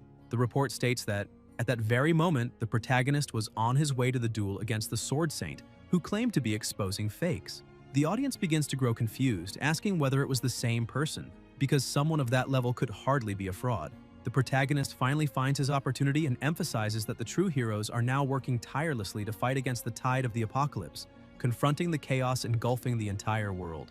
Meanwhile, the false hero, under the pretext of exposing imposters, is there acting like a clown, constantly creating conflicts just to attract attention. He then throws a question to everyone present and to those watching online: who truly deserves to be exposed? Chenchu looks at the Sword Saint and asks whether, after exposing so many evolved beings, he himself is not the one whose power level is the most inflated. The crowd begins shouting that the Sword Saint is the real fraud. Alexander starts to lose control and yells that the imposter and the clown is clearly the protagonist, but Chenchu loses his patience and, using only a single finger, wins the fight, leaving the Sword Saint unconscious on the ground. He answers the phone and informs the department that everything has been taken care of and that he is now heading back. He also states that the apocalypse should not be treated like a live broadcast, because the apocalypse is a bloody reality.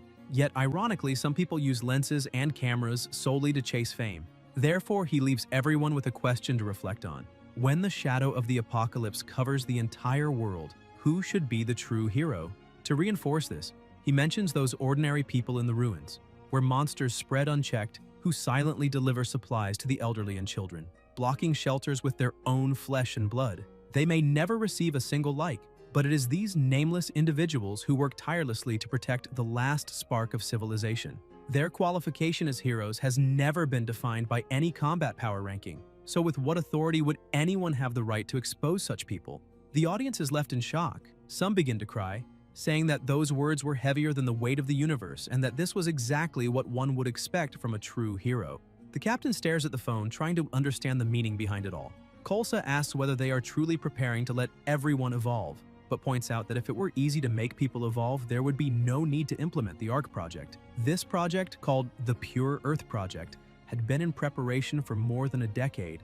Katarina questions whether they truly possess such capability, since simply using it would ease the pressure on the apocalypse battlefield. Kolsa explains that the inferior evolution crystals produced by the Pure Earth Project would only turn ordinary people into cannon fodder. Even so, he states that the time has finally come to verify who is right, because the more living people willing to enter the battlefield, the greater the attraction for monsters, which is beneficial to their strategy, as they need to unite forces to survive and weaken these apocalyptic-scale creatures. Katarina adds that if they succeed, they will possess an arc to survive the apocalypse, and by taking advantage of the special shockwave and the loosening of the apocalypse portal, they will have 2 arcs to get through it all. Kolsa asks what she means by that, and Katarina explains that they have also detected a massive signal of primordial energy within their borders. When they look at the screen, they see the protagonist's broadcast, whose estimated magnitude is at an apocalyptic level. That boy is exactly at the scene where the Sword Saint was pretending to expose everything to the world. Katarina cannot understand how primordial power emanating from a monster could manifest in an evolved human, and according to the data, the person who appeared at that scene should have been nothing more than a clone. Kolsa then understands why the Sword Saint lost so humiliatingly, because that boy is not human, and if he is not human, then everything makes sense. Katarina states that the main body must be moving near the Atlantic, and that accidents with casualties are inevitable, and she says that if Kolsa manages to detect the target again, he must eliminate it at all costs, even if that means using tactical nuclear missiles. Chenchu was already above the ocean, accompanying his pet, when Lung Yue calls him to say that they have already arrived. The protagonist tells her to come in, as they will meet later in the backyard of his house. He accelerates even more, slicing through the sky until he reaches the backyard. Ning, excited, greets him, saying that she heard his cultivation has already ended and asks how his hair grew so long, becoming even more infatuated as she wonders what she should do now. The protagonist explains that his cultivation yielded results, and that is why his hair grew naturally. Ning looks at him in surprise and asks whether cultivation can really make hair grow. Chenchu calmly confirms. He then congratulates Leng Yue on becoming an evolved servant. Hui Hui is surprised since she did not know about it and asks when she became an evolved being and what abilities she awakened. Leng Yue explains that she is not very sure herself what happened because she accidentally broke the protagonist's scarlet crystal and then successfully evolved. She looks at the knife on the table and demonstrates her powers again, pulling the blade directly into her hand. The protagonist steps closer and comments that it seems she possesses weapon manipulation. Leng Yue asks what kind of ability that is. Chenchu says that he encountered someone with a similar ability the day before and explains that anything she identifies as a weapon can be freely controlled, and that this ability can also amplify its power up to a certain extent. He adds that the evolved being he met earlier could only manipulate metal, or more precisely, seemed to control iron atoms. Leng Yue remarks that even so, it still seems weak, because although it is stronger than ordinary people, it is far inferior to transcendent beings who command ice, fire, or lightning. On the battlefield where evolved beings exchange long-range energy attacks, manipulating only a small knife does not seem practical.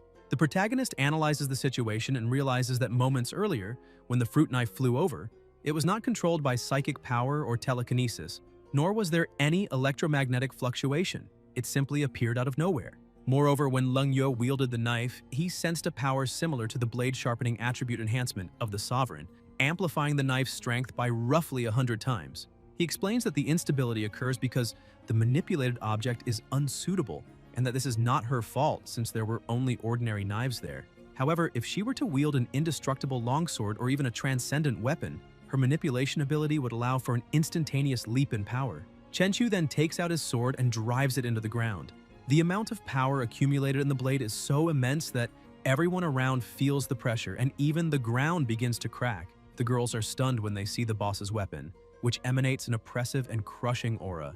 Chenchu explains to Leng Yue that if her ability can control that sword of the Lord of Heaven, her strength will leap to another level. He emphasizes that blade abilities are directly tied to the level of the weapon. The more powerful the weapon, the greater the power it can draw out. Ning begins to tremble in fear and comments that the weapon is far too terrifying. Chenchu replies that this is only natural, because the souls beneath the Sovereign's blade are countless, and even when stationary, the murderous intent it disperses already carries the aura of a king. Leng Yue thinks that this is exactly what she would expect from the boss's weapon, since even at rest it already displays overwhelming power. With her body trembling, she approaches and tries to grasp it, but the moment she touches it, she feels something extremely strange and immediately lets go, seeing that her hand has been injured. She asks how the protagonist can wield such a sword so naturally.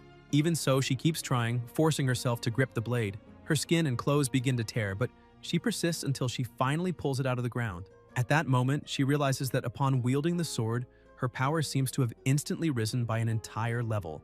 The protagonist asks whether she wants to try swinging it. Leng Yue hesitates, asking if she really can, and he confirms. She concentrates, tries to feel the blade, and executes her first swing, startling the other two girls, but the pressure of the sword is still far too great, causing her to drop to her knees immediately afterward. The sword falls to the ground and Leng Yue apologizes to the boss, saying that she still cannot handle it because the weapon's power is too overwhelming. Chenchu says that she did very well, because even a single swing like that would be enough to cause a devastating effect on the world. He asks her to look ahead and shows that, with that simple strike, she sliced an entire house cleanly in half. Shocked by the result, Leng Yue asks whether that is real. The protagonist confirms it, but emphasizes that she still needs more control and that, for that, the weapon she uses must be transcendent and more suitable. However, that is a conversation for another time, and now he says he will treat everyone to a grand lunch. After lunch, Leng Yue will accompany him alone. She asks what he means by that, and Chenchu explains that they will go to the Department of Special Affairs so he can obtain a transcendent weapon from the captain. Meanwhile, the global defense system issues an alert stating that source energy reactions have been detected and that the rift of Doomsday Portal number 2 is expanding to a critical point. The leading segments of the target have already visibly breached the barrier, and the estimated time for complete passage is 120 seconds. Strategically positioned war constellations begin opening fire, destroying everything ahead. The report indicates that the leading parts of the monster were struck by heavy artillery, but even so, it could not be stopped and continues crossing the Doomsday Portal. The estimated time for complete passage drops to 90 seconds, and monsters begin to emerge, with half their bodies already outside the portal. With just a single glance, one of the helicopters starts to fall, and an analyst reports that the armed helicopters have lost power for unknown reasons. Apparently, an energy field capable of cutting off energy supply has been deployed. Katarina is stunned by the monster's strength, recognizing it as a monarch-level ancestor. She orders the immediate cessation of conventional tactical weapons and demands the deployment of static nuclear warheads. A young man tries to warn her that soldiers are still on the front line, but as a colonel, she simply asserts her authority and orders him to carry out her command without question. The nuclear missile is launched, but the monster manages to disable it midair. Kolsa suddenly appears and kicks the missile, sending it straight into the monster's mouth and triggering a massive explosion. Katarina watches in silence, thinking that ordinary people do not know this. But in truth, faced with doomsday portals across multiple countries, countless superweapons have already been used to kill monarch-level monsters. This is also why nations have managed to contain, for so many years, the countless monsters on the other side of the apocalypse gates. Throughout this time, whenever large-scale monster assaults occurred, king and monarch-level creatures appeared, and nuclear bombs, hydrogen bombs, and thermonuclear weapons were continuously used to suppress them, whether through large-scale devastation or targeted annihilation. The most powerful weapons at humanity's disposal have always been the best means of delaying the arrival of the apocalypse. However, she does not know how long this can truly prolong humanity's fate. It may last 3 months, 3 years, or even the next 30 years. No one really knows. After the monster's defeat, Katarina shouts that they must now do everything possible to recover the source energy within the creature's body, and that even if they have to endure radiation, they will be creating a new future for humanity. In this way, the deaths will ultimately become a glorious sacrifice for all humankind. Because everyone has boarded the same great ship, they will pass through this doomsday portal together and open a new home for humanity. This is the magnificent ARC project. Meanwhile, at the Special Affairs Bureau, the protagonist and his secretary had just arrived. Lung Yue asks if that is really the place where evolved beings are managed. Chen Chu says he is a friend of Director Guan, so they should be able to find a good weapon that suits her. Suddenly, a car stops in front of them and Qian Qian steps out, asking the protagonist who the woman beside him is. Chen Chu introduces Lung Yue, explaining that she is his secretary and also an evolved being who recently advanced. He then introduces Qian Qian to his secretary as well. Qian Qian looks at Lung Yue without saying anything. Lung Yue takes the initiative to greet her, and Qian Qian greets her back, thinking that her appearance is indeed better. The protagonist emphasizes that he does not want any kind of argument between them, since in the future they may be fighting together as a team. Shortly afterward, inside Guan's office, he remarks that the protagonist's battle truly boosted their image. Now everyone is saying that the evolved beings under their command are at the level of a great nation, and all of that is thanks to him. Chen Chu tells him to save all those compliments and thanks for later, because he is there for something else. The director asks what he needs at the moment. Chen Chu snaps his fingers and the two women walk in at the same time. The director greets Qian Qian and comments that the other woman's face looks somewhat familiar, as if he has seen her somewhere before. Lung Yue introduces herself, stating her name and that she is currently the protagonist's personal secretary. Guan is impressed and jokes that Chen Chu really knows how to enjoy himself, saying that if he has free time, he would like to learn a bit from him. However, the protagonist asks them to stop talking nonsense, since he is there to register the status of an evolved being. The director explains that there was no need for Chen Chu to come in person, since he already issued Miss Quan Kaiyan's evolved being certificate. The protagonist says it is not about Qian Qian. Now his secretary is also an evolved being and needs to go through registration. Guan is startled and asks what is going on, and how his secretary also became an evolved being. Nevertheless, they head to the testing room on the 3rd floor. After completing all the tests, Guan states that she possesses strength equivalent to 3,300 kilograms. Her current speed is 51 meters per second. In addition, her physical aptitude is approximately equivalent to that of a 3-star lower-tier evolved being. However, he points out that these are not the most interesting data, since her transcendent power is very special. It does not act on the physical body, but instead enhances the cold weapons in her hands. Furthermore, the stronger the weapon, the greater the power she wields. In other words, her strength increases by 1 star due to the weapon's bonus. Theoretically, she has reached the standard of a 4-star evolved being. Qian Qian, who was observing everything from outside the room, feels slightly displeased, questioning whether that girl's overall strength is really not below her own. After everything is registered, Guan and Chen Chu return to the office.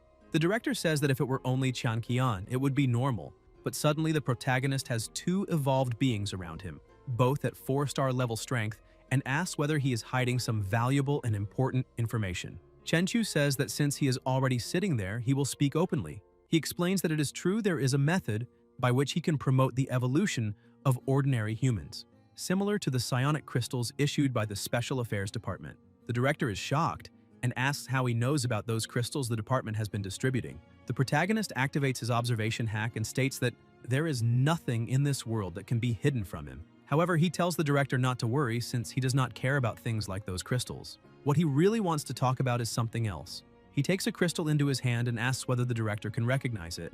Guan senses a faint wave of corrupt energy and assumes it is a demonic crystal. Chenchu says he is correct and confirms that the crystal is indeed demonic. Slightly alarmed, the director steps back from the crystal and asks where the protagonist obtained it. Chenchu says he simply found it somewhere, asking whether the director truly does not believe him. Guan explains that it is not that he doubts him, but the protagonist should already know how much monstrous source energy is required to crystallize a demonic crystal the size of a grain of rice. Now imagine forging one the size of an egg like the one in front of them. Chenchu asks whether the director truly thinks that stone is precious. Guan replies that it is far more than precious.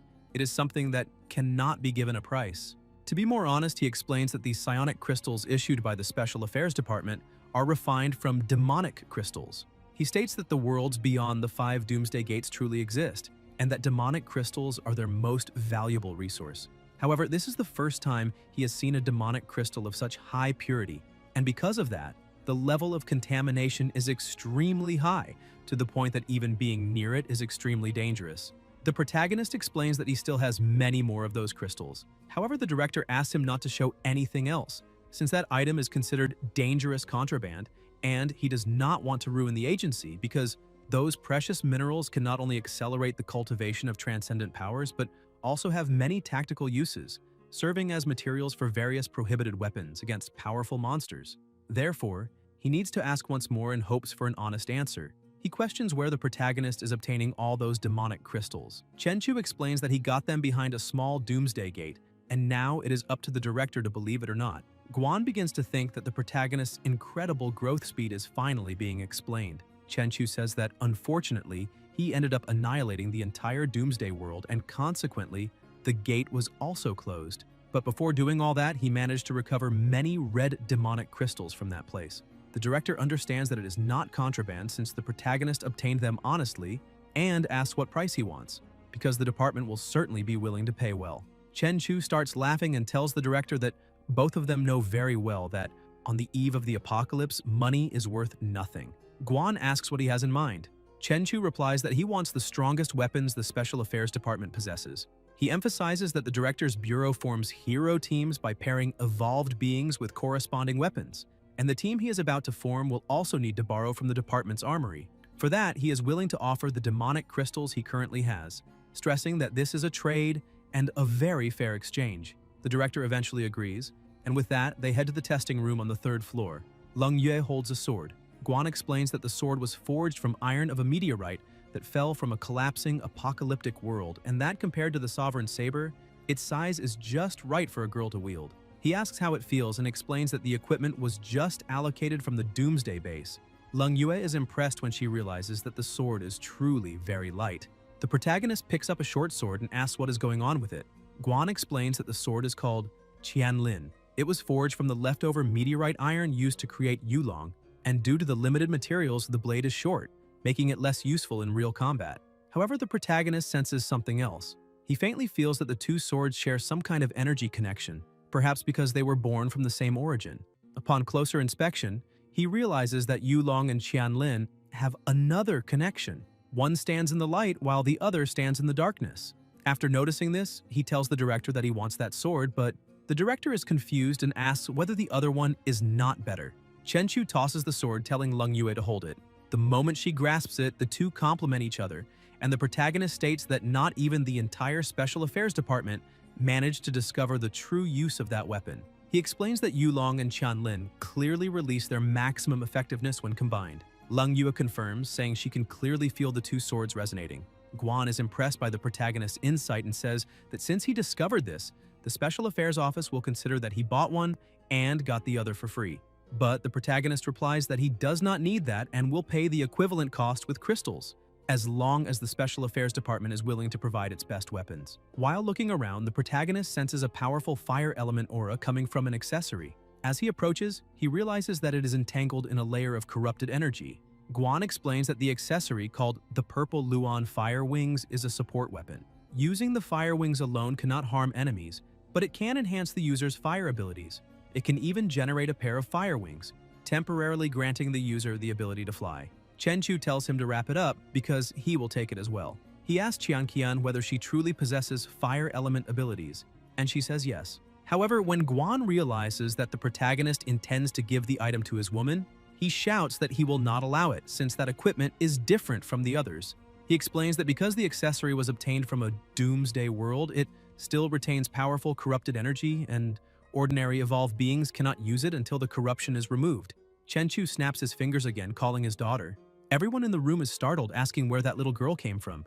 In the past, Chenchu regarded Shiki as a younger sister, but he noticed that now their relationship feels more like that of father and daughter, so he decided to treat her as his daughter. He tells everyone not to be surprised since Shiki is his daughter, and explains that she is immune to corrupted energy. Moreover, she can feed on corruption. In an instant, Shiki consumes all the corrupted energy and says she is satisfied now. The director no longer knows what the limits of the protagonist's power and influence are since the Special Affairs Department's Research Institute spent $500 million to build a pollution removal device, and it is not as effective as the little girl standing beside Chenchu. This makes him wonder what else Chenchu is hiding or even capable of doing.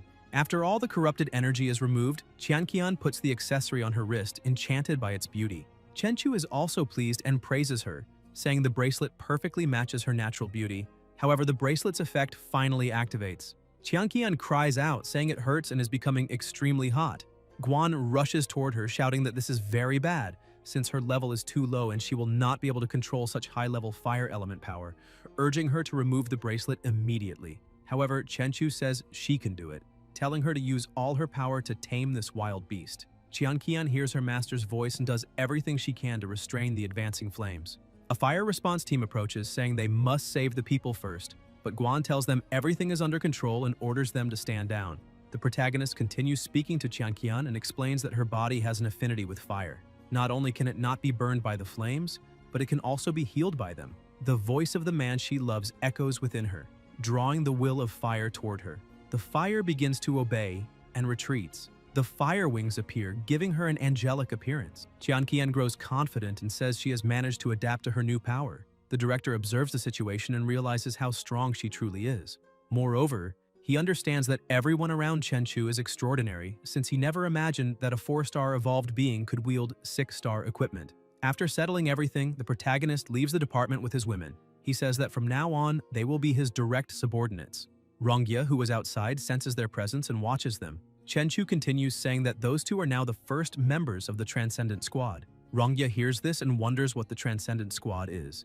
Irritated, she also questions why those two women are standing so close to the protagonist. Suddenly, Lunzi appears beside her and asks what she is looking at. However, she is clearly furious, saying that she is part of the hero squad, but apparently they are just a bunch of losers. Lunzi is a little startled and asks whether she had a bad morning.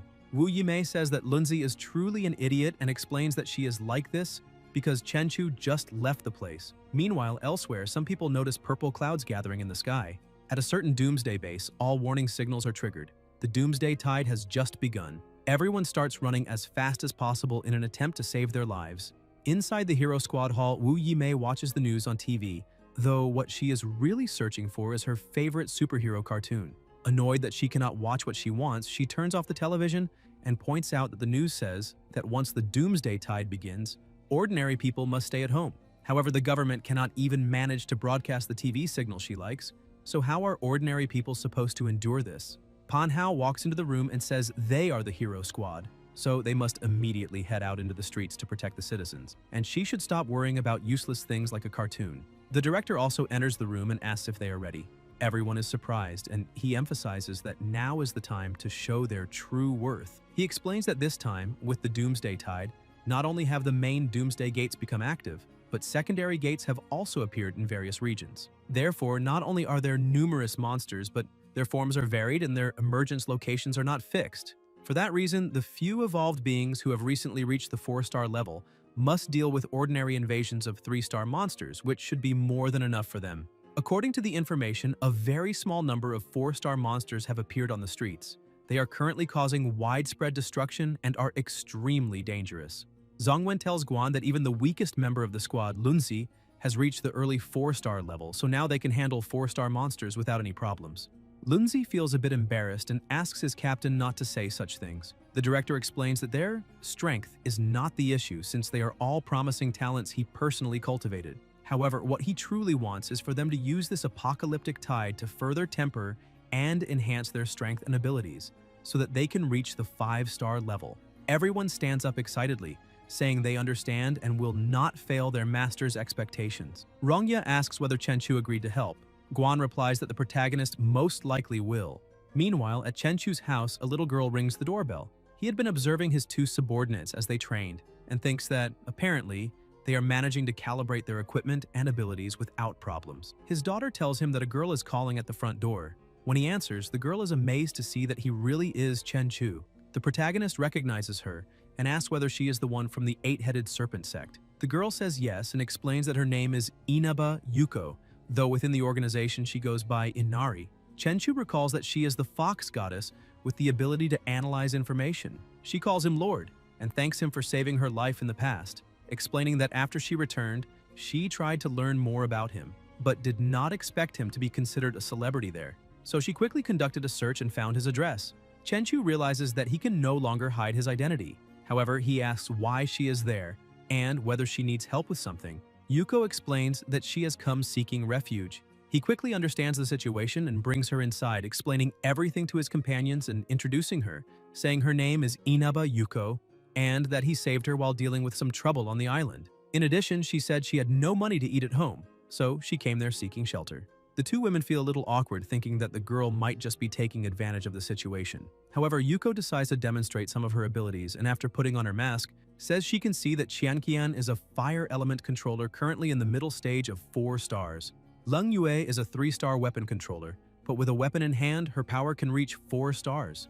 The protagonist praises her, saying the precision of her information-gathering abilities is impressive. Moreover, he states that the Extraordinary Girls Squad needs an intelligence specialist. Yuko laughs and says that in front of Lord Chenchu, the divine oracle she possesses is nothing more than child's play. Qianqian remains jealous, thinking that the girl only knows how to flatter. However, she still does not seem fully developed, so she poses no real competition compared to a mature woman. Chenchu tells them that this will be their first mission as a 3-person team. He states that now that they have Yuko as part of the team, serving as their intelligence officer, they will definitely overcome the apocalyptic tide safely. Qianqian is surprised and asks whether he truly does not plan to stay and help with the monster invasion. Chenchu explains that he has a more important mission to fulfill now. Shiki appears and says the door is open. Leng Yue points out that the 2 of them have just evolved, so how could they possibly take on such a difficult task? Chenchu rebukes her, saying there are now 3 people in that group, which is already enough to save the entire world, and asks her to believe in their abilities and strength. Yuko smiles at the 2 of them and asks them to guide her as older sisters. A massive explosion erupts at the popular mall and people begin to panic, asking what that is, until one of them realizes it is a monster and screams for everyone to run immediately. The soldiers, aware of their duty, shout that no matter what happens, they must hold the front line, but as soon as the monster appears, one of them asks what that thing is. It is the terror demon. Even when facing such a creature, the soldiers step in front of the civilians and open full fire, but after several shots, they realize their weapons are useless against it. The terror demon prepares to attack and fires projectiles at the soldiers.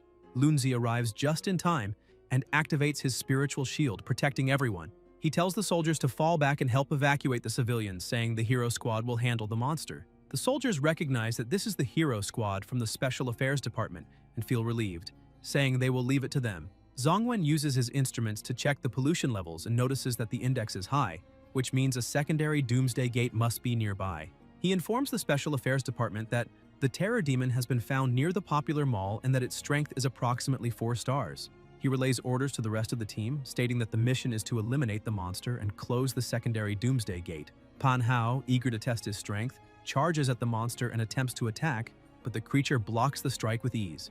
Pan Hao realizes the monster's defense is so strong that his spiritual spear cannot pierce its skin. The terror demon throws him back as if he weighs nothing, but Zongwen uses spiritual fabric to cushion his teammate's fall.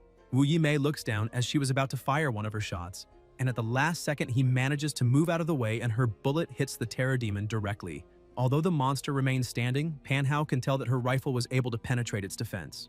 Wu Yimei grows excited and says they need to pierce the terror demon's weak point once and for all. She tries to fire again, but this time, the terror demon blocks the shot with its hand, deflecting the bullet into a nearby building. Manhwa warns that any damage to public property will be deducted from their salaries. Irritated, she tells him to stop talking nonsense, since she was clearly aiming at the terror demon's weak point. Zongwen orders the two to stop arguing and explains that the monster appears to have some kind of special deflection ability, which makes weapons that rely on precise trajectories ineffective against it. Wu Yimei thinks that if that is the case, they simply need to create many imprecise trajectories at once. The monster probably will not have time to deflect all of them, so at least one will hit. Zongwen reprimands her, saying she must follow his commands since he is the captain. He also reminds her that the director scolded them last time because their coordination was terrible, with everyone acting independently. Therefore, he orders her not to launch any large-scale attacks until the terror demon's true weak point is confirmed. Wu Yimei says that is easy to solve. Lunzi just needs to draw the terror demon's attention and she will find a way to hit it.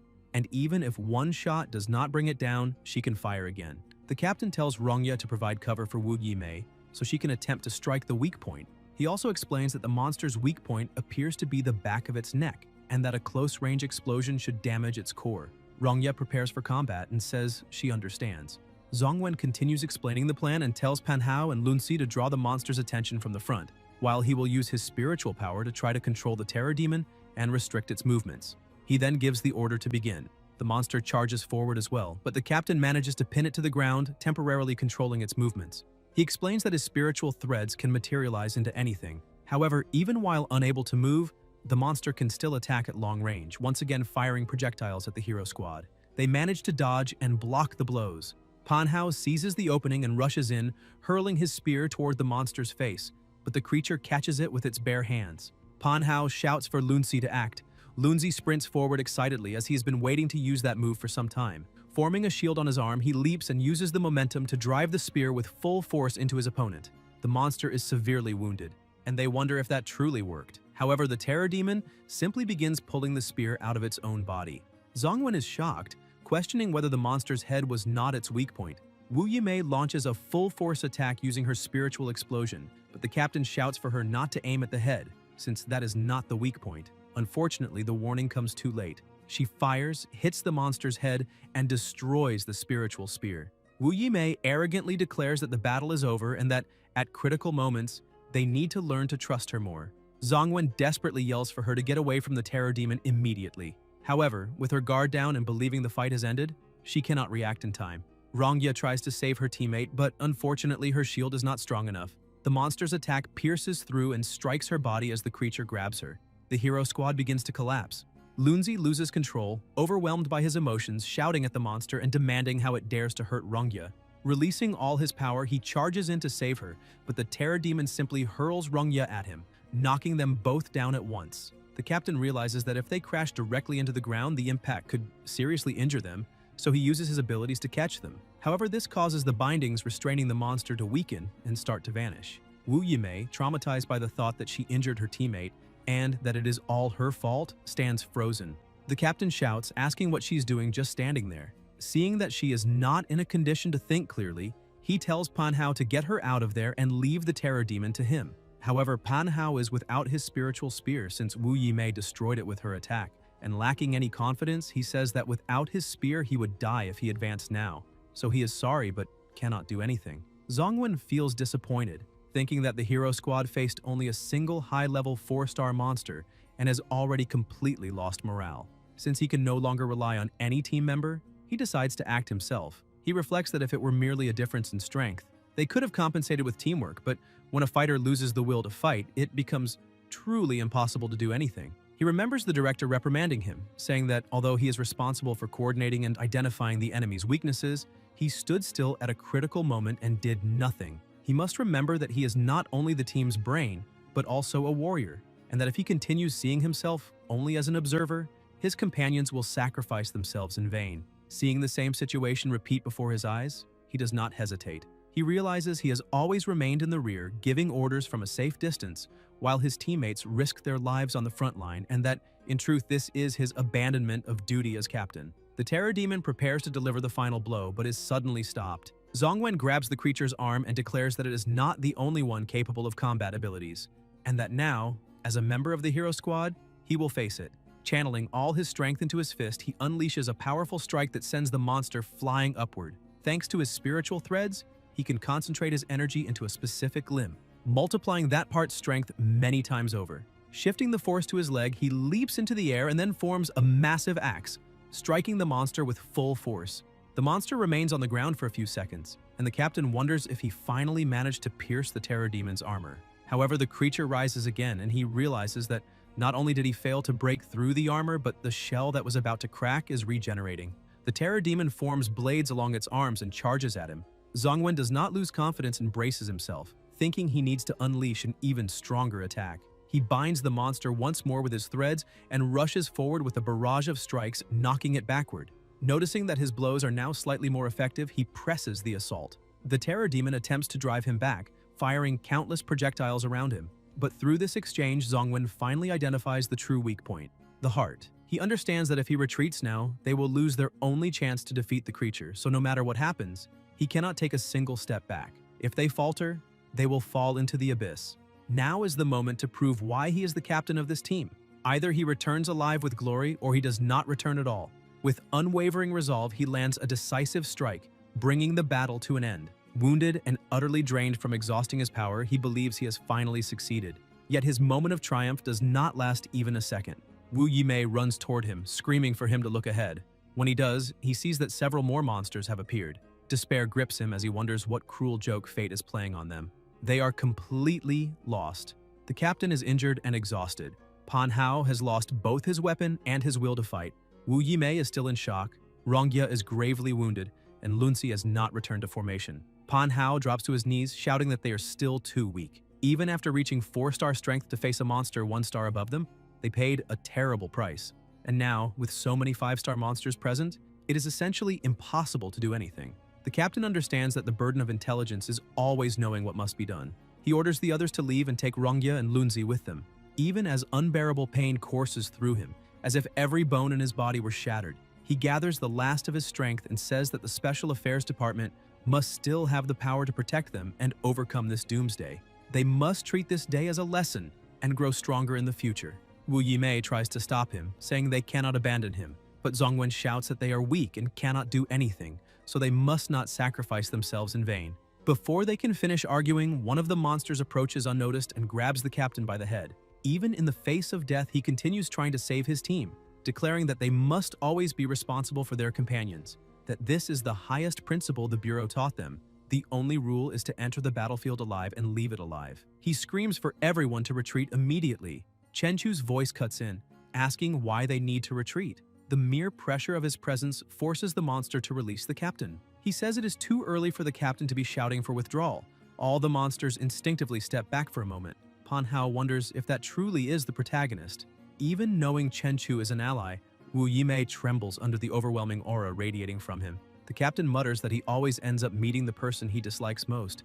Yet in the end he feels relieved, because now everyone will be saved. Chenchu steps forward and tells the monsters that their target is now him. He observes that they are merely 5-star creatures, so there is no need to summon the Heavenly Overlord Blade. He will send them all back to hell with his own hands. Pan Hao asks if he has gone mad trying to fight them barehanded, but in truth Chenchu does not even need his whole hand, just a finger is enough. With a single flick, he pulverizes half the body of a 5-star monster, remarking that it is far too weak to be considered a challenge. He then tells the remaining monsters that he is in a bit of a hurry and invites them all to come at him at once. Pan Hao cannot believe how strong the protagonist is. He defeated a 5-star terror demon with nothing more than a flick of his finger, something that a team of 5 4-star fighters could not accomplish even working together. Wu Yimei tells Pan Hao to stop gawking at Chenchu and help save the injured. Even the remaining terror demons are terrified, afraid to charge at someone as powerful as the protagonist. Chenchu smiles, saying that apparently even monsters fear the true boogeyman, and if that is the case, then he will advance himself and show them who the real predator is. However, his speed is so overwhelming that he simply vanishes. Within seconds, all the monsters are completely torn apart. Zongwen is so stunned that he feels this can only be called cheating. The protagonist's strength can no longer be understood with normal human logic. His speed and power are so extreme that the eyes cannot follow what is happening at all. Overwhelmed by such terrifying might, the captain drops to his knees, thinking that fortunately Chenchu is not an enemy, otherwise humanity would have no chance of victory. Pan Hao also stares in disbelief, saying that the protagonist is even more terrifying than the apocalypse itself. Chenchu reappears in front of the captain and tosses him a crystal, telling him to use it to save Rongye, emphasizing that only that will work. When the captain recognizes what it truly is, he can hardly believe that Chenchu is casually throwing away an item of immeasurable value. For a moment, he even feels as if Chenchu is humiliating them out of superiority. He shouts, asking what the life or death of his team members has to do with him, but by the time he finishes speaking, the protagonist is already gone. Guys, if you enjoyed the video, leave a like, comment, and subscribe to the channel so you don't miss new content. Thank you.